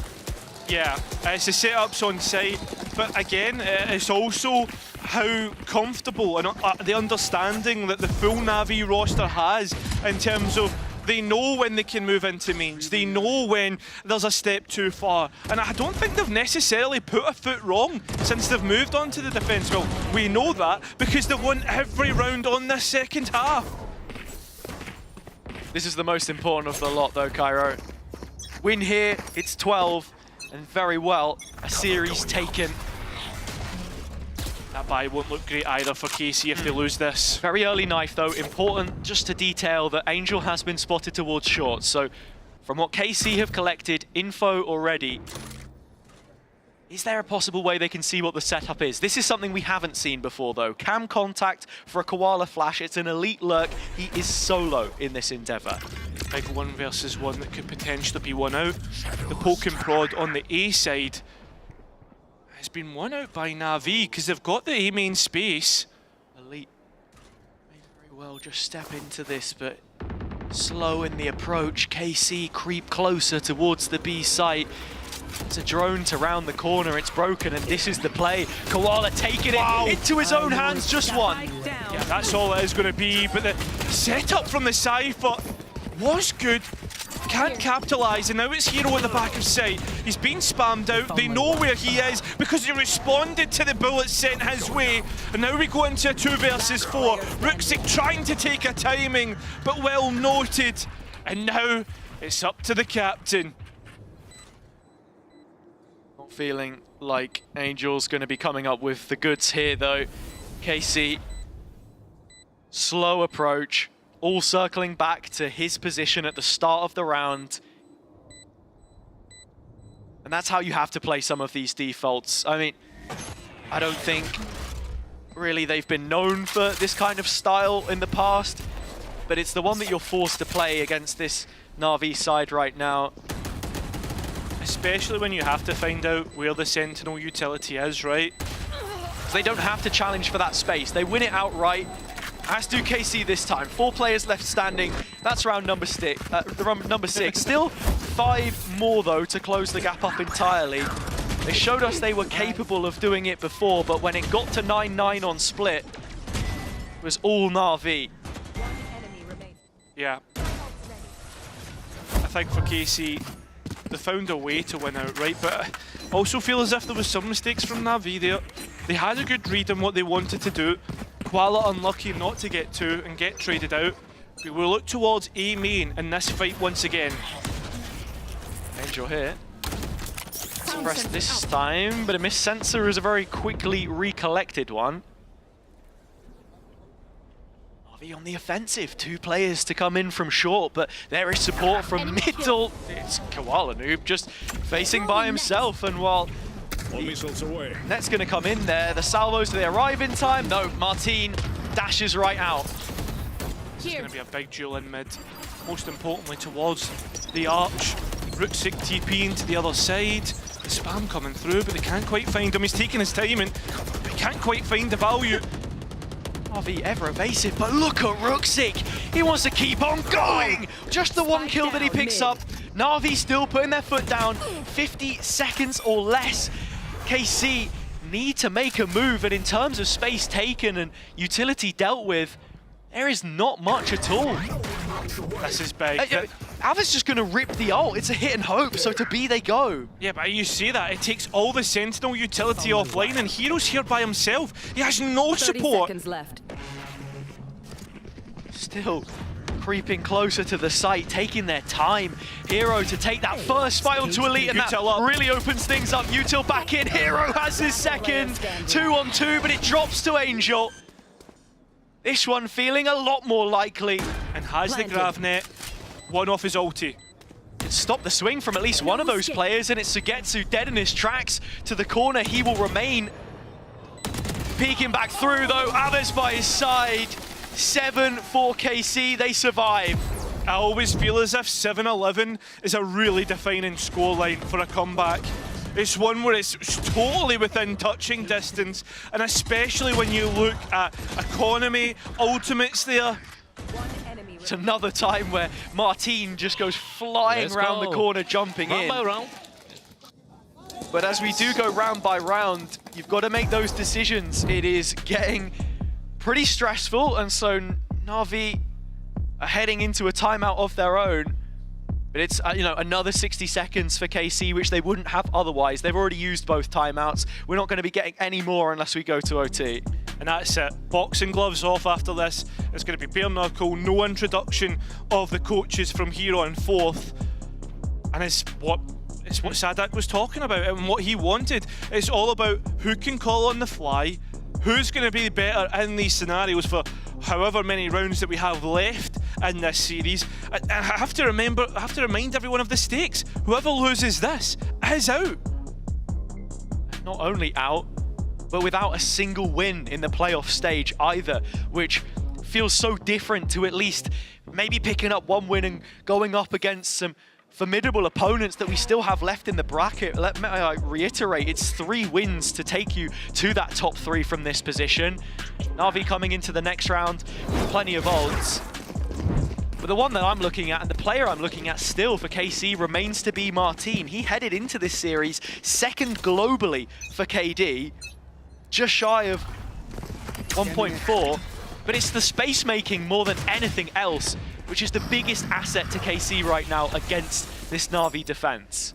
Playing with the pace, starting off fast, making Na'Vi sweat. Didn't get much utility out the other side of it.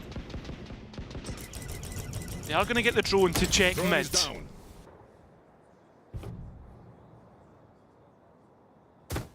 KC's so slow. Just waiting for some information, and as this A site has both the sensors and the traps, the Cypher, the Deadlock, they know at least one of them now through the Owl drone.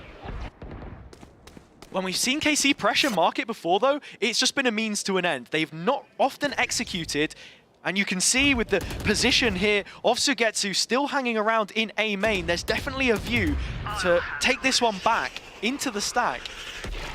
I mean, at the same time, Koala brings out Dimensional Drift, looking to clear out and find out where players are, and well, they're going to head towards A, and this is where the utility is. As I said, just raising that question mark in middle, but now you're heading into the utility. It's the Hunter's Fury to try and gut out some of that space in the back. Ruxit gets hit and Sugetsu follows it up cleanly. Koala still here, and he's found his first. The salvo's in. How much time is there? Spike plant has to happen, and it's Dice where it'll go.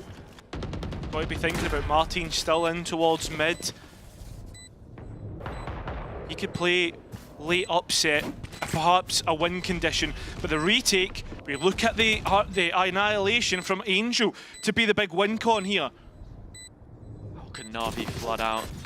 Entrenched in the heavens, still waiting for this smoke to expire, but it's time instead. Those final grains dropping to the bottom of the hourglass, and that's where Martin starts to reveal his position, buys a little more time, because, well, I tell you what, KC are going to need it on their side. Hero's starting to work on the defuse, and stepping in Martin maybe a moment too late. It's gone all the way through!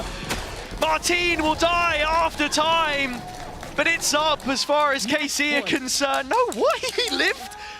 He actually lived that. The cocoon didn't fully go off, but the point still stands. Na'Vi have map point, and 5 rounds remains to be the gap.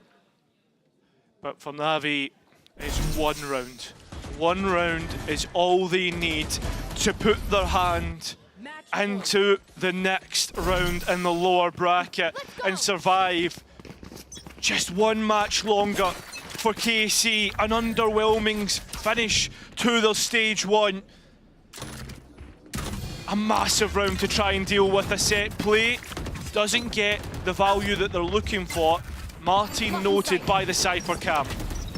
Again, raising an issue for Na'Vi to deal with. As soon as they take mid, Na'Vi are dropping back that defensive line into Boathouse, but this time their support. The mesh is there, and so's the sensor. Martin still with blades and an updraft. He fires himself over the top of Switch, but it's only going one way for now in the feed. Shao gets his 2. Can Angel find 2 more? He's got the first. It's a trade out 2-on-2. Look at how low Sadak is. He at least has 1 info dart to try and note anybody. He'll get the information he needs, but how long is he going to be able to survive? Going through lane, flash behind it. Sadak just hiding underneath the rail right now as the lane walk-up comes through from Koala. Elite, the healthy player. We have to depend upon him again. KC, the blue wall could crumble under the pressure of Na'Vi as they're putting it on. Elite has withstood at least that first player, but he has to go big where the rest of his team couldn't. To move on in their stead for KC's stage 1 hopes and dreams. Elite will continue where the rest could not. That's number 8, but how many more do we need? I mean, we talk about CPR, resuscitation, that was a defibrillator. Electricity coursing through the veins of Elite to keep KC alive. Na'Vi now. What's the response? I mean, you look at the eco, this is where you would do something crazy on the defense. With 4 rounds left here, Na'Vi very likely sent back onto an eco at least 1 more time before this map is done, and that being the 1 rifle in the hands of Koala already cut away, loose from the round. Angel picking it back up, but still favoring the Sheriff. All I'm gonna ask, Na'Vi, please do not use Shao's ultimate. Sound sensor out. Okay, well, they can't hear you, mate, so we'll have to see if they go for it or not. Still have that Guardian, though. That's a big point to talk about, because that's a bit of firepower. And it's this stall as well into the late round, which makes things all the more concerning. Shao maybe even thinking about using the ult here, just purely based on the positioning of these players. Looks like he might just send it in, and oh, well, your wish will not be granted. Na'Vi want to win it here and now. Shao still on the site with the gun in hand, and those reinforcements just can't arrive soon enough. Shot down where they stand. KC will have a 9th. We go again without a Na'Vi ultimate. The question is it a fake ultimate? Is it the real deal? Hero just trying not to give much away here. It's crazy too with the amount of points that requires to get up. I feel like so many times we've seen not just any old run-of-the-mill ultimate, not just your neural theft. Yeah, like, sorry, Bear. From the shadows, but like some really big round-defining ults are being just thrown into the fire. Quite literally, mate. Like you're sitting there and you're like, listen, guy. It's like the Mourinho story with the Balotelli one, right? Like, listen, do not get a yellow card. Do not use your ultimate. Angel, please, do not use your ultimate. And then you come into the next round and they just send it, and you're like, oh goodness gracious. If you can find a way to pull it off, you look like a genius. But right now, I think Na'Vi on the receiving end more often than not. But like you speak about, right, I know everyone speaks about like percentage plays and the numbers and let's crunch them, pushing up the glasses as Bren likes to say, but in these moments when it is literally playoff life on the line, I think the percentage play is what you opt for. Absolutely. If there's one takeaway I take from this series is how NA pilled you are, but heading into this one, they're from the UK. That's true. And in terms of how we carry on in EMEA, it's Koala that starts things off. Xiao finding the next. Could this be the round for Na'Vi? Sui has responded. There's still a player advantage with the defense, and they have util to fall back on both sides. That they do. And even the setup here for Na'Vi, you look at it, it's Sentinel players on either side of the map, so even if Aves had gone far, straight in with their ultimate, they were prepared for it. A lot of thought put into this, but now KC are on a plan B. Towards a look at the utility set up for Hero. Cypher cam for contact. Sonic sensors round about him to create a support network, and he's calling to his team. I've seen players on my cam, they're in short. Where does KC go here? There's a gap in towards tree, and that's exactly where they find to opt to go. The question is, are they overcooking this a little bit too much? Because, as I say, bunkers on both sides for Na'Vi. Less than 30 seconds in the plays through spawn. Ruxic watching over it, but as soon as that penny drops, there's problems for KC. Elite can at least solve it with a kill for now, but this is so chaotic, Cairo. It is, and look at this, the Omen ultimate used to try and clear out Hero instead. Found by Elite's rifle. His opposite number, the Sonic sensor gives the game away, but look at the deposit in mid. Sugetsu could be massive here. Hearing the steps all on Sugetsu, gets the first, and over his former captain, the wool is pulled over his eyes. Elite was just sweating when that sensor went off, hoping that the spike could go down, and now that KC have it, it's a split deck completely. One player main and one back from short.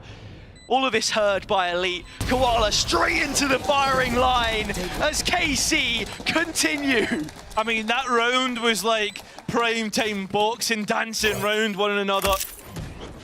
But with that being said, I mean, the most important thing for me in the next round is one. Aviz has his null command up and available, so they can take and get rid of any Sentinel utility that's possibly needed. But the other aspect to it is Navi's buy. They are stricken once again. So they've read into a double stack on A with both Hero and Angel.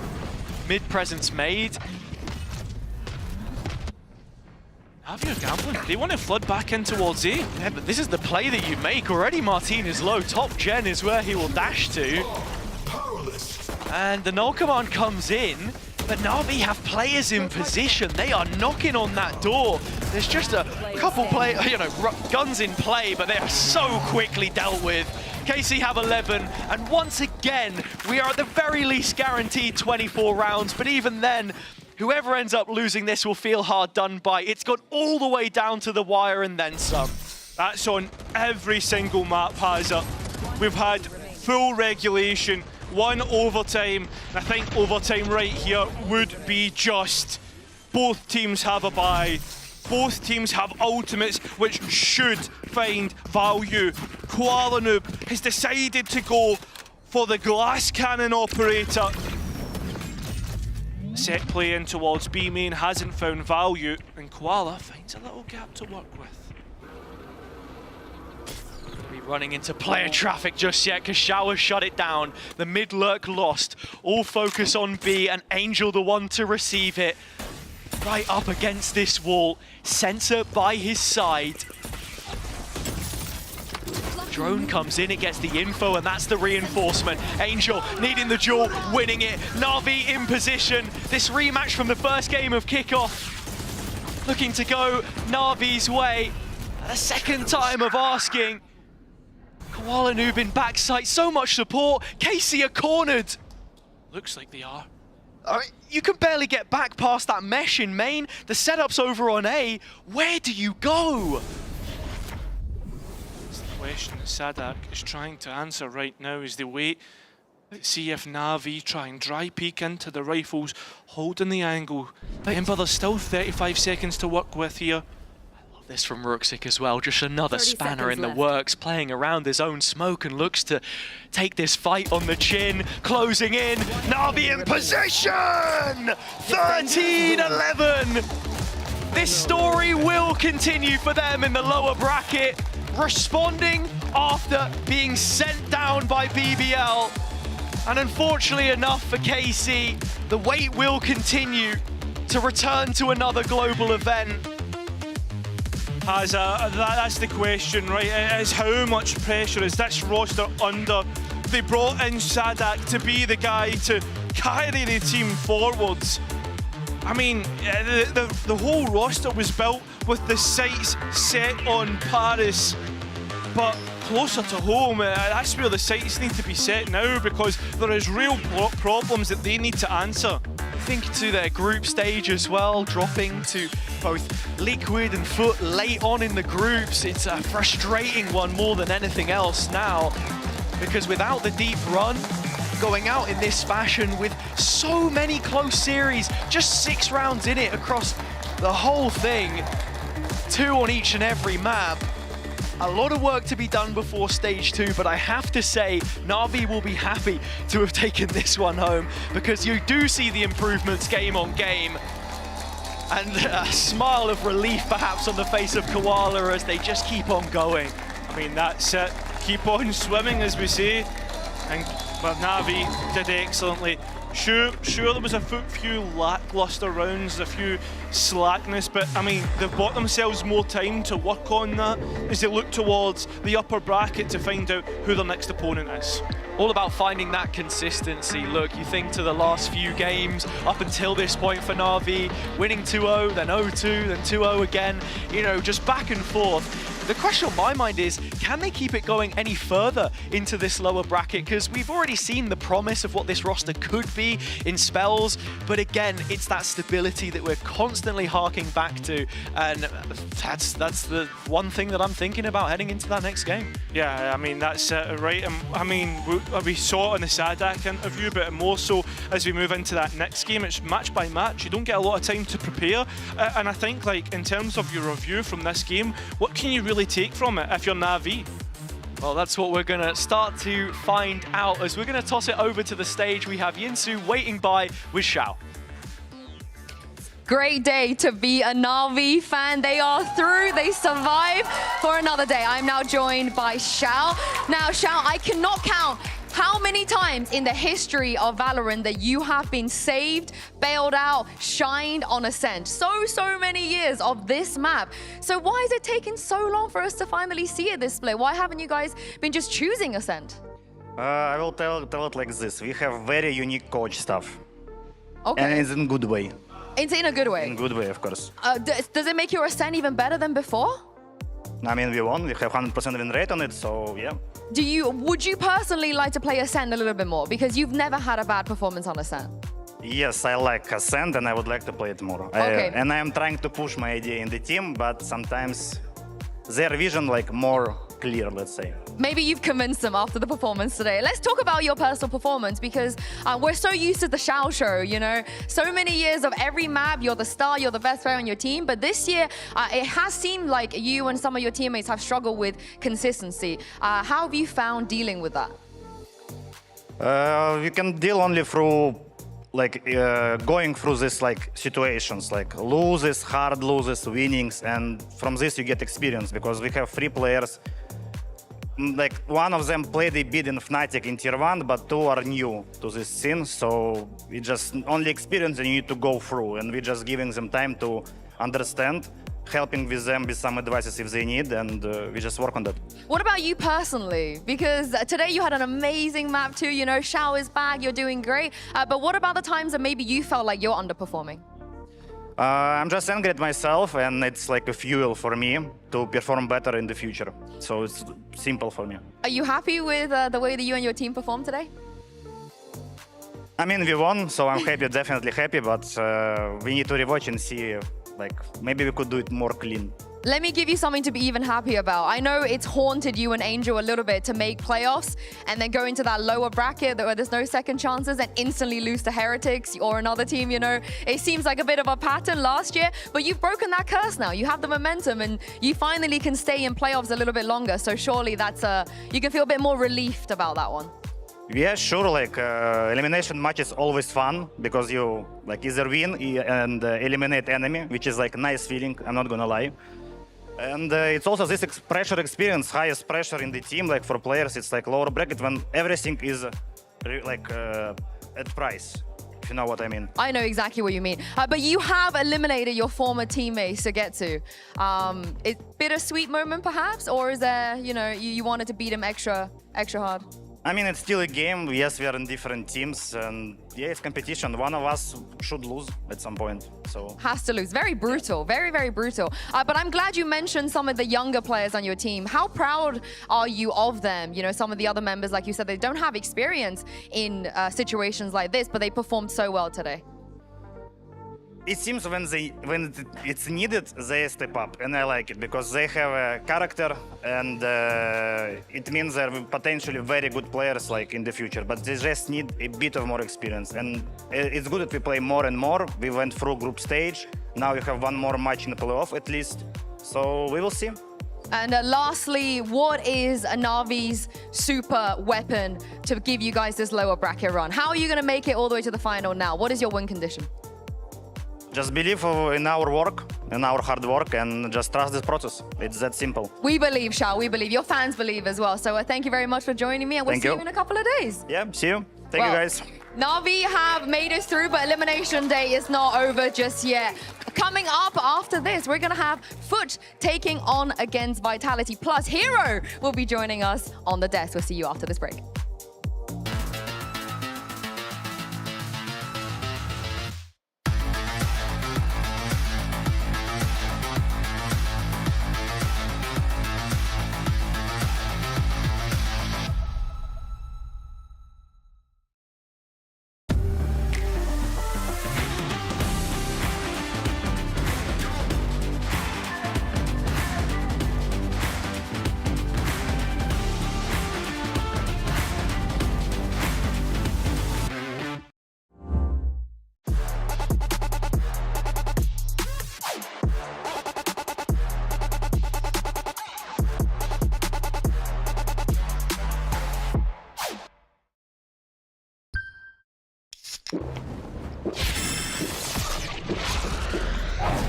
Red Bull gives you wings.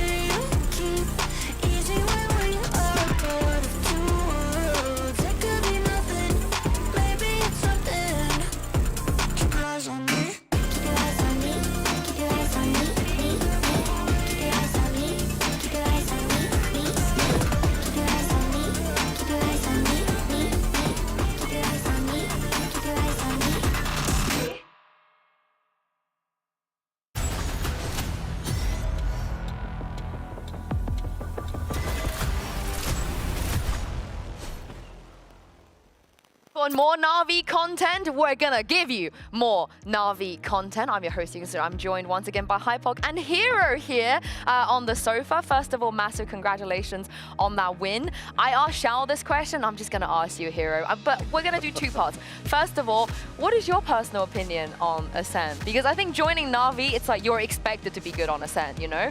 And why didn't we see the Phoenix? I really wanted to see your Phoenix. I would say I like Ascent. First of all, it's a nice map. I like any map where I play Cypher, to be fair. Oh, I like okay. Cypher a lot. It's like one of my favorite characters. And why I didn't play Phoenix? Would you rather play Phoenix or killed the Cypher? dream now, yeah. Yeah. I mean, I love Phoenix. Like, he's probably like up there with either Cypher or like Phoenix. Oh, okay. Because he's also, I think I'm like the, like stats-wise on VLR, I'm like the best Phoenix, I think, in the world. Was there ever a chance of, have you even said to like Happy and Angel, I could play Phoenix, let me try? Has there ever even been floated this idea? I say like almost every day. And what do they say? We've tried, but not on Ascent. Oh! I can't say too much. Okay. Okay, well, you've already said enough to be honest. I'm excited. Yeah, I mean, with the performance like today, it would be, well, to give No-brainer. you two deaths in a round is a pretty terrifying prospect. But I mean, today, obviously, elimination game. One of the things that we were kind of talking about coming into this is it's an interesting like matchup between Angel and Sanak. What is Angel kind of? What's it like playing under such an experienced IGL in an elimination game? I mean, I love Angel a lot. Like, I call him Unk. Of course you do. So we have Unk and Papa on the other side today. Like, it's like, yeah. Oh, that's great. But Angel like gives a lot to the team. Like, even after the talk, after the BBL game, like he is like a really good caller under pressure and like just any like pressure he's given, and I like that a lot. And he responds like good to feedback, which I like as well. Oh. Well, what's his style in these moments? I think I like the way that Hypo, you address the elimination, because you know some people can get a bit stressed, some people get a bit emotional. What's his kind of general vibe in these moments? General vibe, I would say like he's like really like he's like helping the team a lot, like behind the scenes, kind of like not like shooting wise like the most. He did not just do him like that. What? I mean, he played pretty well today, to be honest. I mean, like even in scrims, like he's shooting. Like sometimes I'm like, damn, he still got it in him. Still got it. Yeah. But he does shoot. I guess what's actually just to follow on from that. How is it like playing with Koala Noob? Because it seems like Koala Noob's like the most energetic, like getting everybody like riled up after a round win and stuff. Like, is he kind of like the vocal kind of vibes bringer? Because it seems like a lot of the time it's him, and then it cuts across to like Angel, just tight-lipped. Shao said nothing for 3 rounds. Like, yeah. I mean, I love Koala a lot as well. Like, he's really energetic when like we need it in the team, like which reminded me a lot of like back when I was in Fnatic with Alpha. Like I get it. I like the energy that he gives to the team, and like even if we're like not doing the best, like he's still there to like hype up the team, which I love. Yeah. We all know how much Koala wants to make Toronto, right? That's so special, you know, for him. I think he even spoke about, you know, having his daughter watch him, his family there, and so on and so forth. Does that rub off on the rest of you that you want to go there extra just to give make that, it, give that to make Koala, his dream come true? Yeah. Yeah, I would say so. Like, I mean, of course, like it'd be like a dream for him, and I'm trying my best to make that come true. Yeah, you are We trying can see your that. damn We can best. see that, yeah. We're going to show some of that F in a second, but let's take a look at the Ascent comp that we mentioned. Unfortunately, if you just tuned in, we did not get to see a Phoenix. I'm a bit sad about that. But what we did get to see, though, is this, the deadlock stuff as well with the Tejo. How long have you guys been practicing with this comp? What's the idea behind all of this? I mean, we've been practicing with the comp like a good amount of time, I would say, and like Happy and Koala love the comp a lot because back when they were in M80, like they were like saying really good things about the comp. Is this the same with Icebox as well? Then they just go on M80. We did this. Not as much as in okay. Ascent. Okay. Do you like it? Did you get bought into this as well when I mean, they pitched it? I love the comp. Like I already said, like I love any map where I play Cypher. So. I guess interesting enough is one of the theories coming out of this is understandably going to be why we obviously haven't seen Ascent yet. Is this the final form, or is there more prep that we're kind of yet? And again, I'm not expecting you to reveal too much. Is this kind of what you've been working on for Ascent? I mean, I wouldn't say final form. Like, I wouldn't say like final form on any map, because I feel like day by day we're like improving like every step. Yeah. So we're still like preparing like as much as we can and like doing as good as we can. Saving strats for Toronto. Sandbagging. Saving strats. Just typical Angel. Yeah. I mean, you mentioned that you're trying your best, and you know, Shao was also saying on stage that when the youngsters on the team, when you need them to step up, they always step up, and I think you're an example of that. Today, though, there were some just unbelievable things we saw from you, Hero. We've already seen some unbelievable things from you before today, but talk us through what was happening. Play by play this. In the 1v3, I was like thinking by myself, like, they have Fade ulti, but I didn't expect them to use it in a 1v3. And when they used it, I was like, damn, they like put respect on me. Yeah. In a 1v3. Well, I mean, he threw his hat off, I think. Yeah. Oh my god. That's what you did to that man. Yeah. That's what you did. But like, you couldn't see, you couldn't hear anything. Is that just your pure and also this as well? What was this? Yeah, this was disgusting. Yeah. Oh, I mean, here like. I was like hearing like a bunch of steps everywhere, and like I started hearing, I think Cypher shoot in heaven, and I was like, I'll just peek in, and I just started hearing a plan with low time, and I'm just running at him. It does feel like just absolute freedom in some of these rounds but it's also like, what's so impressive as well is like the on-the-fly decision-making that you make sometimes. Well, like, what's going through your head there? Are you getting much info from your teammates, or is this you kind of just like, I guess, channeling into like your instincts almost?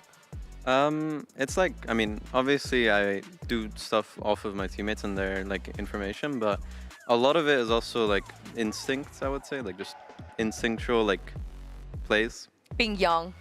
Being young. You remember those days? No. You remember? Long time No, ago. you're good. You're all right. I've seen you play. Yeah. Oh, right. I thought you were going to say, yeah, you're good. You're no, Hypok is good. I don't think... I feel whenever we have discussions about, like, caster teams and talent teams, your name is always in there. Are you this good, though? Are you Hero good, do you think? I mean, I'd like to think so. You take him on, Hero? Yeah? We go 1v1. What's that? Oh my god! Can we make that happen? Can we do a 1v1? Have you played console yet? Can we do? Well, yeah, console. Sure, let's go. 1v1? Yeah, you down for that? Yeah? Console? I've like probably touched the controller like 5 or 10 times in my life. Yeah, same. I think that's probably Well, he doesn't know though, so it's fine. Okay, but we could do maybe like 1 round on the console, 1 round on the PC. Okay. Isn't there coming mobile as well? Yeah, we'll do a mobile round. Honestly, actually, Evan, producer Evan, please write this down. Like, we'll make this happen. We'll do some a little bit of content. How are you feeling for the rest of this lower bracket, Hero? Because things do not get easier from here. You have a nice momentum now, though, because the loss yesterday was a little bit rough. Yeah, the loss like yesterday was like, it made me pretty sad, I would say. But like, we had the game like the next day, so like. Well, yeah, actually, focus up. I guess interestingly enough, how did the discussions feel after the loss versus BBL? Was it kind of like did it almost feel like a total failure and almost back to the drawing board? Was there elements of the veto that you felt that were kind of missed, or was it kind of just a massive over-performance or, I guess, underestimation of BBL on the day? I wouldn't say it's like an overestimation or anything, but we had like a good talk after, like we were here and still talking, which was like, we normally don't do it. Okay. But it's like we had a good talk and like we talked about stuff and like what we need to do tomorrow against KC, and like we had to like lock in because otherwise we get out. Yeah. You did lock in, you did. And lastly, before we let you go, you play the loser of Fnatic or Team Liquid. Who do you think your next opponent is going to be, and do you have a preference? I mean, I obviously have a preference. Like I used to be in Fnatic, but I would probably prefer going against Liquid. Oh, why? Just in general, like our performances against them and like scrims and like. Okay, some It's a better matchup for us. Scrimbucks. All right. Well, we'll find out tomorrow. But for now, thank you very much, Hero, for joining us. Congratulations once again. We'll see you in a couple of days. But it's not over. It is not over. We're going to go to a quick break. And on the other side of this, Vitality will be taking the stage against Foot.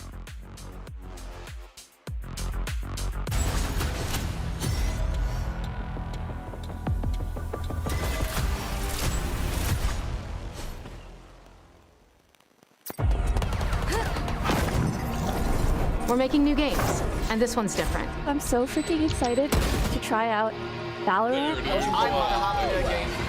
This is our take on a competitive shooter. We want a tac shooter with more creativity. Okay, you guys are gonna see this epic play again? More expression. And a lot more style.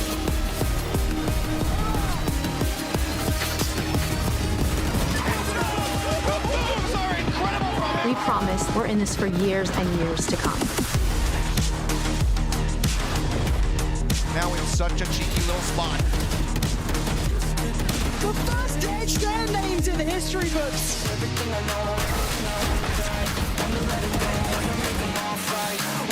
I know exactly.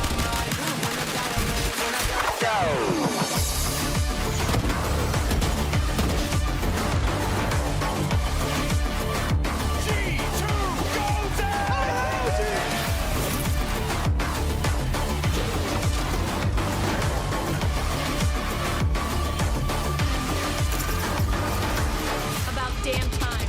What's the move? We killed them all.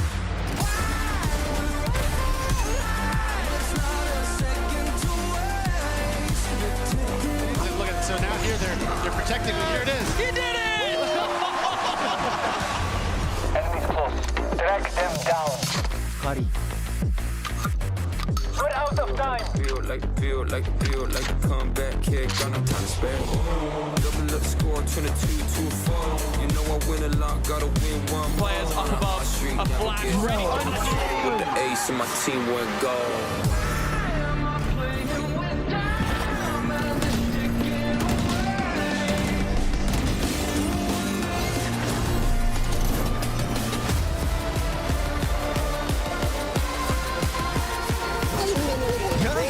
Let's go. Start off with Del Carey. Don't worry, guys. I got this.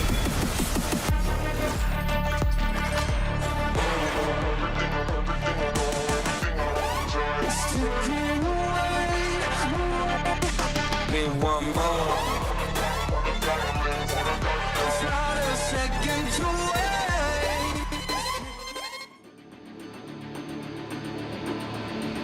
Where you been? Now I'm back, let's bump that. Got a phantom in my hand, I'll clutch that. Get an agent on flank, got a loop back. Shall we simmer on down with a 5-step? Where we been? I don't know, going downtown. Got the city lights here like a ghost town. Got the body frags hiding all spooked out. Cause we got radiant night, you better bow down. Now, whoa, you from Omega with the oh no. I'm with the Alpha and you know, don't make that ticket spike sound. Put that away, you'll hurt yourself. Be an anchor, let it all come your way.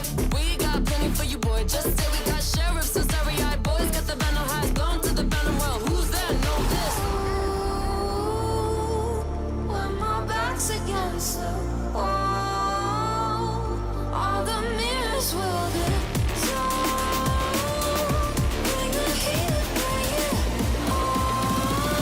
Watch me ignite.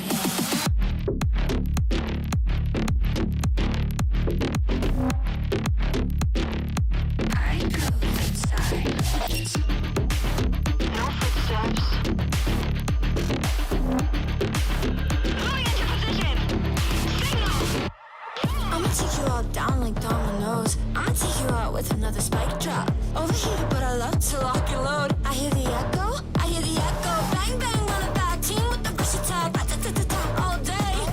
Enough with the chit chat, steady with the one tap. I'ma set it off, just wait. Oh, eres Omega con la oh no. Sabe que la alfa soy yo. Go, vete, vuelve cuando no estoy así. Desapareció. Oh, como piensa que no traigo la peña, las de sheriff hello.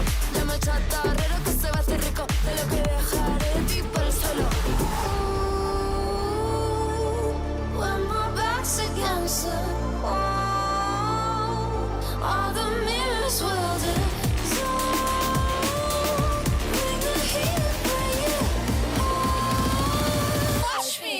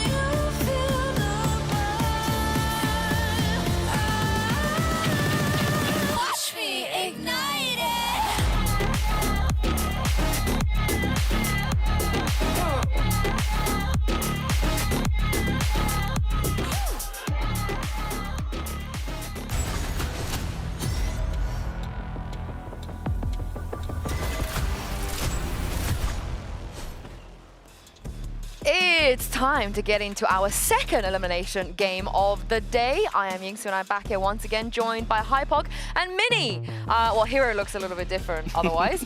Welcome back, Mini. Welcome back. I kicked him now, again. I kicked him again. Oh, no. Come on, no. Just like you did Durka. Every single match we play, it's a player that Mini's done dirty. It's kind of crazy. I kicked Durka? It's kind of wild. Jesus. Yeah, isn't it, Mike? I can't believe it's all your fault. I cannot believe crazy. everything is Mini's fault. But let's talk about this second matchup because it is once again elimination. No more second chances. Did you guys ever expect that these two teams would be up for elimination this early on? No. To be frank, like after Well, hang on. So actually watching Vitality back through stage one, yes, but I guess coming into stage one as a whole, no, absolutely not. No, Foot we expect to always be that kind of third, fourth team, even if their kickoff wasn't quite there. And at Vitality, we're supposed to be top 2 in Europe, and they're down here, which is crazy. Yeah, it's got upset potential all over it. And going back on the topic of people that, you know, Mini keeps kicking on Fnatic, 2 of them have joined Team Vitality. 2 people that you're very familiar with, Mini, in the past. We, of course, have SLK coming in as the assistant coach, and Edgar as well. Both of them at one point or another worked with you. So give us a little bit of insight. Yeah, so go on. SLK worked with us in 2023, was my assistant coach during our infamous run. Yeah. He was very good. He did a lot of prep for me, helped us out quite a lot. He works remote too. He didn't even come to the events, he'd just stay up all night working, so that was good. So he was there with Lock-In and Tokyo. And Champs. Yeah, very successful tournaments for you He did guys. loads of good work for you. Yeah. And then you kicked Wonder why he wasn't there in 2024. But sorry, carry on. Okay, yep, that was all me. And then Edgar worked with us last year as a performance coach quite a lot. And we also worked with him in Summon FC in 2021. Yeah, that was OG. That's a throwback. Yeah. That is a big throwback. Yeah, just both really good people. The only thing I would say here, though, is that I think both of them have been working with Vitality for a little bit, so it's not like a really new change. It's a confirmation almost, it's basically. Yeah. So they're past the trial, I guess. I'm a very big fan of both of these guys. You know, they're the kind of people that's been in our scene for so long, and in situations like this should be a difference maker for sure. And perhaps maybe a Vitality in the game could also make a difference. But the comps, though, are we concerned at all? Is there any concerns around the kind of speed in which they change things up from game to game? Yeah, it's definitely a concern. I think one of the kind of overarching issues has kind of been Vitality not being able to find their identity. And then kind of some role overlaps, I guess, within some of these compositions have looked a little concerning. And again, we've got a question, it's a big question mark around the prep behind it and kind of discussions that happen coming out of a loss. But stability seems to be the issue. Yeah, the big narrative for me here is that they're losing to teams that are extremely good. So on Lotus, for instance, losing to Fnatic, who are very good at Lotus, and then instantly swapping comps. And then Icebox and Haven losing to Heretics, who I think are the best in EMEA on both those maps. Yeah. And then switching. To me, that shows that potentially maybe a lack of vision or a lack of kind of... Overreacting, you think? Maybe some emotion going on within the team. Something not quite right to me. So you would have preferred to see them maybe not change the compositions. But how do you think they could fix things if it's not within the comps? That's a I think there are $1 million question. Yeah, there is, but there's also other issues, right? I guess coming back to the identity thing, it's another question really around. I mean, it sucks to say, but when the biggest positive really you can draw from stage one so far for Vitality is the Seavoffs come in and look phenomenal individually. That's not really, I guess, face value. That was the look of death coming out of safe there, by the way, on the slow-mo. But coming into stage one, you look at it on paper and you think, damn, Vitality like should deliver here. And there shouldn't really be any questions about it. This is a star-studded roster, even ahead of Seavoff coming in, who I think has already cemented himself as probably like I said, the highlight of stage one. Yeah, and it has not been easy for Team Vitality, and Faded did not shy away from talking about it. Take a look at this.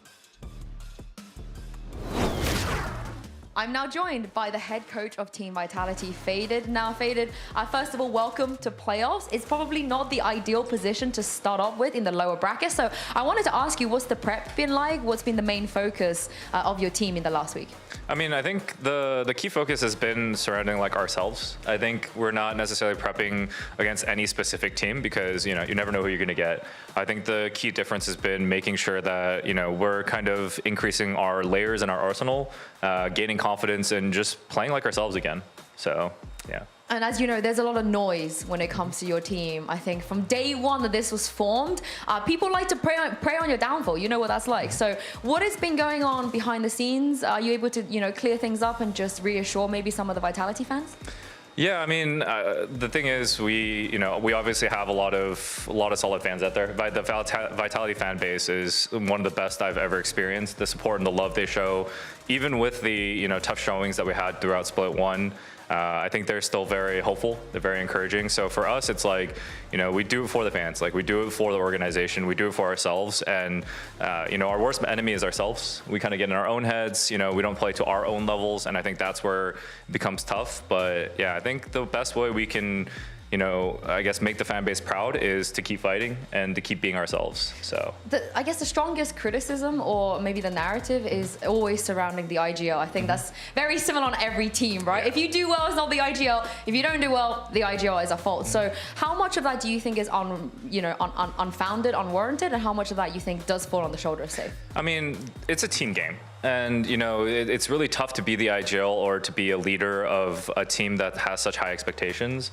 I think when it comes to Safe, you know, he's always been kind of known for his duelist or his old school Senti plays, but he has one of the best understandings of the game, in my opinion. It's just putting that to paper with the players that we have. And, you know, he has a huge responsibility on his shoulders from, you know, the players on our team to the expectation he puts on himself. You know, this guy, he's grinding day and night. He's staying up until like 2, 3 in the mornings with me, waking up at 8, 9 in the morning to just make sure we plan out the day correctly, focusing on individual improvements on himself, but also his teammates. Like, he really carries a lot of weight on his shoulders. And I think one of the things he always focuses on is not, you know, the criticism, but really focusing on how he thinks he can improve or what he can do for the team, because he's very introspective. Like, he's very critical about his own decision making or, you know, what goes right or what goes wrong. So, you know, someone like Safe, it's, you know, there's a lot of pressure on his shoulders in terms of, you know, from the outside, but the way that he handles it is actually extremely professional and impressive in my point of view. Why do you think the general community always kind of scapegoats the in-game leader, or maybe jump to that sort of conclusion whenever a team doesn't do well? I mean, I guess it's because the IGL is quote unquote like the leader, and, you know, the leader is always going to have that spotlight in a way. You know, it's never, you know, it's really tough. And I mean, I feel like Safe's the type of person who would rather have the pressure and the criticism on himself than his teammates, because he cares about everyone on the team. All, you know, from Dirtka to Les to Clem or Cyboff to Kicks, like, he cares about them all as people. And, you know, I don't think Safe minds being the guy that takes all the heat, right? If that means that the rest of the teammates are, you know, able to focus on what they need to do to improve. What's your relationship like with him? Safe, we're very close. Not only from an in-game perspective, you know, but I think one of the ways I really want to treat the team is always giving them, you know, more of like a humanistic or personality approach, personal approach. You know, so Safe and I, we spend time, you know, we're always spending time within the game, but, you know, we're always in contact. When the good happens, the bad happens, you know, no matter what happens, like, I see him as a brother, and, you know, we kind of have this very strong relationship with each other. And I think that helps with the dynamic of how we work with the team and what we try to instill, or, you know, what we try to build. But, you know, Safe is definitely family to me. So. Oh, I don't think we hear that a lot from Coach IGLing sort of pairing, but it's very important in this game. Mm-hmm. And lastly, I do wonder how much this comes down to you or Safe, or maybe the two of you, but the comps. There's been a couple of times where you guys have changed your comps, mm-hmm. and it surprised us. It surprised a lot of people. What was the reason behind changing some of these comps? Was it just because you lost one game and you felt like you needed to change, or was there, you know, you already have a few other comps prepared? I think it's the idea of testing and playing around with different comps too as well. I know it's a pretty high pressure situation in being able to win throughout these splits, but unless we go through trial and error, it's really difficult. I think, well, you know, it's always, we kind of tend to feel that the anti-ing and kind of the strategy around us is pretty intense. especially the opponents that we play to as well. And I think, there's a huge region difference, and it's something where, stylistically in NA, is comps that, Les and I, for example, are very familiar with in the play styles of it, doesn't necessarily correlate to the EMEA region, and it's very difficult to kind of find the balance between those play styles. So for, from my perspective, it really is, kind of finding what fits, especially with, bringing Saivov on board.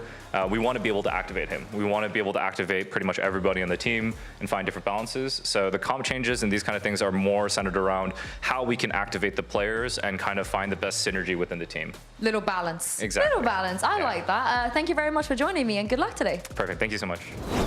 It's always nice to hear from Fader. Now, I want to kind of point out that tidbit of him saying him and Safe are like this, their family, their brothers. As a coach, Mini, what kind of relationship is that? Does that mirror you on Boaster, or do you think maybe that's still a rare thing to have? No, I hate Boaster. I was going to say, dish the dirt now. I hate that guy. You would have kicked him if think you that could. there's a clear trend. I think if you look at the teams that have won historically, where there is like that trend of the IGL coach relationship, and I think it's the most important thing in the team. So I have a bit more faith in this Vitality lower bracket run if that relationship is as tight as what Fader is saying, because it seemed pretty believable to me that seemed. Yeah, he's not the type of person to lie about that, but I think the other elephant in the room, Hypok, is Durkin time. When is it? Is it today? Well, hopefully. If you're a Vitality fan, you're praying. I mean, it's been difficult to watch, but I think as well some of the things that kind of hinted at in that interview there, the expectation is really high. I think Vitality, like I said, with this face value, this roster, start of the year, would have had a target on their back. So in terms of like anti and, having to, feeling as if you have to switch up compositions because you feel as if you've just been figured out or read, I think it's a fair assessment, to be honest with you. But Durka's a player that we know what he's capable of. We've seen the highest highs. We've also even historically seen, back on Fnatic as well, Durka go through a bit of a slump, but he's always come out the other side. It's just a question of when's it going to happen? When are we going to see Durka get back to some semblance of comfort? Because a lot of player reacts where he's kind of looking confused, looking frustrated at himself, and those are the things that you question, kind of, well, again, experience for you. How are they addressed? How responsive is he to kind of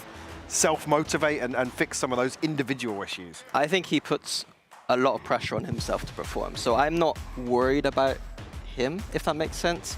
Like, he's the biggest critic of himself. He'll know that he's not playing at the level that he needs to be playing at right now, and he'll do anything possible to rectify that. Yeah, and he has never been eliminated at playoffs this early. Yeah. Never. Yeah, well, that's the thing. That Durka has, 11 out of 13 global attendance, which is just insane to think about. And he's always made it through the upper bracket as Seed 1 or Seed 2 at a push. But Seed 4, this is new territory. But it's also new territory for Foot as well. Ever since being in the partnership era, they've missed 1 global event a year, but 2 Mini. This would be new for them as well if they're eliminated today. Yeah, I think that Foot don't get painted with this narrative too much, where they are actually one of our better teams. We don't give them enough credit. We don't give them enough credit. They're quietly the team that kind of makes it to the international and just like, our Foot's there again. Yeah, especially from the organization standpoint. They're kind of like a newer org. They're not as established, so I think they've been extremely successful over these years. Yeah.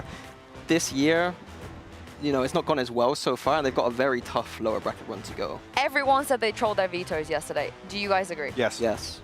Why? I don't. Explain the veto troll to me. Like, how did they troll that veto? I mean, they let Fnatic get, well, even if you were to just take it at face value, opening 2 maps, like, that leans heavily in favor. And then to have Haven, this feels like it's like Fnatic won all 3 map picks of that veto.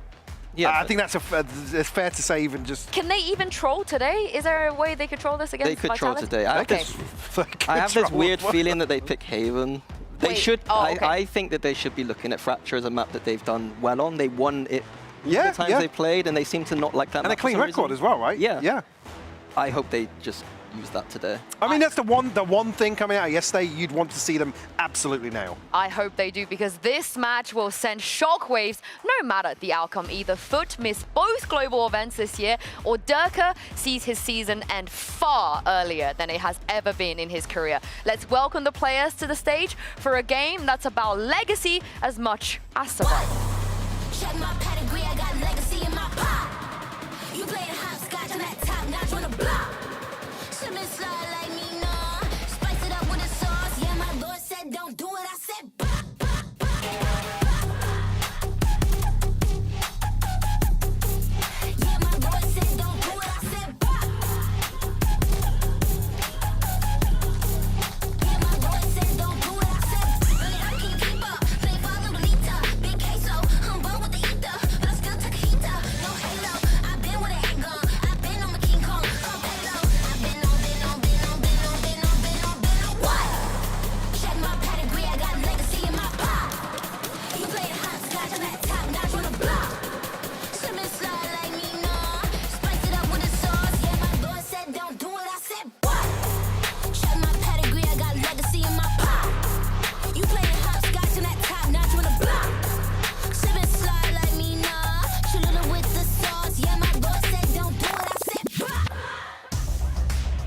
is a lot on the line here. Team Vitality, of course, the winners at kickoff here in EMEA. And we all saw Foot already yesterday. And the question about that veto, I think everybody is tuning in to see what are they going to do today. Are they going to ban the Icebox again? What are they going to pick? And how much are they going to give Vitality? Now, it says Foot all the way across, but it is actually, it is Vitality that banned Pearl. Okay. I mean, Split map 2. Now I look towards the decider. Again, we've got Fracture in there. Split's obviously a concern that bleeds over from yesterday. Well. There we go. How do we feel? I think it's pretty good. I'm a bit confused by the graphic right now, but don't worry. I can tell you, it is Foot that banned Icebox. Yes. This is a decent pull for Foot, I think. Yep, they ban Icebox, Vitality ban Pearl, Foot pick Fracture, Vitality pick Split, and so on and so forth. Yeah. So I think that the Fracture being in there is great for Foot. Their Split, I would err towards Vitality there, but this could absolutely be a 3-map series. Yeah, I firmly agree. Do you think Vitality could have seen this coming? Could they have foreseen? No, not after yesterday. The Fracture pick, can they be prepared for the Fracture? Yeah, definitely. I think they've looking at the map pool for Foot. Like I said, that was why it was so surprising yesterday, to be honest with you. Again, to see Fracture here for map 1, Vitality have got to be looking at, like we said, clean record for Foot. And I think actually in terms of gaps of the map pool, Fracture's one of the ones that you've got to feel like Foot are feeling confident about. Yeah, Vitality haven't played it this Split, I don't think, at all. So that is the one thing, like they don't know the information about what Vitality have cooked up. Like maybe Vitality have looked into Fracture more as one of the maps that now they need to go towards because they kept picking Haven and it was a disaster for them. Yeah. Do you think they're going to stick with what they brought out at Bangkok? Because they beat T1 here, they beat Liquid here, they looked at least decent for Vitality on Fracture. Do they need to change anything? Was it the Tail Breach? It was the Tail Breach with a Vice, a little cheeky Vice. Tail Breach Vice, that sounds good to me.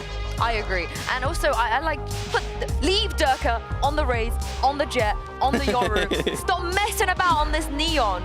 That is the simplest thing. Yeah, I think even you know, rolling it back a little bit, there's always been that question of comfort. I don't think Durka's ever found comfort on Neon to the level that we see potentially. I mean, Jet's up there obviously ahead of the Raze, but even it was a slow burn to get him on track with the Raze as well historically, but he got there. I think with Neon, yeah, I never made him play. Yeah, so. exactly. Let's see what he's gonna play here. Oh my God! Sorry, out the window. Bin it. Wow. Bin it. Now we're fake analysts. Like he needs to have a big game today. That's all it is. Like he's had the Neon games where it's not looked fantastic, and today it's all or nothing for him. Yeah, I agree. Again, it's a good comp, sure, but I mean, for that individual comfort factor, again, why not go back to exploring the Raze and the Jet? Obviously, we've seen a lot of switch-ups with the composition, so whether or not it's something that they've tried and just not felt great about, I'm not sure. There's also a little bit of switch up here, right? Because we saw Trex was playing the Brim when he was there. They didn't have, they've been the Vice as well. The Vice is no longer here, and they've moved Seavoth on the Brimstone too. So again, there's a lot of pressure for someone like him having to do this first time on Fracture and elimination in the lower bracket. I don't necessarily have any concerns about Seavoth in general, to be honest with you, because a lot of the concerns would be around newcomer, finding his feet within the team. He's never played Brimstone before though. Yeah, I know, but well, again, unless we come out and it's an absolute disaster, but I think Omen, I don't necessarily think really around plant stuff, lineups and whatnot. I think it's a plug and play. I think Brimstone's a pretty plug and play agent most of the time on this map. I don't think it's a big concern. Yeah. I do like the less to Cypher angle. The Cypher is a bit easier to use on this map, and less is, of course, a great Cypher player. Well, this is the pick of Foot, and we're hoping to see a better version of them coming out today. It's time to jump into this map and send it over to your casters. It's Mitchman and Tombiz. Thank you very much, Yinsu. This should be an exciting matchup indeed. Always fun to see these teams butt heads. Vitality come into this stage with high expectations. This is a low bracket final, right? Oh, I think we missed a little bit more of the playoffs, right? Because There's no way that we're playing a first round elimination match, because between Vitality and Foot, Mitch, that would make absolutely no sense coming into the year. Well, it's like Yinsu said, we need to see that bounce back from Foot. I think finding themselves down here early on certainly isn't the expectation that they had set coming into stage 1. Now, the chance with survival on the line up against Vitality, the team that took the crown in kickoff. One of these teams will be setting foot on that stage for the last time, but not on this map. It's a best of 3 starting out on Fracture. Now, Tom, when we look at Fracture, where do you see this ballpark for both teams? It's going to be an interesting one, because you talk about, like, where would the ballpark be? Well, initially I'd talk about that defensive side for Vitality, but they now have a different player in the mix to the last time they played it. So already an aggressive start. Durka looking to try and get in their face as much as humanly possible, and well, manages to get that opener onto Adacaptain. He's found himself an opening, and they're looking to crunch on it, but a big play by Foot, wrapping themselves around. They've made it to the south side as Zeus picks up a triple. This round has quickly fallen into Foot's hands, and now with just one player left to fall, it is the new gun that has to face off against almost the entirety of the opposition. Foot with a pistol under their belt. It feels like Zeus managed to slip through the cracks, which is a terrifying thing to happen in the first round. Like, this guy has been an absolute highlight, which I think you have to also talk about expectations for the teams overall. Like, Vitality built a super team, got top 4 at Masters, and right now are looking vulnerable. Sorry, had to pause for a second for the screams. And then you look at Foot, they were a squad that last year and the year before at least made a Masters. In fact, in 2023, they were at every single international event. They've added in Zeus, who's been their best player, and they're right down there, potentially not making either of the Masters to kick off the year. For Foot, 1-0. Vitality, Sivov, a big name that's been added to the server. Someone that we had doubts about, you know, in terms of facing off against the top-tier competition. And I think this is going to be one of his greatest tasks. Not just Foot as a squad, but with elimination on the line, they are definitely going to be a team that steps up to the plate in a big way. Already finding their opening with a 1-0 start. The attackers, well, they've gone for a light buy. It's just going to be classics and moseying on towards the B site. They hope that numbers can be the difference for them as they pick up these orbs and look for any sort of advantageous fight. But nothing's being offered up. One of the things with Foot that I think it's going to be a make or break for Vitality. It could be what kick-starts them back into the tournament. You're playing against a team that a lot of the time works off fundamentals, very aggressive in the way that they play. So maybe that boosts Vitality's confidence getting those individual fights. Or they're going to slam you into the ground. Like, they are a team of 50-50s, it seems, all the way through the matchup, and it'll really put to a test. Wow, what set up they are! Okay, Zeus, just looking for some star points out of the fourth! It might only be against pistols, but an in-zone flawless, and well, he was getting SSX tricky with it. I like the idea there from Safe, sending in the salvos to try to put Yedege on the back foot, put him out of position, but he has that cage, survives on site, and then the reinforcements come through, even catching an angle on the side of the cage. Nasty stuff for that first 3, but then the slide in, no scope to close it out. You know, the morale is high. Does he know it has a scope? I think he might. He might, but he didn't need it right there. The spams were good. Its hipfire is pretty accurate. He's got all those kills and he's just giving it to Mr. Fallen. I hope he doesn't try that with the Outlaw, though. That will be a different game altogether. Very aggressive from Zeus, and he'll lose his life. Durka waiting for him down below. Vitality more than happy with that opening pick. Was the message from Geist just disrespect the hell out of them today? Because that was the one rifle or one Vandal that they had in this round. Still pushing, though. The defensive side looking to try and pincer in from behind. Cracks looking to hold the line in front of them. And they kind of already have the attack boxed in, but that kill onto Cracks opened things up. Yeah, there's a lot of weaknesses for Foot. Losing those opening duels just makes it so much harder. The pressure on as they attempt to crunch towards Arcade. Les is having none of it, cleaning up the kills before he meets Yedege. But a 1 versus 4, an ace clutch needed, and really, I guess the question of damage is always going to be there in a round like this. But carrying that Bulldog through to the next could give them some opportunities, or even that reposition to catch them off as they exit. Yeah, removing weapons is often going to be the goal of players in this situation. I can assume there's no real reason for him to hold on to the gun, because if he dies, he'll get himself a Vandal in the next round, or Phantom, but it'll be a Vandal.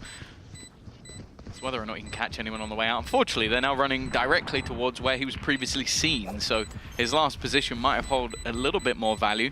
Potentially going to try and sneak up behind them. A nasty surprise if nobody's paying attention, but a couple of players watching. He'll take one. Almost manage a second as well. A little bit of extra damage, but ultimately Vitality have done well. They'll keep 3 guns forward to look into the next round. Yeah, if Sivov wasn't the man he is, if he played a little more passive, he might have gone down with his low HP as well. It's a decent opportunity created by Yedege in the late round, but Vitality still, they've got their round on the board. They've done what they needed to, and they've carried a few weapons through to the next. For them, it was a solid showing, being able to pick off all these players, move around the map without too much of an issue. But this round will be a different story, because we saw those weaknesses, we saw the disadvantages in a lot of those fights, the ghosts in play, the quick nature of some of those flanks on a round like that. This one, well, when we eventually get there, will be a little bit different, but I'm not seeing a lot of movement. They're chilling, vibing, floating away. One of the things I want to talk about a little bit more with this compositional change is the last time we saw Fracture play by Vitality was actually less playing a Brimstone. Now that, for me, is the least less agent on the planet, because you want this guy in the backline, you want this guy lurking around different aspects of the map. When you play Brimstone, you have to be within a certain position. Don't do it. They're going to do it. No, don't. It's going to happen, Tom, whether you like it or not. There it is. Oh, can we just leave the color scheme the same? I just don't like the red. It gives me nightmares. But yeah, I think I want to see him and how he's going to play on this Cypher, because firstly, it's last we know he's pretty damn good at the Cypher, but it puts him in a different role completely. Like, it takes him away from the team, it puts him on lurk positions and allows him to catch the timings, which before was actually Trex, which when Trex was on the team, that's not normally his role on any other map. So I think this might work slightly better with the roles, which I do think has been a bit more of an issue for Vitality on other maps, but here I think things will be nicely set up. I'm actually watching the countdown continue to tick, but I'm assuming that's just because this whole round is playing out. Yes, it will be reset. No damage done, don't you worry. Now, we spoke about Fracture a little bit to start off. You said you wanted to talk about Vitality's defense, but obviously having not played at this stage and with a new player in, you never really know how things are going to shape up. Looking at Foot, on the other hand, we know that their defense is good. We're expecting a lot of rounds to come out of them. They've shown it to us up against Gentlemates. When it comes to the series overall, though, I wanted to touch on that. With Split up next and Ascent to close us out, do you see this as giving either team an advantage overall? Has anyone won the veto? Well, I think Split must have been a known factor. Like, when I was sort of drafting my own veto, I was thinking that maybe Foot would actually ban it, because Foot are normally a team that likes to target ban. It's like, okay, we'll take away one of your better maps, especially if it's a weaker one, which Split has been for them. The fact it's in the pool makes me think that they have plans. They have something that they're going to try and counter on the side of Vitality, but Split has been a pretty decent map for them, even the one that they managed to take over Fnatic. So I think that both sides I have winning their own map choice, which I'll be honest with, what we've seen in EMEA recently has been rare. And then Ascent, you know, Mitch, you're asking me about Ascent. Do you remember the last time Foot played Ascent? It's carved out about a whole day in my memory. So yeah, it's kind of hard to forget that one. 25 to 23. They've had a lot of practice, is what I'll say. There's a lot of tape. They're also running the, well, yeah, but they're running the cookie cutter comp anyway, the most basic Ascent comp we've ever seen. So I don't think that's going to be the game changer. The thing for me was that Zeus was really quiet in that series versus BBR. I don't know if that'll be possible for Vitality to do. This guy is already 7 and, wow. It says 1, but that, wait, no, he did die. He did die. He ran underneath like a lunatic. He wanted to fight right away. It was a little crazy. Just to let you know at home, the reroll done, the round reroll that's happening, you're seeing it down the bottom of your screens. Don't panic. It is still 2-1. It's just the round that we saw kind of we're checking barriers their go up. inventory. No, we're looking at their skins. Yeah, checking out their inventory. Hey, is someone using the straight dragon Vandal again? Naughty. No. Don't remind me about that, Patatek.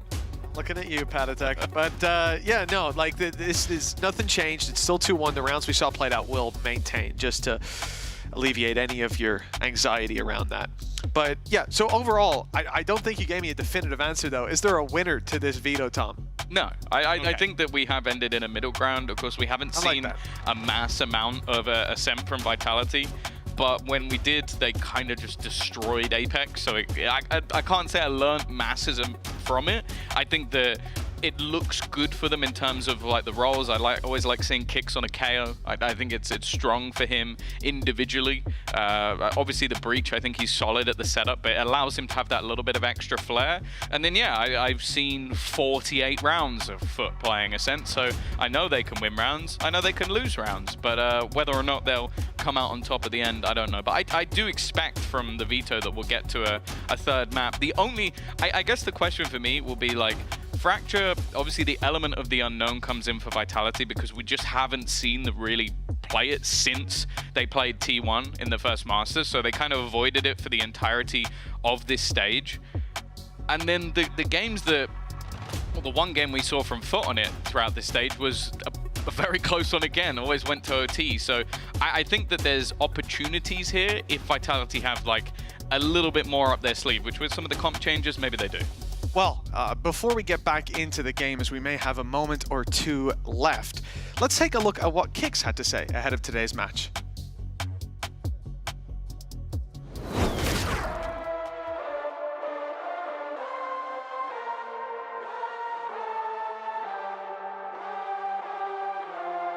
There's a difference between playoffs and regular season. For us, what it's been so far is we had a shaky start to the regular season and we had to take a step back and take a more fundamental approach. We feel a lot more confident again. We feel like we're on a better path, and like if we continue the same development on just like the basics and then moving on to the more complex things, I think that will be right in time to be in our best shape for playoffs. It's pretty important now. Like when I got to my first international last year, when it was champs in Korea, like that feeling was kind of surreal. Governor's up and over as well with a TP. That's a reveal of the save. They still want to take this fight straight up into their face. Trex decided not to break it, waiting for reinforcements first. Out through here, trying to take point and contact. Still kicks. You cannot be dominating this. My God, a six-piece available, and here and now. Goodness me. But I wasn't really used to it yet, and now when we went to Bangkok after winning kickoff, like, it was the same feeling, but this time I really felt like I wanted to be there, and it's kind of like this point now where I really want to go to every international, like just chasing that feeling that, you know, when you qualify and like going to a different country to play against the best teams in the world, like that feeling is the best for me.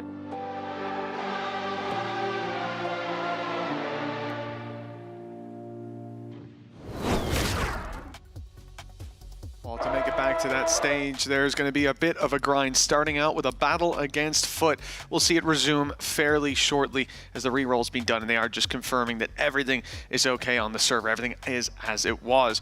Now, Tom, as we get back into the game, to remind people who might be joining us just now, it's been a lights-out start from Zeus. He had a crazy play coming in with the Marshall. Excited to see how much more lights he can out, do. then knockdown. Yeah. Oh, yeah. I mean, he ran headfirst into a brick wall down in the underpass. Durka was waiting for him, and I think that's going to be a great battle to watch unfold because they talked about it on the desk. Is it Durkin time? When is it? And to be honest, in some of the games, he's still been there. It's just the reality is if you're losing and Durka's going even, it doesn't. That's not the Durka we know, right? We're looking to see this guy pushing on that 30 mark, just like you. We're talking about a guy who was first place at kickoff. First place at Stage 2 EMEA last year. Yes. He was first place at Stage 1 EMEA last year as well. So do I doubt Durka at this point? No.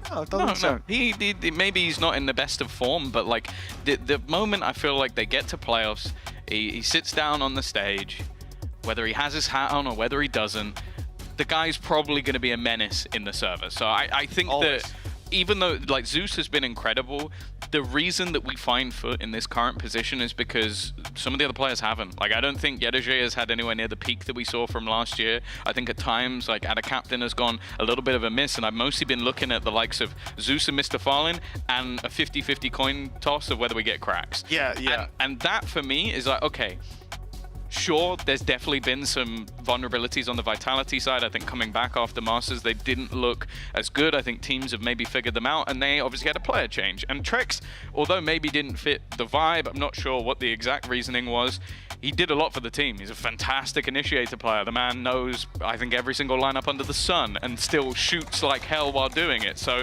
I think that they had things they needed to fix. Well, they've had a little bit of extra time coming into the playoffs. Even, like, the thing is, their position in my eyes is better than Foot's because you got to watch them play and now get to play them. Like, it's a decent position. Obviously, it's one match and you're out. It's risky, but Durka, safe, kicks, they've all been there a million times. Less, need I say it.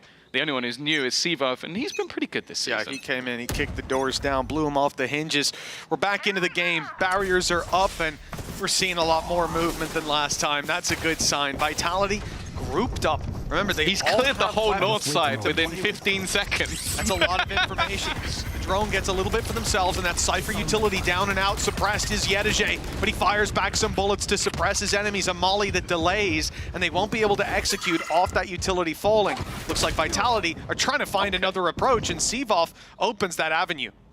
Yeah, well, the thing is, Foot knew almost exactly where they were, but it still seemed like Mr. Fallen was caught off guard by that. They're going to try and re-aggress off the back of the stun. The shot's not quite connecting. A solid counter flash thrown out by the attack side. And now they look to wrap back in, still having that additional information. Yedege, though, Zeus spraying through, still trying to get through that same choke point that they were stopped at initially. Vitality have stalled. That's exactly why they wanted to go so quickly when they saw his utility was down. That cage causes so many problems. Combine that with the fact that he's using a Phantom, you can't see the tracers, and he is firing on all cylinders. With that utility now in play, the camera watching for the walkouts on A, and no more steps. The complete freeze from Vitality, at least from Foot's perspective. They make the rotation you just highlighted, Tom. Everybody other than Yedege is waiting on this B side of the map with Cracks sneaking down below. This is a powerful setup.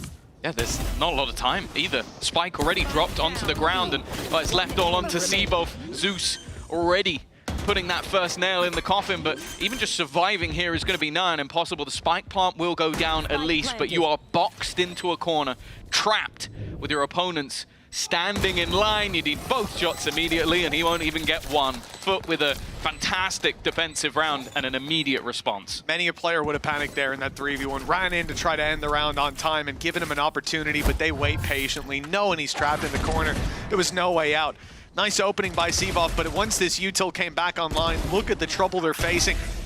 Thinking those smokes could have helped them out, but not a chance when Yedege is waiting. And that's how confident they are in him to lock down that side of the map that they send everybody else running away, waiting for that rotation that came through. Vitality being red in this round, slowed down by some of the utility as well. That's exactly what we like to see as Foot get off to a good start, but it could be a slow start 27 for the game. 27. Now I'm panicking. Well, seems like we're chilling at least for a little bit. But yeah, I think that the bit that's worrying me, I sort of mentioned the concept of the less lurk. Yes. He wasn't on the lurk last round. There was almost a very direct attempt being made by this attacking side. And because of that, Zeus was able to clear out the full top side of the map. And they know they've been pushing. They spotted that in early rounds. They were looking to try and pincer in behind them. If they allow that much map control for Foot on this defense, they're going to get blasted. Like, they need to start catching some of these players. And while, Mitch, I'll be honest with you, this isn't really the round for it. Their buy is shocking. It is. It is almost a good start with some utility being destroyed. The salvo sent out, but Yedege quickly repositions his traps and will still have full control over on this B site. Because they've got him, you might even see the rotation from Cracks in the near future. Vitality making noise now towards that A site. Zeus, well, many a player would back off from here, but he wants to play aggressive through the smoke. Stun comes in. A smoke as well from his side as they get aggressive. Captain doing the same on Dish.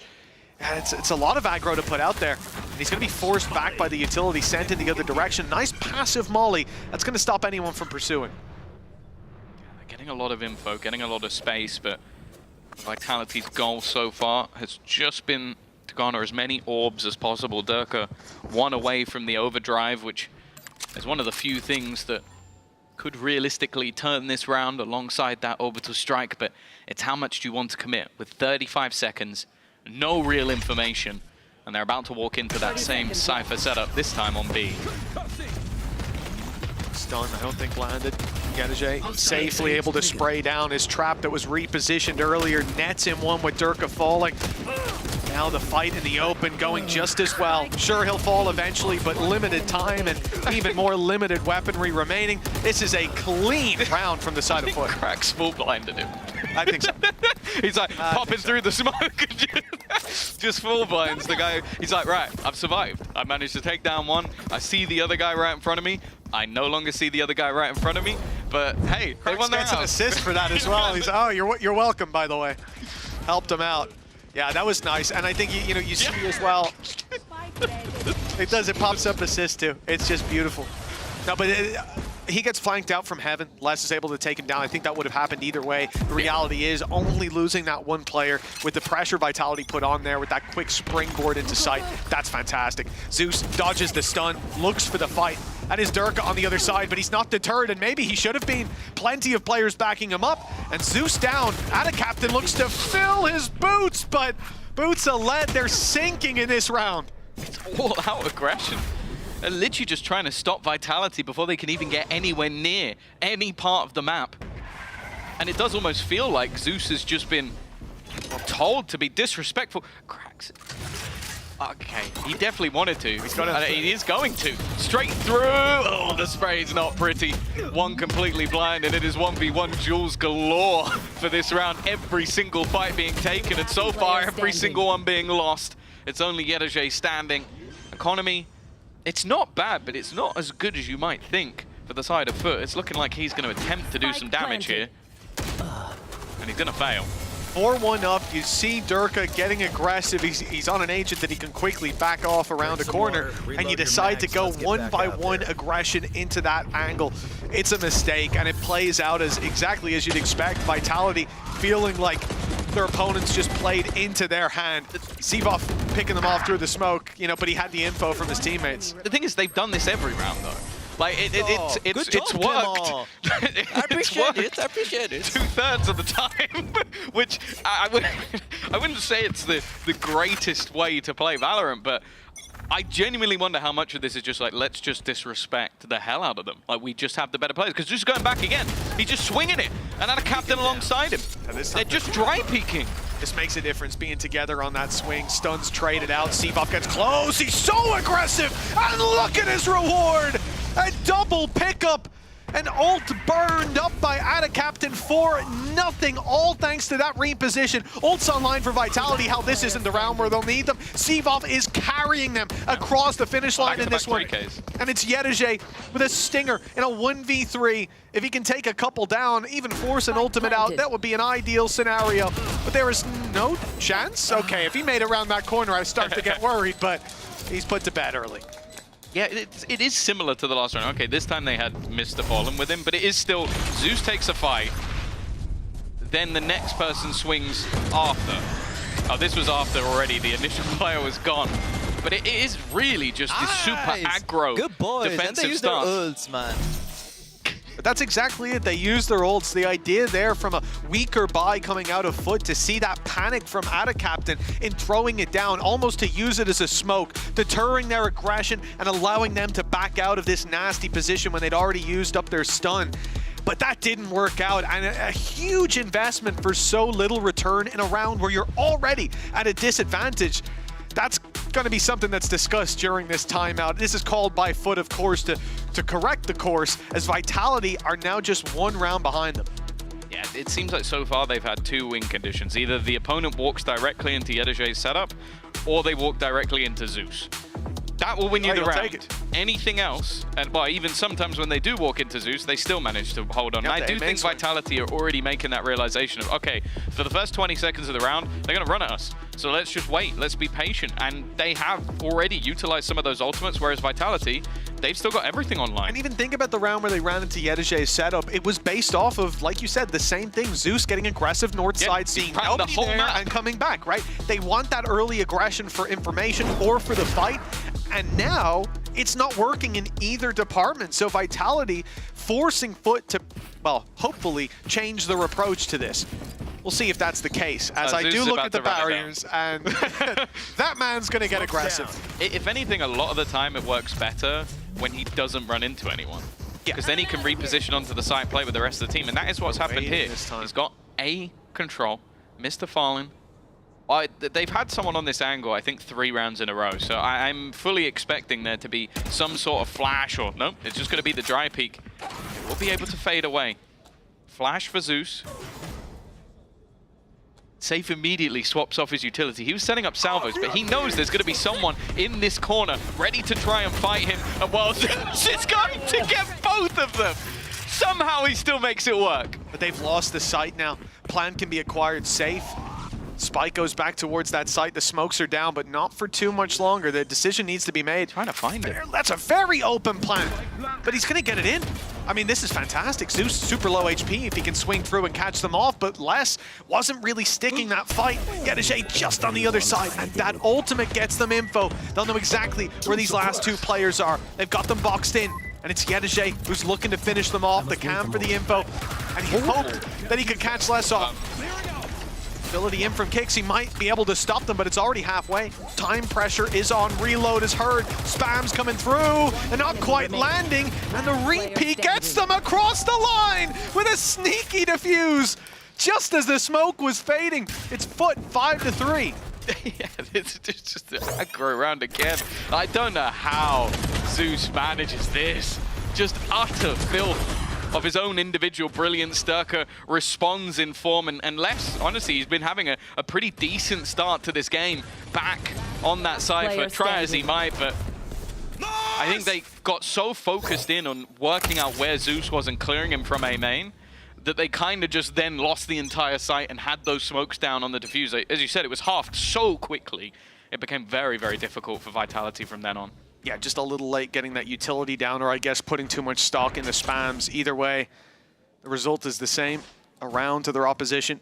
Vitality looking for new ground. It's towards the B site, but as you said, Tom, one of the successes they've had is when, on the side of Foot, is when Vitality go running into this setup. And now, a salvo destroys one of the traps. Second, though, still very much covering the walk through. I think they're trying to bait the push. The pump fake. Yeah, they know that at this point, every single round they've made any presence known on the map, Zeus has gone pushing. So they've got Sivov watching the backline. They've got Les trying to lurk around for the top of the map. But this time Foot are actually sitting a little bit more pretty. Okay, they will spot out Zeus still deep within A main. But because of that, he's forced back. The only thing they haven't spotted out is still this B aggression. A little bit further forward towards Arcade, which is a pretty nasty double trap if they go in that direction. As Flash is burned up by cracks just to enable Zeus to keep this position inside of A main. Not going to be available for the retake to play through those smokes, as we've seen plenty of times before. Late play by Les. He's been spotted though, and now they're coming back to this 2-man setup. The high-low grabs the kill, and now a huge advantage for Foot. Kicks and safe. In fact, just safe. Last alive.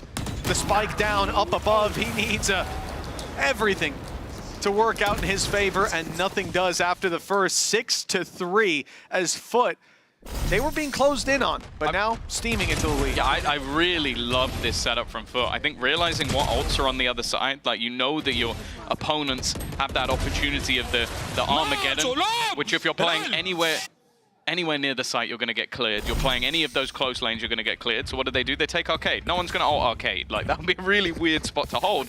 But then you have the cross on anyone on the site. And that's exactly where our captain is watching. They managed to hold on to all of those positions, and I think Vitality were caught off by what is a bit of an unorthodox position. Look at Zeus again. He's just running it down. Big north side play. They've got south of B covered in by the trap, but this means one less for Yetajay to play off of on the site, and pressure is on him. A lot of weaker weapons here for Vitality as they get aggressive. Ult popped by Durka. An opportunity to really turn this back in their favor as they've pressured the weaker side. And Foot left into a very disadvantageous spot. A 1 versus 5. Mr. Fallen grabs the first. But with 4 more to go and the spike very much planted, it's not looking too likely that he takes this across the line. Now, they don't need the money for the next round, but there's a few more to play for. It looks like the decision might be to carry this one through to bolster that economy. A great response from Vitality. Especially from Dish. Like, you basically have to jump into your opponent's angles. Like, the chance of even doing damage are slim unless you just wait for them to exit on the round. It's the same sort of attempt, though, from Foot. They, again, like, go for that aggressive push on towards that north side, but I like the fact that this time Vitality just react. They go, okay, you're going to run it down onto us. That means you've got at least a couple of players trying to push and hold onto these positions. We're just going to take it towards Dish, because guess what? We know who's not there. Zeus. And it's also so frequently we're seeing this play. If you look at the last round for Vitality and how they approached it, probably Foot's aggression would have worked against that. They had players spread out. They would have been isolated in a 3vx fight, and that north side crunch would have either gotten them info into a slow play that they could then adjust and rotate into, or gotten them fights that were very advantageous for them. Instead, they go for this aggressive play when Vitality have adapted to play as a unit, to be more direct, and put the pressure on what happened to be the much lighter side of the map. A great adjustment from that attacking side, using everything, every disadvantage to their advantage. As now we come into round 11. 2 more to play for. Vitality still with a chance to tie things up before we exit this half. Yeah, and if we can go off their previous form at Masters, as we mentioned, the defensive side is where they thrived, but it's a different look roster, even a different comp. Camera taken out. Now, though, pressure being put onto Yedaje once again, a completely different position from Ada Captain. But his teammate is going to end up isolated. For Yedaje, this has been enough a lot of the time. The spam through the smoke doesn't quite connect, and actually it's Mr. Fallen that's taken the majority of the damage so far. Rolling Thunder will be committed from Foot. They really want this round, and understandably, but put them with a leg up at the half no matter what happens next. But Cvov's put Yedaje in the dirt. It made it to the side at least, but those smokes soon to fade. Safe falls. Okay, they need a few more kills though, and it's mainly up towards Heaven. Orbital Strike will be pulled into play, getting them a pick as well with Zeus falling. And the spike still needing to be defused. The smoke's no longer blocking them. Krax goes pushing, but he is caught as well. Everybody stepping up to the plate, but another fantastic round from Cvov. He seems so present in these rounds that they convincingly win, and now 6-5. 1 away from tying things up at the half. Yeah, it was mentioned on the desk as well, like, would there be that comfort on an agent he hasn't really played? Yes, looks like yes, there will be. I think good timing on the stun combination as well with the ultimate, but even just individually. The guy is popping off 13 and 6. Yeah, it was thank you for the free kill. Vibes looking good as well. 6-5, an even half possible. But still investment here for the side of Foot. Ultimates not looking like they'll play much of a part in this round. Orbital Strike for Ada Captain, the one that is close, and Zeus. Well, there's no surprise that Cvov is watching for A main. He has managed to dominate this portion of the map and are even getting ready to set up a stun just to try and remove him from this position deep into A main alongside the drone. Locating targets. And the drone being used, I'm not even sure if it's needed. I think we know the setup by this point. Zeus is on the corner. Krax is here ready with the flash. Use the stun to start with. Try to force that aggression, and oh, they're going to wish they had that flash in a little earlier. It's going to be kept for later on. Zeus will not be. He's put in the dirt early on. And it looks like Foot's chances of a lead at the half may be getting buried as Vitality. They've still got Cvov up in full health, a man advantage. If they push A, they're going into a lot of defenders. It doesn't seem like 30 seconds left. it's been much of a note towards Dish. They've got to be careful with this last position looking to come in from behind. Salvos to force them more into the open and hoping space can be made, and it has been. Dirk has done well there. Is Les, as said, it seemed like he was completely unnoted by the opposing side, and Cvov is there to strike once again. A 6-6 half looking inevitable, unless we can see that clutch from Dish, which, as I said earlier, is not an easy thing to do. No. You know, maybe if you had some utility to help you out, but just the cam, I'm not sure how much Yedaje can do with that. A Guardian in hand, and 4 players that he's up against. Super passive position, safe, waiting for salvos to come online. Aftershock in play as well. They're so far out of the sight. There's no way that this can go his way. It's a stat farming round, and it turns out to be just that, but for Durka. 6-6 at the half, an impressive resurgence by Vitality. Always within punching distance in this half, but eyes drawn to Sivov. What a phenomenal performance. Off the top of my head, 3-3Ks he was able to deliver here, owning the early momentum for this squad. We'll see how the second half pans out after the break.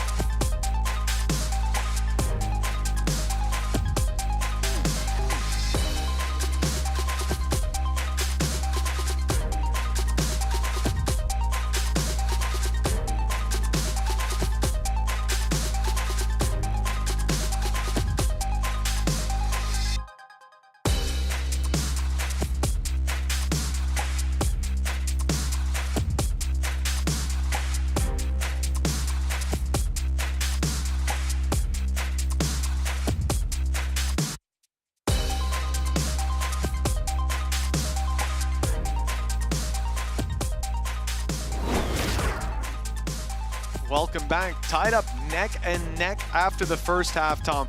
Big performances in the early game by Zeus, but Sivov stole the show in the end. But it seems like it could be anyone's game. This pistol, they hold a lot of weight. Yeah, for sure. And we have to give that additional context again that for either of these sides, the loser is out. There is no opportunity to make it to Masters. The next will have to win a game and another game if they are going to be looking to make it to Toronto. And there you go. They do love a ghost over on that Vitality side. Is the 20% just Sivov? Because right now it is almost perfectly encapsulating the stat. He is keeping the stat exactly on par. Man, I'll tell you, if I'm going to give an upgraded pistol to anyone, it might be Sivov after maybe he doesn't need it. Half. Exactly. There you go. He's too cool for it.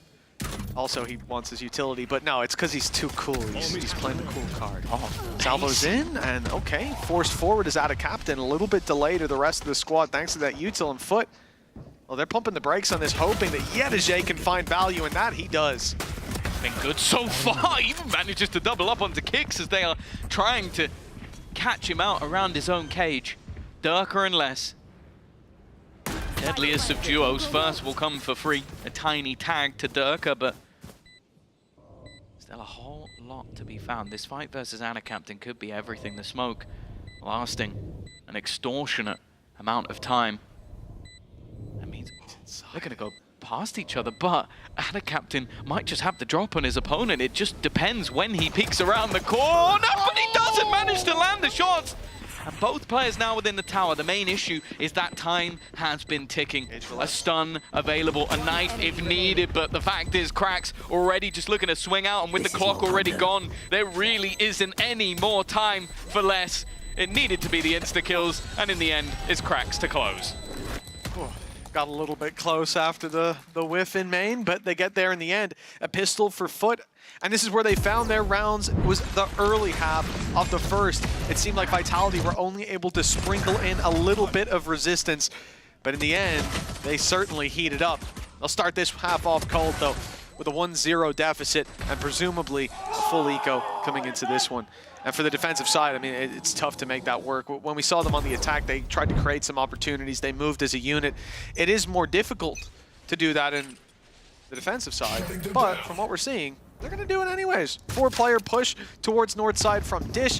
One holding in that aggression on the B side, but nobody there. No one's home. Foot have sent it all through the standard spawn of the south. Stun looks good. That's very good. Oh, okay. Well, never mind. The weaker weaponry has been absolutely slaughtered. I don't mind the idea of Vitality moving as a unit in an attempt to try and cause a little bit of extra damage, but Foot are well aware. And Already farming up a decent amount of those orbs. Unfortunately, a lot of them have been onto the Ediger, but as you can see, Les is going to try and have a couple of his own. The main worry for me is going into the next round, you're going to have a captain with the potential to buy up and get himself a rifle, but more importantly, if he can find this final kill, which I'm hoping Les won't allow, he would already be on his ultimate, and you're on a map where you got a good chance to collect one of those orbs anyway. Yeah, there's a couple opportunities to do that. For Les, with just the classic, Zeus is pushing him.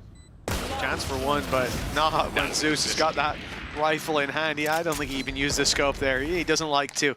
Why not with that accuracy? It is an in-zone flawless coming through for Foot, and a 2-0 start to the half. Very nicely done by Captain too. He's under a lot of pressure. He's got the pistol. The stun comes in just that little bit late. That gives him the chance to pick up a double. Now, though, is where the real challenge begins. There you go. They got cracks. It's not like if it was any other team, I'd be like, oh, that's really cool. But it's just the fact that Cracks really loves KO. Although he's been playing a lot of Fade recently. I think those are his two. Durka, Operator, doesn't have the shields, and he's just about going to get out of there. His counterpart of Zeus that was the main person to highlight in that previous half has already gone down. Mr. Fallen has just gone walking through the smoke. It seems like Les is more than aware and will be able to hold on, but not for long. The trade out eventually. How are they going to go for the plant? Getting into a position where they have rifles to play with. This round might not be as easy as a normal bonus. Salvos were used start a round by Safe. I think they'll be online soon, and probably you just wait for that refreshing utility to come back into play. Here we go. Salvo's online, being lined up as we speak, but Captain, he's got a read on the timing. Stun goes in. Beautiful from Captain, disrupting the play completely. Stopwatch in their head, and now a 2 versus 3. Vitality stalled out, op in hand, and that's something you're gonna want to carry through to the next. They're running for the hills, saving these weapons, and it's all thanks to Captain. The double in the last round was nice, but it was an anti-eco. Sure, he had a ghost, so the playing field was a little more level. That one there, that's got a very important round on the board. Yeah, and I was looking at the after-plant positions from Foot, and I won't lie, it made me nervous. Yeah. More for them, because they're in spots where it's like, okay, you can't hide. If you get spotted, there's absolutely nothing you can do. And instead, they use the stun and swing straight into it. I don't know if you caught that in the replay, but our observers, our EVS were kind enough to catch an angle of the nade that cracks through. And, well, listen, it fell apart a little bit. It fragmented for sure. It was up there. It was up there, unless it was an anti-camera setup, I think. No, I think we've seen that one used by KC last year, right? It's a distraction nade. Exactly. You hear the sound cue and you think, I better get out of here. Red Gus still has nightmares. I love that that comes exactly as we're saying, like, oh, well, it's Cracks on the KO. You got to have him in there. Well, hey, a little bit of work to do on the lineups there. Hot flashes, binds teammates, gets killed. That's all you need to know. He feels confident, and that's all you need from Cracks. Yeah, he doesn't see where it lands at the end of the day, unless he's paying attention to it a little. No, he's too busy headshotting people to care. Exactly. Durka with the Operator. That's the gun we'd like to be highlighting, but looking where he is on the map. And Zeus is just, by the way, Zeus is just running it down from B. He's like, yeah, guys, I don't think they're going to rotate too quickly into this one because I've just thrown all of my utility onto one side of the map. But the delay's good. Les has managed to buy time, full rotation in. Captain is looking to try and do this once again. But already, Safe has managed to do well. A single kill. I think he's even picked up a rifle in the mix of everything, but it's quickly dealt with. That flash was actually very good, but because Seavoff didn't see anyone, they don't go swinging out through it. They don't want that battle. Decide to wait a moment longer, but that is their downfall in that duel. Durka will save this weapon again. At least he'll try. And you can see how quickly Foot are pushing into the spawn, realizing he's going to want to carry this forward. Now, only one player's got the right read. It's Mr. Fallen. Right place, but is it right time with Durka holding the angle? He's walking right into it. A free pickup. They hasten their pace towards the spawn. They'll catch him. He's going to be trapped inside of main. Crossing out. They'll catch him as he does, and the angle's good. Both swinging at the same time. Patience on display. No weapon saved for Durka. The big gun remains on the floor, unpicked by Foot. 10-6. We talked about the pistol being valuable. But this start to the half for Foot, it's gotta be fuming. I love the fact that Zeus literally has no fear. Like, I think that is why this works so well with Mr. Fallen, because I think Mr. Fallen has always been a creative and intelligent IGL. Like, someone who I love watching the games they play, sometimes because it's insane, and sometimes because it's genius. He's on the fine line. But the thing that works with him and Zeus is he'll say, Zeus, I want you to run through 15 pieces of utility, slide in, headshot someone. He goes, okay, boss, see you later, unless it's dead on the site. And that's the main, even though you've got other like weapons like the operator, I think Safe even managed to get a rifle because of that. The main danger was all of that Cypher utility was eliminated immediately just from that guy diving into the site. A timeout called by Vitality because this start to the half has been so scary from Foot. The 4-0 beginning, the op taken out of play for Vitality coming into this one as well, and that's somewhere that they found those early picks with. Can't allow this to spiral too much further. A real opportunity for them if Vitality were able to take it here. I think this is how they won kickoff as well, right? It was map 5 up against Liquid in the grand final. They managed to take it in the end. They had a lot of momentum. That was what seemed to change within that series. It's been a little while since we've seen that sort of full fly Vitality. Right now, a couple of players, Kicks and Safe, definitely having a bit more of a rough time on the individual front. And you look at Foot, and that's not the case. Like we mentioned that maybe the LG had a captain have had quieter performances. In this map, they've been fantastic. I think you exclude the first 3 rounds, and they're top of the board. Yeah. Scary signs. And Foot not looking to slow down anytime soon. If they win this round, it's the home stretch with Vitality stalling out in the early half of their defense. They've already lost a lot of control, but relying on these traps being tripped. For now, that's not the case. The plant comes in before any fall. Durka, the flash catches him. Beautiful work from Mr. Fallen. And he follows up with the kill onto Kicks too. Less Safe and Seavoff, they've got it all to do, and money's not great. The chances aren't looking fantastic. They might want to consider a save at this point. They've got to be nervous of the post-spawn as well. They could literally be anywhere. The way the Foot have been playing was so aggressive that you can even see just the nerves. There's 15 angles they need to check all at once, and the players just swinging one by one. We mentioned Cracks for his utility this round. It was irrelevant. 4 kills for him, 11 onto the board, and it does seem like Vitality are just almost completely flabbergasted by the sheer pace of some of these rounds coming out from Foot. They are showing their opponents no respect whatsoever. Ultimately, it comes down to someone like Mr. Fallen in that round when we talk about utility. Cracks was the one running in, gunning them down, but Mr. Fallen, he had those flashes. We saw it from his his opponent's POV in that initial fight onto Durka. He came out with, I think, 4 assists in that round, helping Cracks every single step of the way. That's what himself and Adicap do so well as well, but like not anymore. Yeah, do you now ult when you are on 58 HP? Probably not. It's one of the ones where you can kind of throw it in and it's not the end of the world, but that's got to be infuriating. They really don't have much to play with. And with Foot, wow, you have to remember this was 6-6 half. Utility offline, I said the major danger when you go into A is having Less and his utility.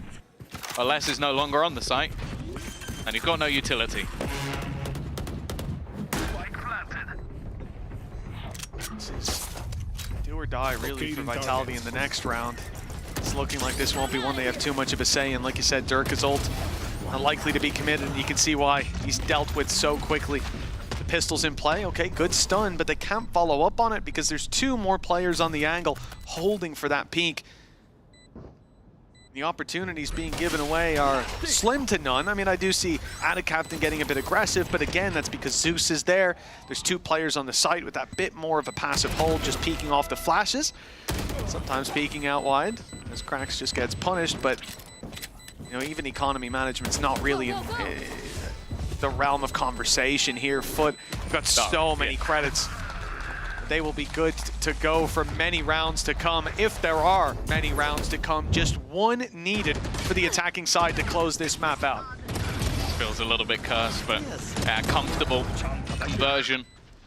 I think other than Zeus, who is on 4,500 credits. Everybody else hit max that round, so they are in an incredibly good position. And finally, clearly the game plan was to get that operator on Durka as soon as possible. Well, this will be that addition brought into the round.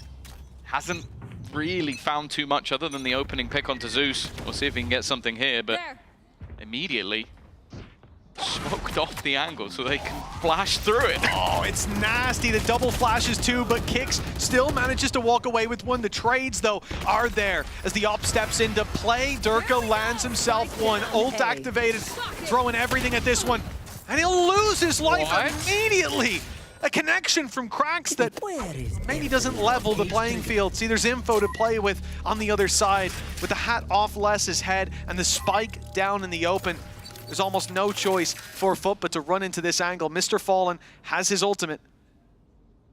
Don't know if they'll commit it at this point or write this round off and play for the next. They know they're still up against an op, or they could be. Safe's the one to retrieve it. They're just checking there's no one on the flank. I know the Cypher must have been around here somewhere. That's where all the bodies lie, but maybe still a little nervous for where Safe is sitting. Vitality know that Spike was on the deck, unless they're going to have a rough idea that he's around the sand area. But that time now ticking. Safe already honed in on the site. They could try and hightail it back, but that clock is getting far too low. They need to make a move, and the crossfire setup should make it impossible. They are well aware of Les's position, but he'll find both anyway. A round finally in this second half for the side of Vitality, but Mitch, they need 5 more. They do, and the problem is Foot not committing that Rolling Thunder. It means it's online for an immediate execution in this one. They put a lot of stock in those double flashes. KOs, blinding main, and breaches going deeper into sand, but Kix was able to dodge them. They trade out the early fights, and then in the end, Les's position proves to be superior. The reality is, that's a damn close round, and not something that you'll be confident that you can connect another 5 in a row to push it to overtime. We need to see another level reached by Vitality, one that hasn't been hit so far in this half. I love that. You put all of your utility to try and control B main, and Zeus just runs through everything. Means there's been no push, there can be no control.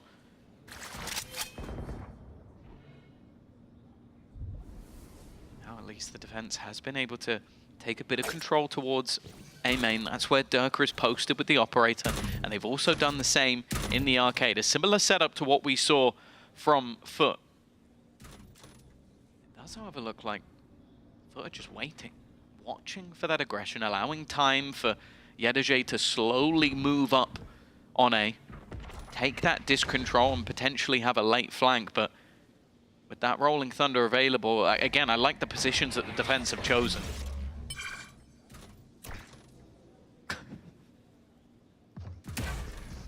The big push, Molly up top, but Safe is the second player in the setup. Big swing around the back, but Les gets nothing.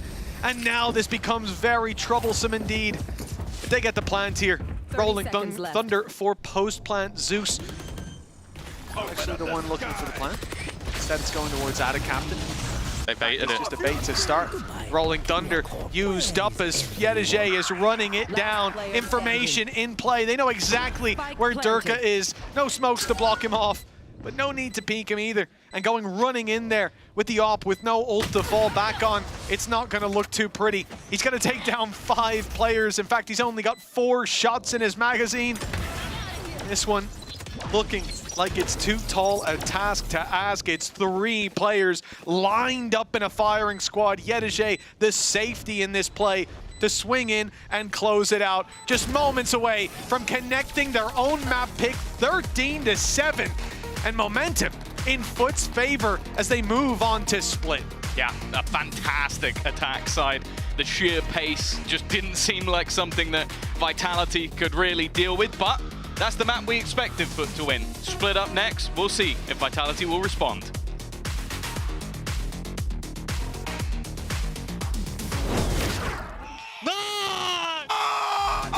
Nice.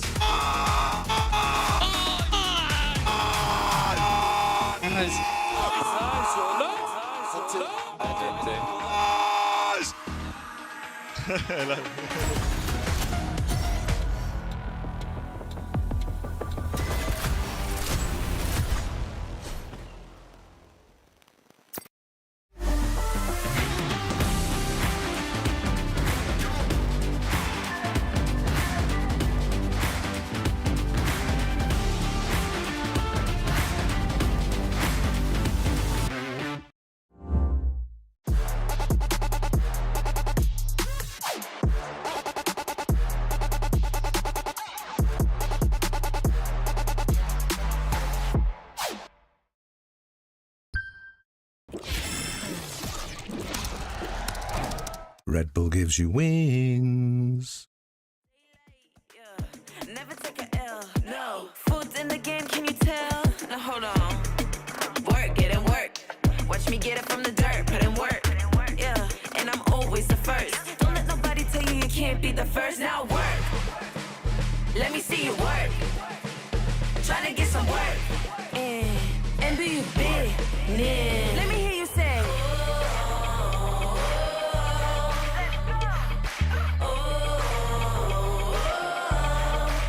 Let me hear you say.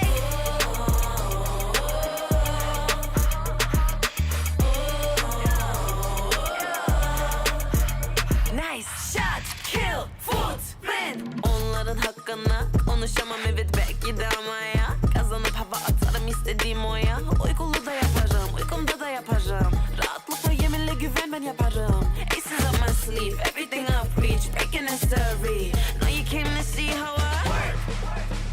Let me see you work. Tryna get some work. And be big. Let me hear you say.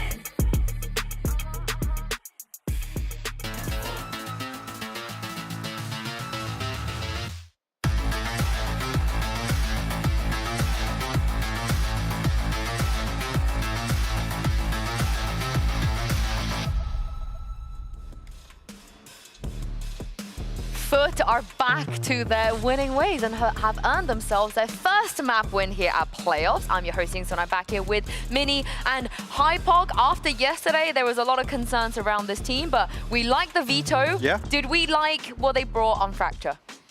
I did, yeah. I'm not the biggest KO fan in the world, but I think they made it look really good. I think that they had a simple game plan that worked really well. I think the stat that was shown that Foot are the only team to play KO globally, and it seemed like Vitality didn't really know how to adjust around that, in my opinion. Yeah, I think, and actually, funny enough, yesterday we were having a conversation. This actually feels like one of the examples where I mean, Foot have one of the best support systems for Zeus in the form of Mr. Falling Cracks, and even though there's a couple of missed lineups and stuff, which again you can kind of put an asterisk on, I think this actually was one of the maps where we feel as if Zeus isn't on an island in a lot of situations, and there's some kind of approach to kind of include him, and obviously it helps that Mr. Fawn's having a much better performance today.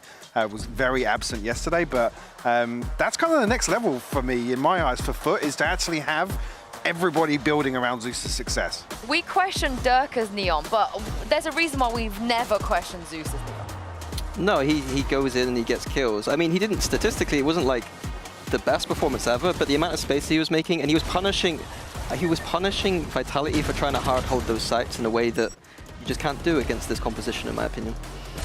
Yeah, I agree. Yeah, it's something that I guess you should get away with a couple of rounds, but I think what the issue that Vitality kind of had on that was just a lack of recovery in general.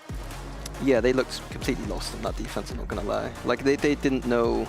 Nothing was working. They tried a few different approaches, but nothing was working at all. And Foot kept it really simple on their attack, where Vitality were messing up a lot, I think. Like Foot were identifying the places that are strong to attack from, and Vitality didn't seem to have that as part of their playbook, in my opinion. Too many dish XX, not enough arcade XX, like not a lovely Fracture from my side. Maybe underprepared, you think? I mean, but with Fracture going out the pool as well, you have to question how many teams are even scrimming Fracture. That's true, but I just think it was just some bad theory on attack, I'm not gonna lie. Yeah, I don't know about that for playoffs, to be honest. That for me would be unforgivable, to just let it slip, because then don't allow it to float in the veto if it's that much of a dismissed part of the map pool. and especially against Foot as well, like with the success they've had previously. I would hate to hear that would be the case. Okay, well, let me... I mean, on the off chance like we talk to them in an interview or something, I'll try and get that answer out for you. But on the other side of this, though, despite losing that map, you guys were very big fans of Suvov coming into this. Yeah. The player that had to replace Trex, of all people. And Hypok, the Brimmy debut, you want to see it again on this guy? Absolutely. Yeah, for sure. I mean, again, it's similar to what I kind of said leading into that which is, again, even in a loss here, Suvov just looks fantastic. Yeah, there's no other way to kind of paint that. It's a little bit worrying though when it's like the rookie player that's coming into the quote super team is the only real saving grace right now. He's having to put up numbers and they're still not winning. The rest of the team needs to be looking at him and being like, well, what are we doing wrong? Because they do call him Zywoo. Like, if you have Zywoo on your team, you know, he's probably going to do pretty good. Yeah. Arguably, probably even bigger shoes to fill actually than Trex, but yeah, we paint that on. Yeah, and it's not just the Brimmy that he's looked good on. You know, he's come in here, role swap too. It wasn't. He's not a smokes player, but he's come in here, filled this role, and looked very, very consistent. Yeah, and I think as well, you wouldn't necessarily expect him to come and outperform his, because on Omen obviously you can get away with murder in terms of like outplayability and things like that. But on the Brim to still deliver the same from what we've seen on the Omen, big tick in the box for me. You a fan? I'm a fan. You're a fan? Sold. Well, hopefully he can dig them out of a very difficult place that Vitality now find themselves in. Granted, not their map pick. You know, we can give them some slack. Foot looked very prepared. Kind of makes you wonder why they didn't choose Fracture yesterday. But let's not focus on the past. Look to the future. Yeah. Let's look to the future because Split is next. And you were both very convinced that this would be the map that gives us a map 3. Tell me why. I don't think Foot have historically ever looked comfortable on this map. And if they run the chamber, I think that it's not... They've never looked comfortable with the chamber either, so I just don't think it's a map there, you know. Yeah, so I mean, actually, so they're sitting 0-3. We've seen 3 different compositions, 3 different approaches in terms of the compositions as well. And they've just struggled massively on the attacking side. And it's not even really in situations where you can put it down to being comp diffed. They've just had a lack of ideas of how to approach the attack on Split. And I do like that we get to see the Yoru over here for Durka on the other side, something he's a little bit more comfortable with, more well-known for. And while we're talking about Durka, I just want to reiterate how impactful he is in situations like this. Even back on Fnatic when they were getting eliminated, which wasn't very often, a few more times on the global stage, Durka was never the issue. He was dropping 60 kills, 64 kills at one point, and they still lost. And they never, ever got 2-0'd. They at least got a map, and they go to map 3, and there's a chance, and he was always leading from the front, fragging out. And I think people always knew him to be that guy, you know, he was never the issue. He could always perform even if his team is staring down the barrel of defeat. So now more than ever, I will ask you this, Mini, because now more than ever, Durka has to step up. He doesn't have a choice anymore. Yeah, I'm liking what I'm seeing on the screen though. That in these situations, like Durka can be quite emotional at times. Like he puts all of that pressure on himself, and that's not always the best way to be in these moments. But right there, he's laughing, having fun. That's the Durka that we need to see, and the kind of attitude he needs to have if he's going to perform in this next map, in my opinion. Yeah, I think as well, because one of the things we've noted throughout stage 1, start of the stage, you know, it's vocal, they're laughing, joking, and that kind of died a death come week 3 onwards, and that's a real concern, especially again knowing the internals and what sort of a player Durka is.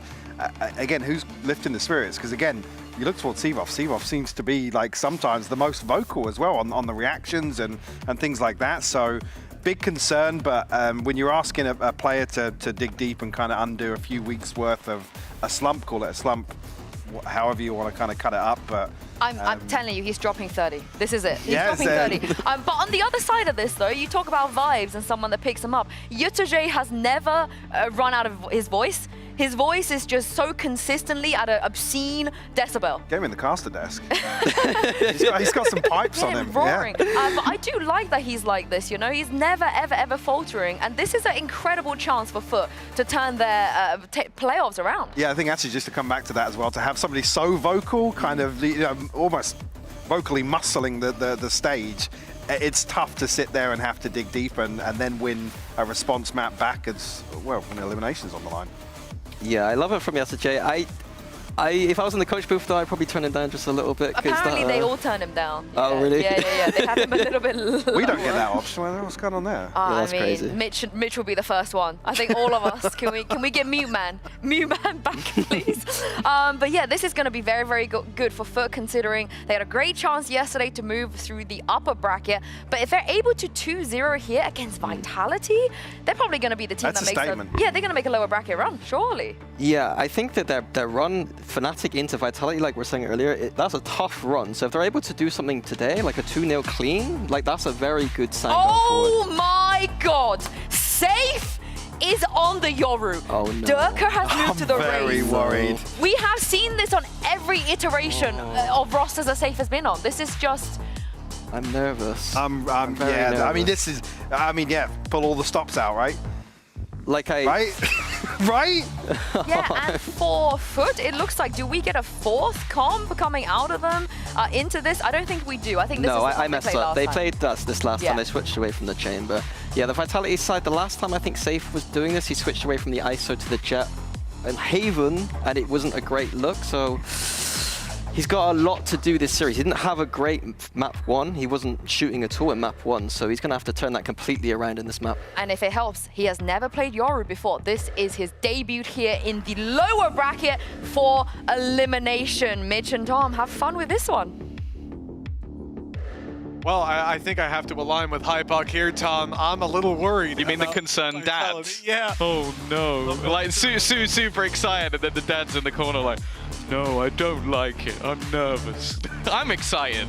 Well, listen, it's certainly an exciting time to see what they can do, but momentum in Foot's favor, and now Vitality, as Sue said, pull out all the stops. Safe for the first time, debuting a Yoru in an official, not just down on that stage. That's a lot of pressure on his shoulders. He had a stinker of a first map, but that's exactly why we wanted to see a swap up to a duelist, just maybe not this one. If it fails, they're out. That's literally the point that we're at. If this fails, they are out of the tournament. They have to get ready for stage 2. Like, that is the spot that they have decided to pick this on. And there you go. As what I was mentioning is that since the start of partnership, Foot has always made that second master of each year since they've been in. So this is a squad that is looking to make that lower bracket run, is looking to have made improvements since adding in Zeus. And you know what? They are looking to get straight off to the races. Safe will do a lot of early damage, but he's also taken a lot of early damage. Tianajay with the opening pressure on him, though. Durka quick to trade it out, and the site seems to be theirs. They still have to cross through, though. Zeus dealt with, and that'll at least get a plant out of this situation. A 3 versus 4. Vitality of so many players inches away from death. Without a captain and a classic, definitely nervous. Les looking to try and get back around, but it's already Durka within that site. Managing to get it to half. They've got to be a little bit careful. Spam's coming through. They're going to try and body block this and just stick it, but there comes the double. Oh, from behind, Krax has managed to find some, though. That time is ticking away. Les is going to be revealed. He knows roughly where he is. Needs to land the shot. He's run out of bullets. It will be Les to get a freebie. Oh, Krax did so well, but there was no more in the clip. That's tough. One more bullet there, and maybe he would have had him. A few shot into the abyss. 1-0 for Vitality, and a much-needed pistol round to set them on course. They need to bounce back on Split and take us to Ascent, where they will then fight to continue this lower bracket run. As you said, Tom, elimination on the line, and this is the map that could send them home. Big risks, the composition they've brought to bear, and all eyes are going to be on Safe. How this Yoru is going to be put to play by Vitality, and how he can perform now that he's on that duel list. Already opening up Mr. Fallen Down, and almost a second. But that has been, I think, part of the downfall of his individual ability, has been playing roles where he's less about I'm the tip of the spear, I'm the aggro, I'm the first guy taking the fight. So I think putting him back into this position, it gives a lot of opportunities, calling from the front rather than from the lineups or the setups, which has been on the Teo and have the potential of being caught with utility in hand. For now, Foot have next to nothing to play with. Amar even getting seized, still out of captain, almost manages to get the job done, but should be a relatively easy position from here on out, and even gonna do some pretty good orb management on the Vitality side. I can't wait to see for Vitality in these buy rounds as they come up. The look that they're gonna have. You imagine a much more direct approach with Safe leading the pack from the front, with Durka and himself diving in on the duelists.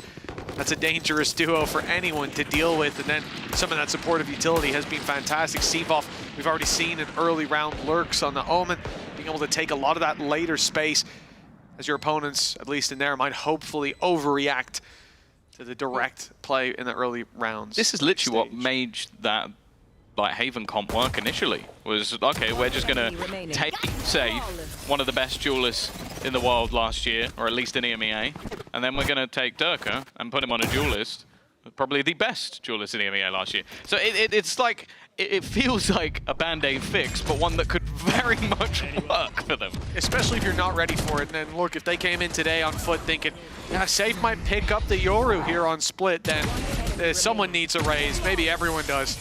Good I reckon boy. guys somehow saw it coming. Nice. He knew it was going to happen someday, but did he know it would be today? 2-0, and Foot pulling out the rifles, but Vitality are in a very healthy position. This is effectively a full buy with Sevov picking up the mantle of that Marshal. But now there's a rifle on the floor. Zeus winning the battle of the Yorus when it comes to the full buys, setting them up with a man advantage early.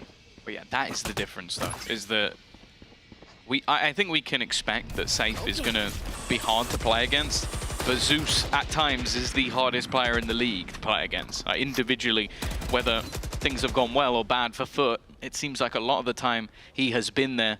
And you think even back to their defeat, just yesterday. He still had some flashes in the pan even when they weren't able to take that victory over Fnatic. They've definitely got to be careful. A man down already, 3 rifles in hand, and at least it was 3 players on the A site. I think maybe that little bit of extra information might just pull one back. Now we've got deep information as you're highlighting towards B. Passive Heaven control on B as well. In fact, just passive control across the board, really respecting some of that early dueling ability that Vitality have. Holding on the site, that nade though is going to force cracks into the open. A battle Dirk is happy to take. Site now under pressure. Zeus comes in to fill the gap. Got 15 seconds. Patiently as the time ticks away. Yeah, they need to make a move. Although now he's been spotted. No more element of surprise. Big swing from Sevov. They found their pick, but they need the plant. 6 seconds on the clock and out of ammo. Yenaje goes down, but they've managed to get that plant in. Sevov, 1v2. He needed that onto Ada Captain immediately, but he's picked off, and the round goes to Foot. A narrow margin in it, though.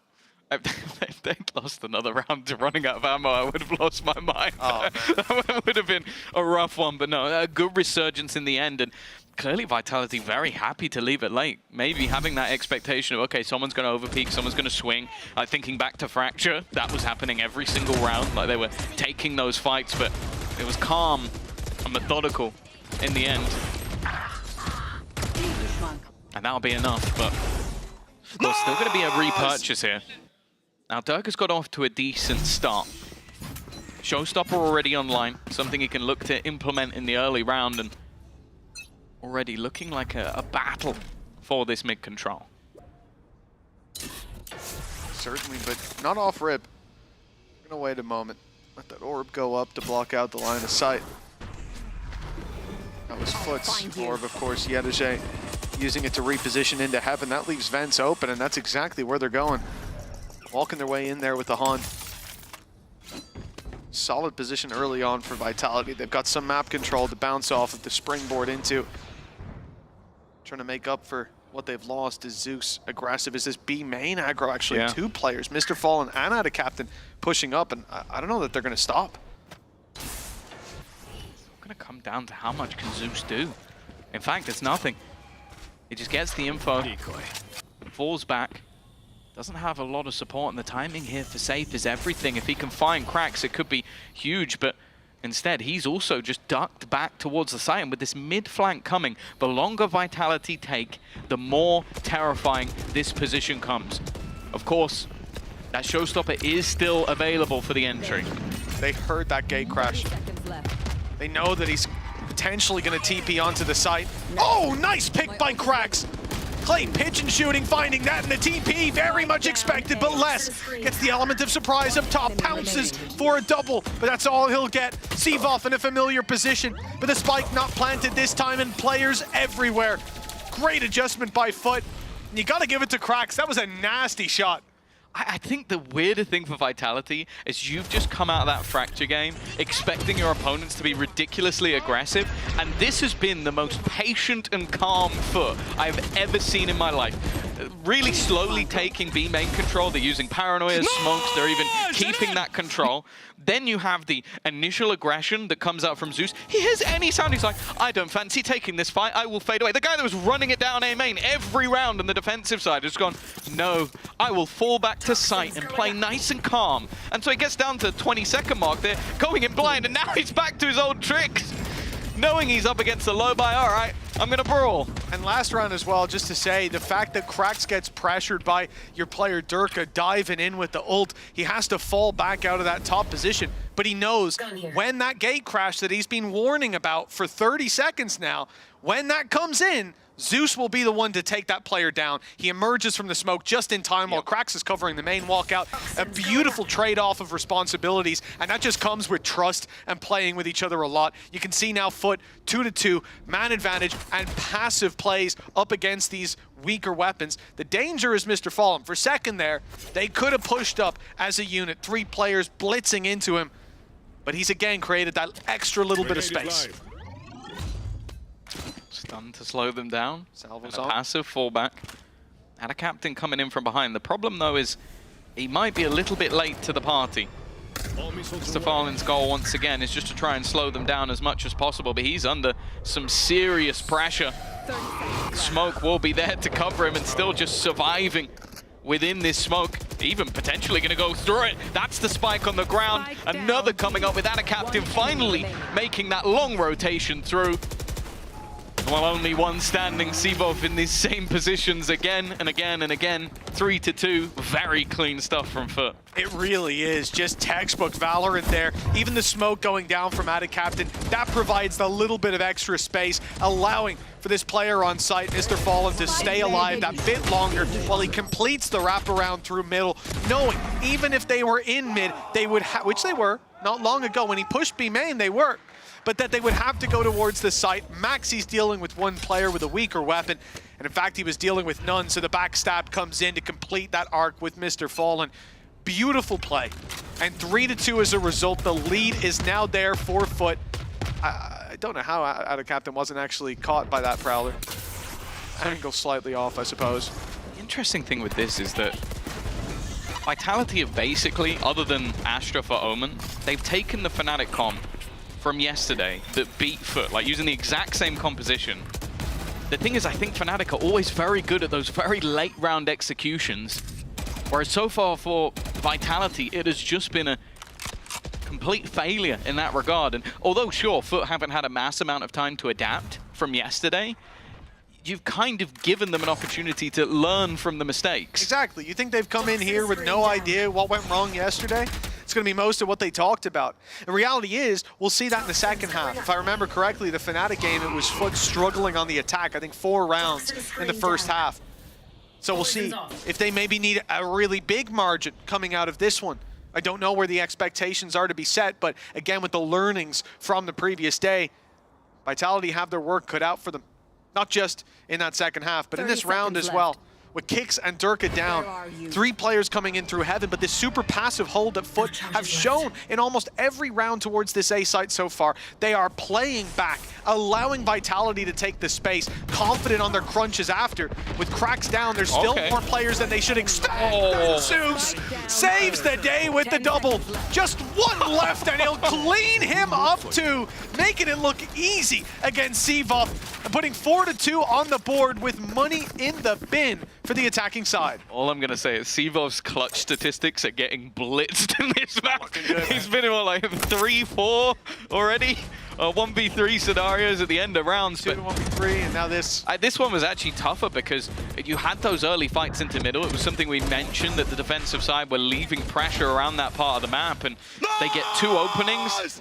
the second that happens, it almost looks like it's done. And, well, Vitality are going to take themselves a pause. You can understand it. You win the pistol second round and then 4 in a row for that defense. And a lot of them have looked incredibly comfortable for Foot.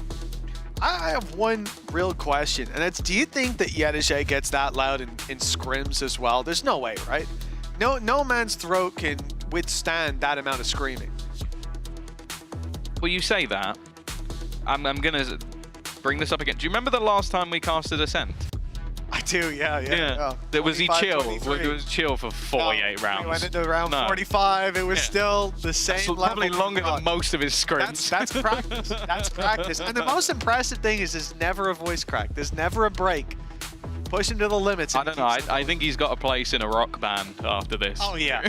Oh no, it's heavy metal. He's got some screaming ahead of him on the mic. That's for sure. Not just on the server. 4-2.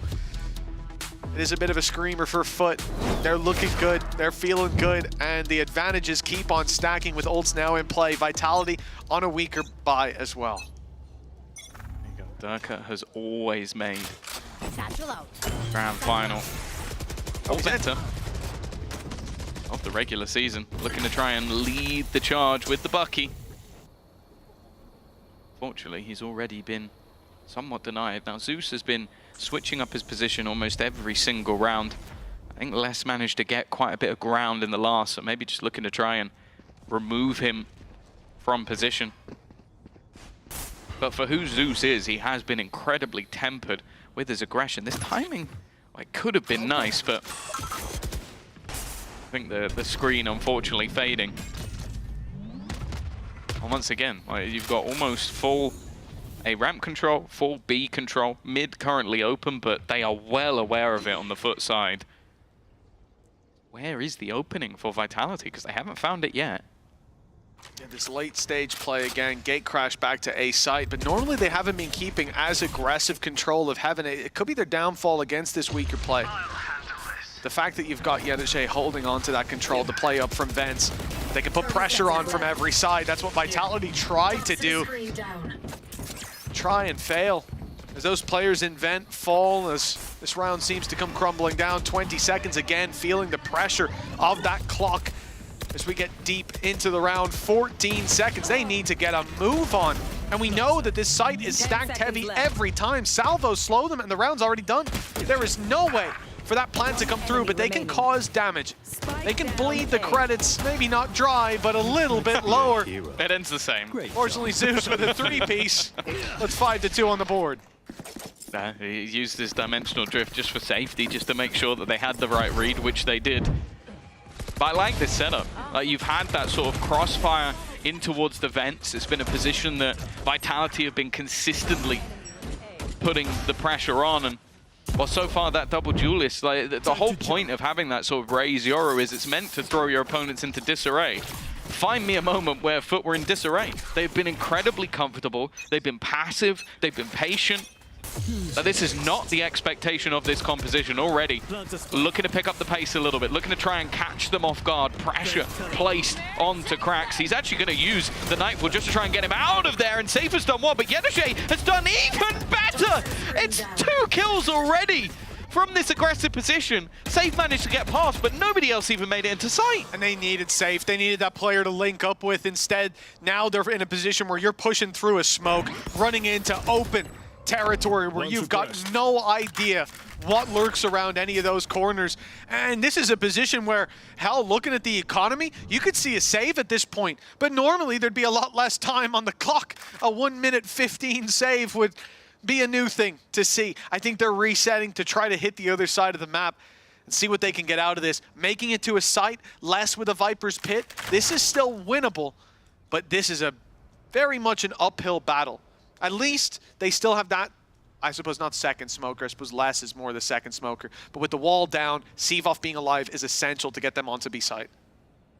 Yeah, the worry is most of the time when you avoid the A site, you won't be running into Zeus. But they are running into Zeus. Homed in on the angle, nice shot on the first. Adacaptain is there, but I don't think he wants to overface this one. Viper's Pit might be utilized. Never mind, Adacaptain does want to do that. And with the tail utility going in, the salvos is going to deny them a 10 plant. seconds left. They've only got 10 seconds to try and get this in. Paranoia being sent through, TP behind it, and whoa, that's a nasty surprise. Sevo in another 1v3. Hasn't gone well.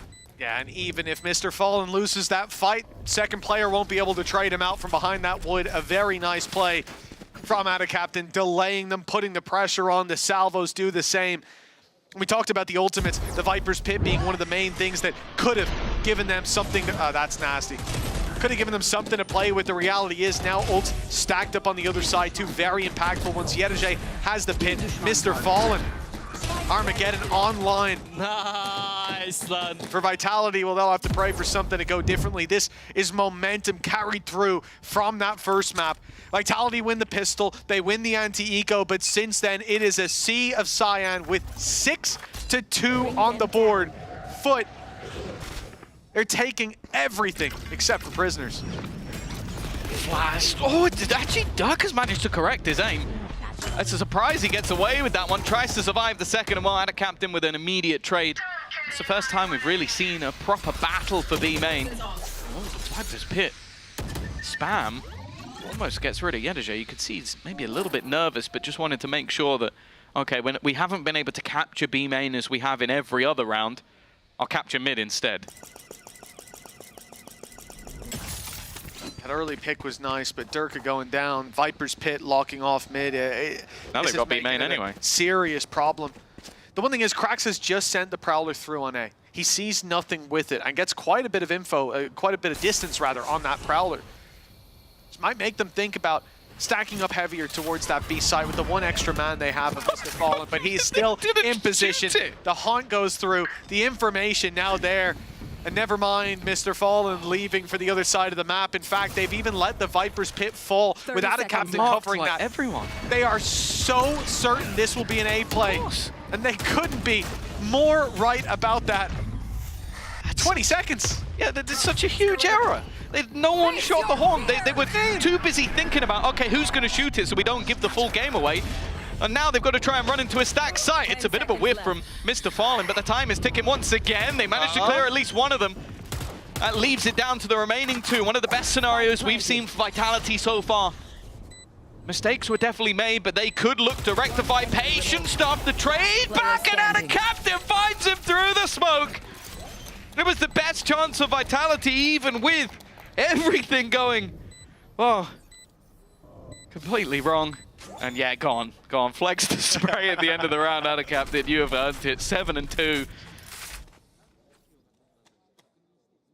It's all about FUT right now.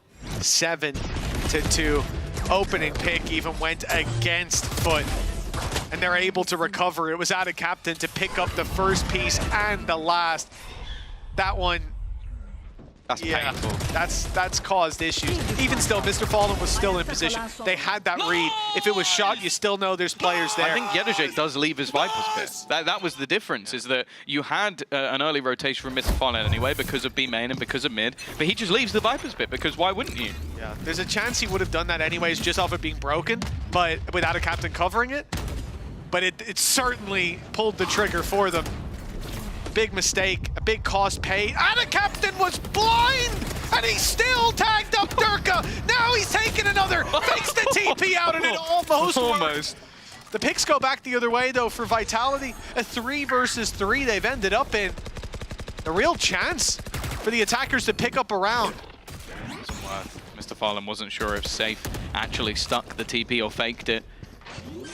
Viper's Pit still available. It has been for a while for less, and yeah, I think definitely a time to try and invest it. The battle of Krax versus Sevov could end up being incredibly important. It's such an unorthodox position, and Sevov with another triple kill. We've seen so many in that first map. Yedeje looking to try and push through and clear him, and actually Let's has gone down. He's been taken out by the salvos. That's the Viper's Pit gone. Yedeje now finds another. This was looking like, again, a great opportunity. And now Sevov, he needs to ace. He needs to find it all for them to be able to win this. Already looking to try and tag that to half. And his head has been spotted over the top of the box. It will be The defusal coming in for Foot, and I don't know how they've won that one. Man, my heart goes out to Seavoff. That's the 6th clutch he's been in on this map so far. He lost 3 kills every in single that round. one, and he needed an ace to win this one. Trying to carry them kicking and screaming through this round, but just too much asked. Ada Captain getting that double, phenomenal. But they recover from it. Not only finding the picks to level up the scoreboard in that sense. Oh, there was nowhere to go. But then the pit going down, Safe not being able to take Yedege, who was caught looking the other way. And you can see Seavoff being left last alive 6 times and feeling those rounds slip out of his grasp, feeling the gap extend in Foot's favor. That's got to be tough. You mentioned that they struggled to get rounds on the attack.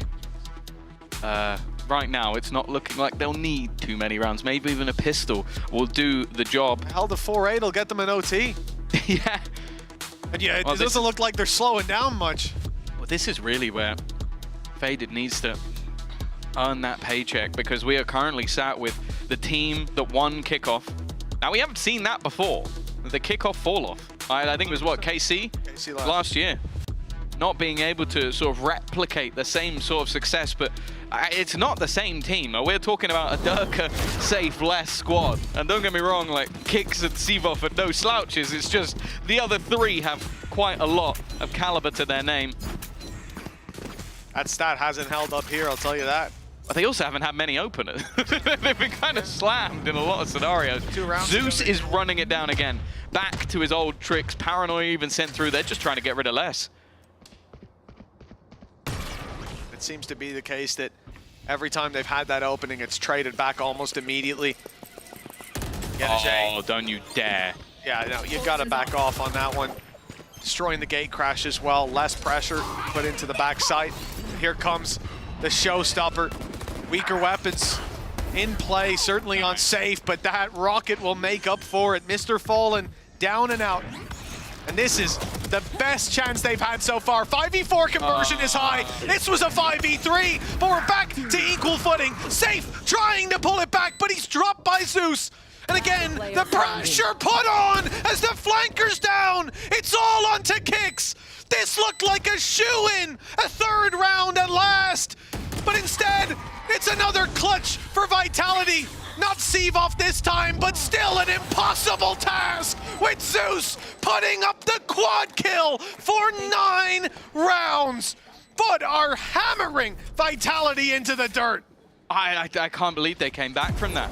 Like, you lose the double opener straight into the site. Player goes in with the showstopper to clear out the back, and then the first one is just madness, like full 180 from Ada Captain. But from here on out, it's the Zeus show. Just thriving with all of these fights, reading every position, by the way. The spin around to catch the player from behind, and well, the screams are going to echo all the way back to the coaches, because the fact is, the call was right, the play was right, the decision was right. Everything was perfect. They still don't manage to win the round. Multiple retakes that should have gone in their favor. Well, you can see the confidence has only been growing. Foot, they started so passive, but they're getting more and more aggressive as the game goes by, because I'm not going to lie, Vitality look dead. They do, dead in the water. Blinding. You really have to look at that initial plan. That's really where the preparation comes in, right? That's the first 30 seconds, the first minute, the first Don't lose a 5v3 is not a call from the coach. No, exactly. And those 5v3s, those 5v4s, the fact that we just flew a stat that shows they're one of the best teams. Might have even said the best, but certainly way above the average when it comes to 5v4 conversions, and a 5v3 lost. Recovering here with a 3rd round would be nice. No. The captain stayed in the corner. They have to check it. He's done stuff like this so many times as well, just with these bait TPs. Krax is already in to support, though, hiding within, and they don't expect him. I think he even got tagged by a vulnerable from Yedege from above. And a captain is still somehow here. Eventually, again, it goes down to running out of ammo. That's been Foot's biggest weakness in this map, has been running out of bullets. But I'm seeing a clutch scenario. I'm seeing Foot with what is now a 9-round streak. Does it finally end at the end of the half? Once it's not Vitality in the clutches, It's been tough so far. I like this, though. Stacked up on the backside of firing squad. An impossible task for Yedige. He swings in, and he's out of the round. Vitality, 3 rounds on the board at the half. But like we said, for Foot, even that 4-8 we called a weakness, well, here it would be enough to take them across the line. Yeah, it has looked like some severe problems for the side of Vitality. They need to dig deep, otherwise they are out.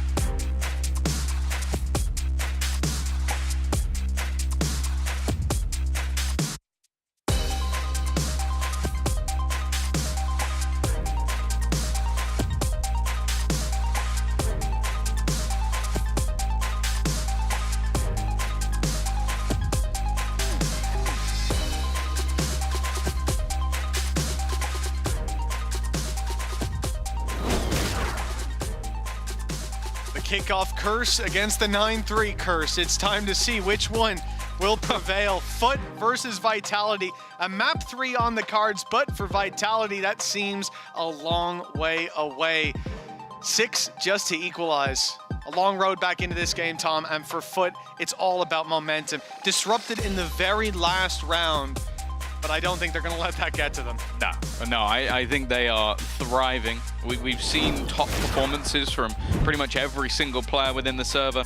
The only stat that really goes in that other favor is the fact that, well, that one's more about Vitality, but the fact that the attack sides of the 3 times we've seen it this year, a 4-8 attack, a 3-7 attack, and a 1-11 attack for the side of Foot. So they definitely do struggle.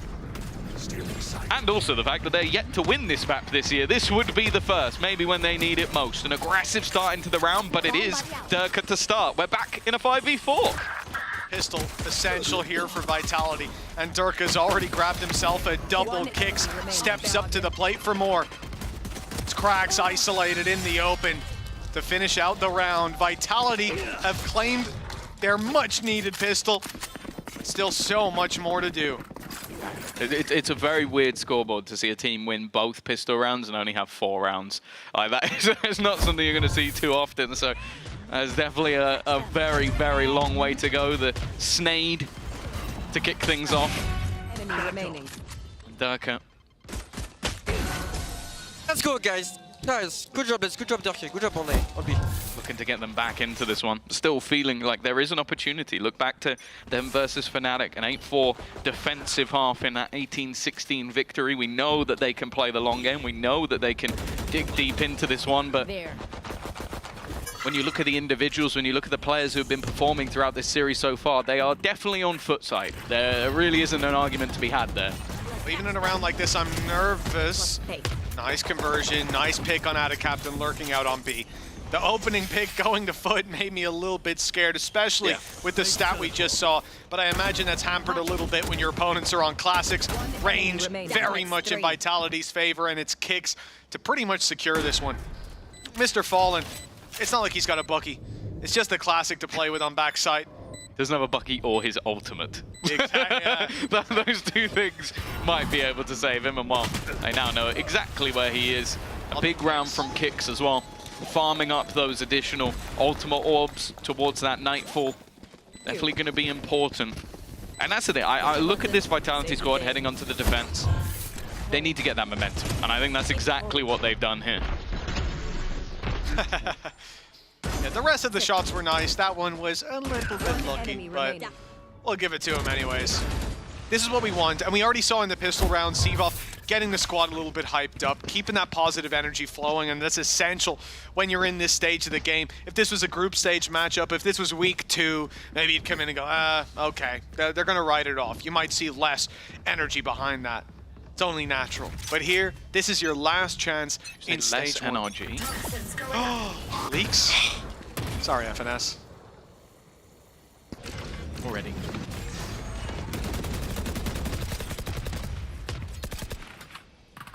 Defensive side, having that early aggression, but very quickly fading away from it. Invested quite heavily into the rifles in the last round, so this buy definitely has some bite. Now, Foot themselves have the guns in hand. Zeus already just a few away from having that dimensional drift, and Durka, he's looking to try and catch a timing. He has to be careful of the flash, and in fact they both get caught. The 1-2 punch of Zeus and Cracks, and this round is already in turmoil. Safe goes down, not an easy position to connect from. Marshall in the open on A, mid-rotate as he's picked off, and now the A site very much taken. In fact, they're even gonna, they have so much time, and they go for an orb. And then the plant, so Zeus will have ultimate online, not expecting to have any battles to fight. And indeed he won't. Out of captain. Yeah, he's not falling for that anymore. No. You have done that about 6 times in this game. Every time, I think. Just teleport to the same position and go, there's no way anybody's going to expect that. Yeah. Well, he can't keep getting away with this. If at first you don't succeed, try. Poison orb emitting. Funnily enough, he did succeed quite a few times. Exactly. It's now just the mind games. It's like, if I now go the other way, they're going to expect that. So I've got to now not go the other way because I didn't go the other way last time. Condition them by never doing it. Exactly. You think you're going to do it eventually. Yeah, they're like, Certainly there's no way do it he's again. still doing that. But he does. Yeah. Foot. 10 rounds guaranteed already. And as I said, there was some bite to that round. There was a decent amount of rifles invested into for Vitality. Still though, Kicks with ultimate ready for the next, and they will still be able to purchase quite comfortably. In fact, I'm wondering if Safe may even be looking to get an operator in here.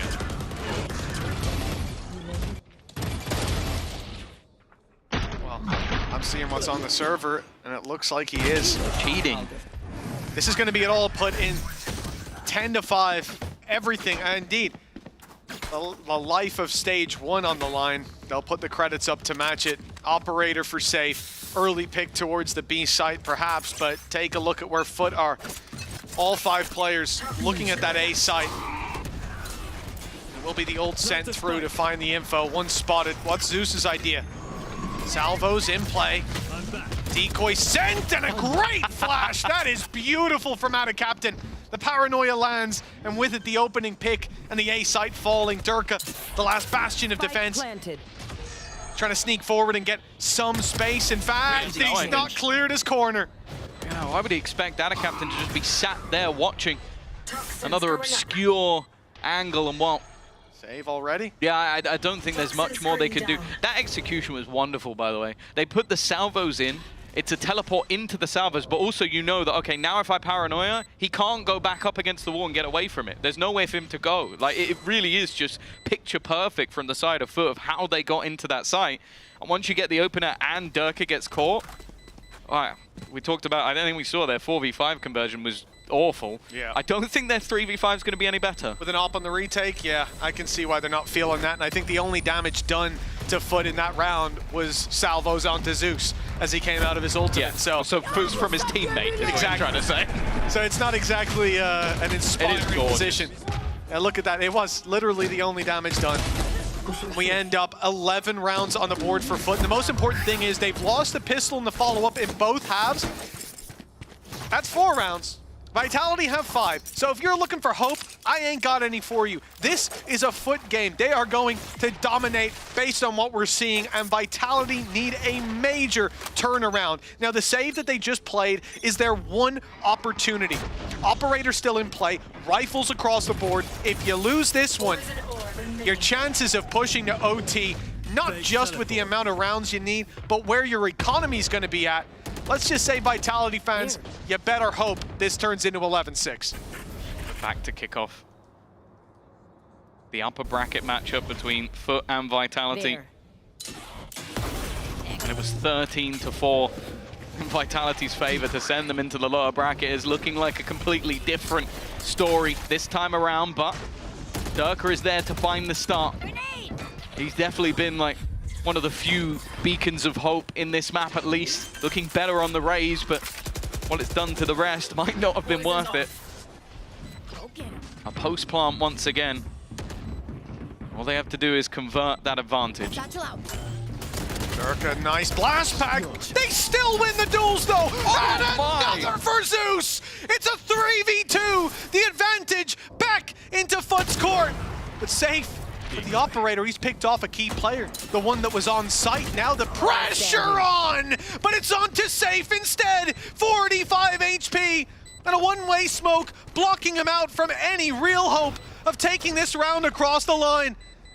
The defuse no longer possible, saving the op, an equally difficult task. He's boxed in. The spike set to explode, the flash good, but out of captain's there. Nothing for Vitality in the next round. And 12-5, it's 7 in a row needed. I think if you want to look back throughout the performances of this stage, I think this has to be the peak of a captain. Like, the man has been insane all the way through. Zeus, obviously, the man is inevitable, it seems. But from that position, like, you have to look at that. That's another scenario where it's a 4v5. The statistic looking like it's being obliterated by Foot in this matchup alone.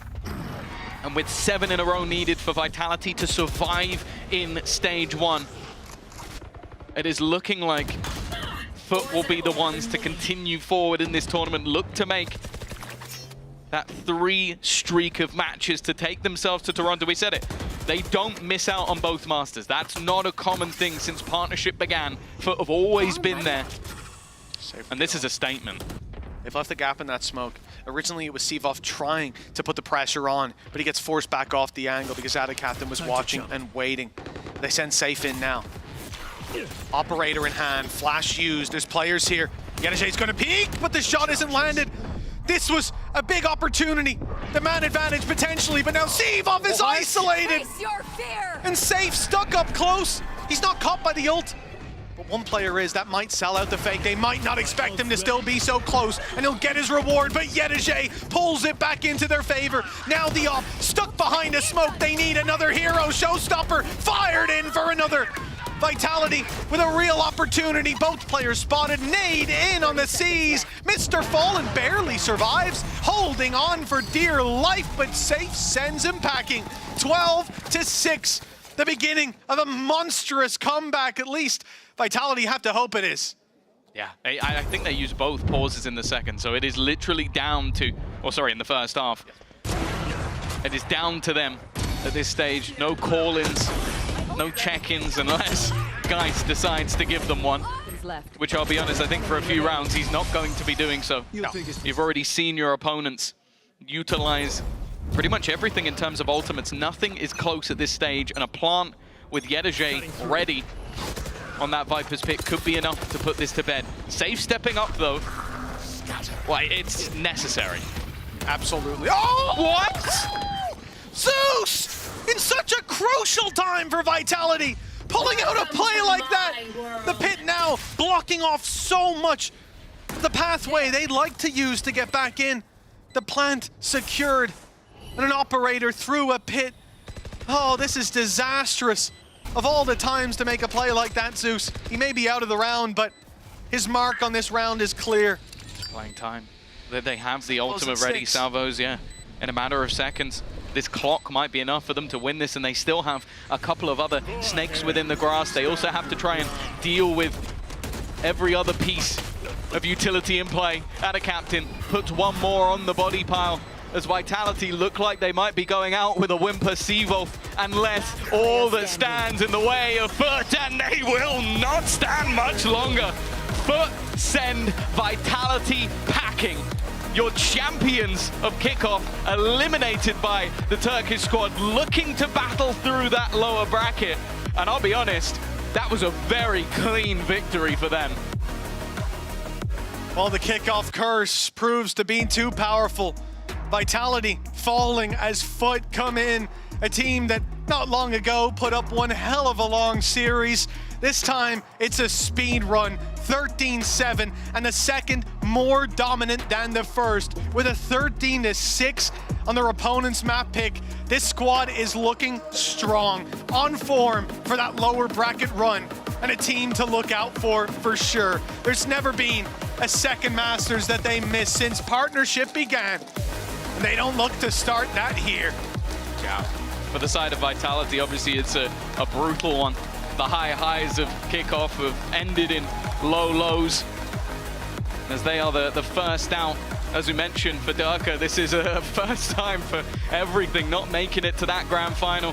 But the team that has put them there have found their form at the perfect moment. And a captain having one hell of a series, Zeus showing that he is definitely one of the best duelists in the league. And this is the squad that we want to see. When Foot play like this, it truly feels like they can beat anyone.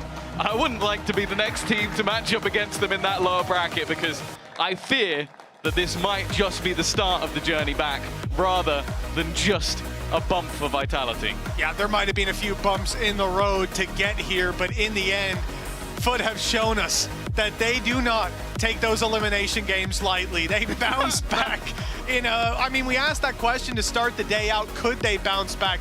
I have to say, I didn't expect it to be quite this dominant. And even in that last round, man, Zeus coming in, spamming straight through to take the headshot through the wall. It's insane to see. 7-1 beginning map number 1, and he comes out of this one top of the scoreboard by quite a bit. In there for the first bloods, more than double what anyone else is putting up. This kid is so much fun to watch. Well, either way, we are going to be heading things off to an interview, and I want to ask, can a captain teleport anywhere than into the same place? That's my question. Sorry, I've stolen one, but can that go through? I will try and save that for you, Tom, for the next time you're on the desk. You can ask him yourself. For now, I'm joined by Ata Captain and Yaman to do some translation. First of all, congratulations on that win. You got your revenge from kickoff. How great does it feel to eliminate a team as strong as Vitality when you couldn't beat them the last time? Öncelikle tebrik ediyor. İntikamınızı almak nasıl bir histi? İlk kickoff turnuvasına göre neler hissediyorsun? Bizim için çok keyifli bir maçtı açıkçası. Takım olarak cidden bir iki haftadır tam böyle istediğimiz oyunu oynayamıyorduk, sergileyemiyorduk. Kickoff'un da zaten intikamını almış olduk şu an. Çok güzel bir oyun geçirdik. Rakibin eline sağlık. We really enjoyed during the game. In the past weeks we couldn't put our full potential into the game, and today we played really well. And this also ended up with taking our revenge from the last tournament. Yeah, I felt like maybe you had revenge in mind. Now, it's not just about the fact that you showed up today. It's about the fact that you didn't show up yesterday, and 24 hours later, you put out a performance like that. What happened? How did you guys manage to do this today after yesterday? Bu sadece tüm olarak dahil olmak değildi. Dün performansınızı gösteremediniz. Bugün 24 saat sonra performansı ortaya koyup yendiniz. Bu nasıl bir şey? Bunu ne olarak yorumluyorsun? Dün maçtan sonra bir takımca konuşma yaptık. Koçlar, patronlar, herkes dahil. Güzel bir konuşma oldu açıkçası. Güzel bir motivasyon konuşması oldu. Bizi birazcık kendimize getirdi. Zaten ya böyle oyun oynamamız lazım. İletişimimizin kuvvetli olması lazım. Son birkaç hafta kopukluk vardı. Şu an kendi oyunumuzu gösterdik. Güçlüyüz. İnşallah böyle devam eder. Yesterday after the game we have an extensive meeting with our coach, team owners, and we discussed what were things were missing, and we pointed out that it was missing. Communication was missing in the last couple of weeks, so we talk about it, we managed to solve it, and today we showed it. Oh, we definitely saw that today. I have to talk about the vetoes. Everybody had an opinion about your map veto yesterday. A lot of people said maybe you trolled giving Fnatic the maps that you did. I know it's not within your control because Gaius does all of that, but did you feel that way when you saw Fracture, Lotus and Haven? And is that why today you went for something like Fracture? Kısacası dün yapılan map vetoda, Gaze'in yaptığı map vetolarda sizin bir etkiniz olmamasa da dışarıdan trollendiğiniz olarak yorumlandı. Bugün ne düşünüyorsun yaptığınız map veto hakkında ve dünkü yaptığın seçimler hakkında ne düşünüyorsun? Koçuma, koç ekibime her zaman güvenim tam, sonsuz. Onlar ne yaparsa her zaman arkasındayım. Her zaman da desteklerim. En iyisini bence onlar bilir. Onun için bir yorum yapamam. Her zaman arkasındayım. I always trust my coach and my our coaching team, so I'm always behind their decision. I can't comment on this, so that's all I can say. Very diplomatic answer. Thank you for that. Now, when it comes to this stage of the tournament, having good energy is so important. And Yetuje never runs out of energy, it feels like. So do you think having someone like him, you know, it does help, even in moments that you need a little bit of better positivity, I guess? Turnuvanın bu döneminde enerjiyi korumak çok önemli. Yetuje gibi birinin de enerjisi hiçbir zaman bitmiyor. Sürekli takımı yüksek tutuyor. Yetuje gibi birinin takımda olması sana nasıl hissettiriyor? Ya Yetuje kanı hızlı bir genç. Bu nasıl çevireceğim bilmiyorum abi. Ama bizim yani enerji kaynağımız zaten her round sonu nice diye bağırıyor. O ne kadar çok bağırdıkça, ne kadar çok sesi yükseldikçe biz de daha çok hype'lanıyoruz. Biz de ona destek veriyoruz. Hep böyle birbirimizi yükseltiyoruz. Onun enerjisi direkt takıma yayılıyor. Yetuje is like a very fresh-blood young talent, and he is always putting energy to us. Whenever he screams, we get more motivated. He is always positively helping us to perform well. You're all young. You at the captain, you're young. You're all very young. I think everyone knows Yetuje is the loudest, but who do you think on your team is maybe the second loudest, the person that brings the second most energy? Yetuje'yi sürekli en çok fazla yani sesli konuşacak ve takıma enerji getiren biri, daha doğrusu enerjik biri. Yetuje'den sonra takımda en enerjik ve en çok pozitif anlamda bağırarak motive eden kişi kim? Yani Yetuje çok bağırıyor. Bir yandan Zeus'tan ses geliyor, Dodo'dan geliyor ama yani Yetuje'nin yanında bir tık üstü kim olarak diye sorarsanız yok, herkes eşit bağırıyor. Genelde Zeus çok vurduktan sonra anlık bir bağırıyor. So it's Zeus and Dodo is always speaking after Yetuje shouts. But if you ask me who is the second best after screaming Yetuje, I can't really tell.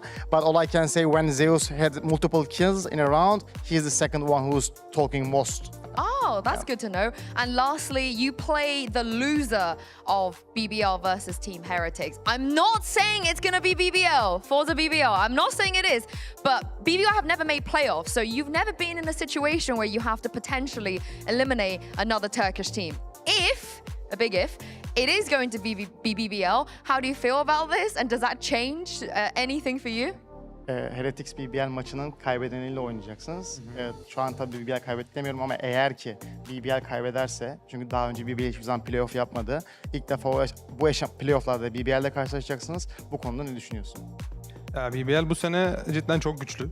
Geçen senelere nazaran çok iyi bir çıkışı var. Takımdaki zaten arkadaşlarla da samimiyim geneliyle. Volkan olsun, Yampi olsun, hepsini severim. Yani lower'da karşılaşmak açıkçası istemem çünkü ikimizden biri elenmek zorunda. O kötü olur. Ama tabii ki de bizi yendikleri için birazcık daha o maçı daha hırslıyız, daha heyecanlıyız. Bunu diyebilirim. Compared to last year's, it's obvious that BBL is playing better. And also inside the team, we are also aware that they're playing good. I know the team's BBL players very well, like Yampi, like Volkan, sociable. I know them well. Also, compared to, I don't want to see them in the lower bracket because we really want to go to Toronto, and if we match on the lower bracket, that means one of our going to be eliminated. So, but it will be also nice to see them having a revenge, so we will be really motivated if that game happens. Oh, imagine 2 Turkish teams at a global event. That'll be great, that'll be great. But thank you very much, Ada Captain, for joining me. Thank you, Yama, for translating. Congratulations, we'll see you in a couple of days. Now, today was all about elimination, but tomorrow, 2 teams will qualify to Masters Toronto. Make sure you all have a lovely, nice sleep. Come back and join us, starting with BBL versus Team Heretics, and we'll see you then.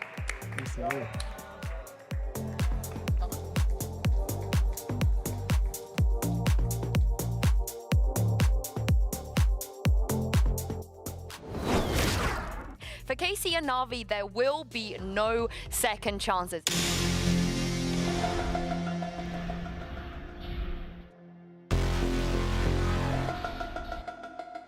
I'm cooking them! I'm cooking them!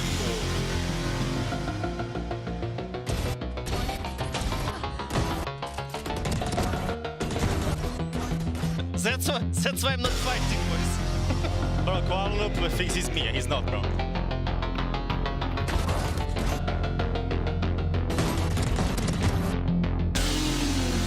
Martin's gonna stick it all the way through!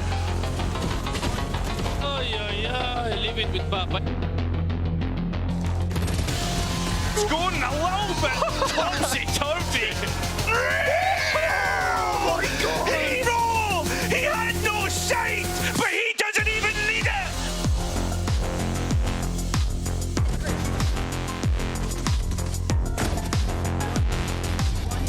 Navi are looking to send us towards 12.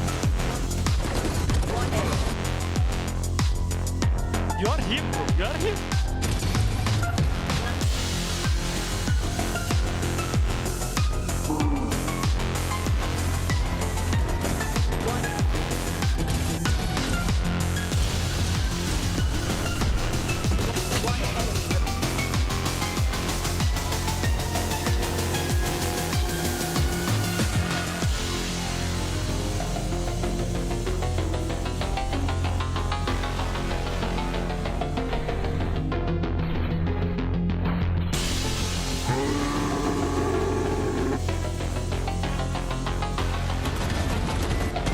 Nice!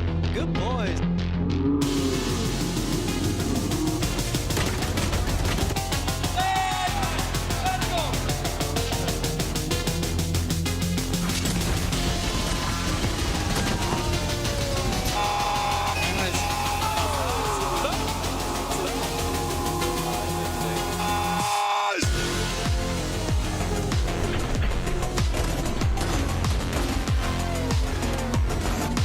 Fortunately, Zeus with a three-piece.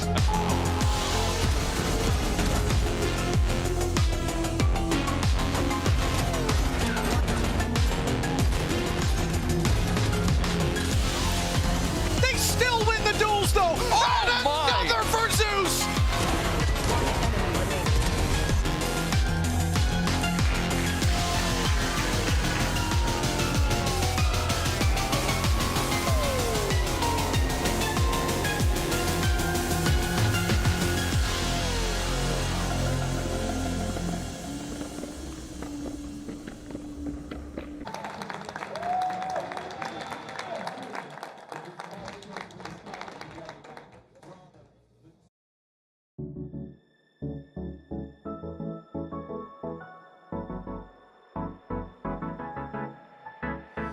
Let's do something crazy, get a bit wild today, cause we don't do this every day and we deserve it. Life is so amazing, nothing is in our way. Baby, let's fly away. Do you feel it? Is your heart rushing the way my heart's rushing when you take it all in? Baby, this is where we come alive. Do you feel it? Take the world by storm, just you and I. Can't believe it took so long to realize what makes us come alive. Oh, what makes us come alive? Let's break some rules. No, we don't always have to be good. Don't always have to do things that we should. We'll feed the fire. Let's see it through and let go of what's holding us back. Just light it up and we'll burn through the past and take it higher. Is your heart rushing the way my heart's rushing when you take it all in? Baby, this is where we come alive. Do you feel it? Take the world by storm, just you and I. You and I. Can't believe it took so long to realize. This is where we come alive. Do you feel it? Take the world by storm, just you and I. Can't believe it took so long to realize what makes us. This is where we come alive. Do you feel it? Take the world by storm, just you and I. Can't believe it took so long to realize what makes us come alive.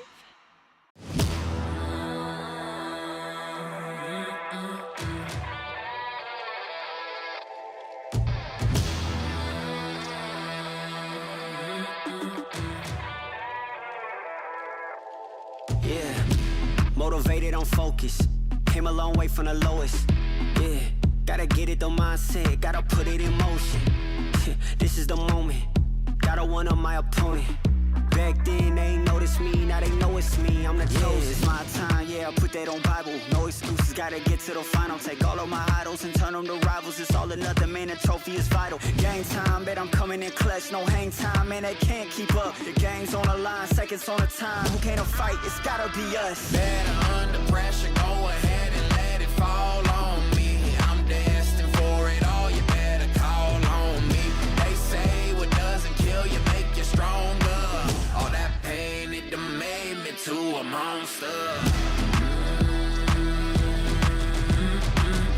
They say what doesn't kill you make you stronger. All that pain, it done made me to a monster. Yeah, whole lot of times they doubted I wouldn't be who I am without it. Sleepless nights, I counted. It all paid off, it's really astounding. I had to keep the faith to elevate. Hope for better days, they were coming. Now we can celebrate, knowing every day is abundant. Yeah, it's my time, yeah, I put that on Bible. No excuses, gotta get to the final. Take all of my idols and turn them to rivals. It's all or nothing, man, the trophy is vital. Game time, bet I'm coming in clutch. No hang time, man, they can't keep up. The game's on the line, seconds on the time. Who can't fight? It's gotta be us. Better under pressure, go ahead and let it fall on me. I'm destined for it all, you better call on me. They say what doesn't kill you make you stronger. All that pain, it done made me to a monster. They say what doesn't kill you make you stronger. All that pain, it done made me to a monster.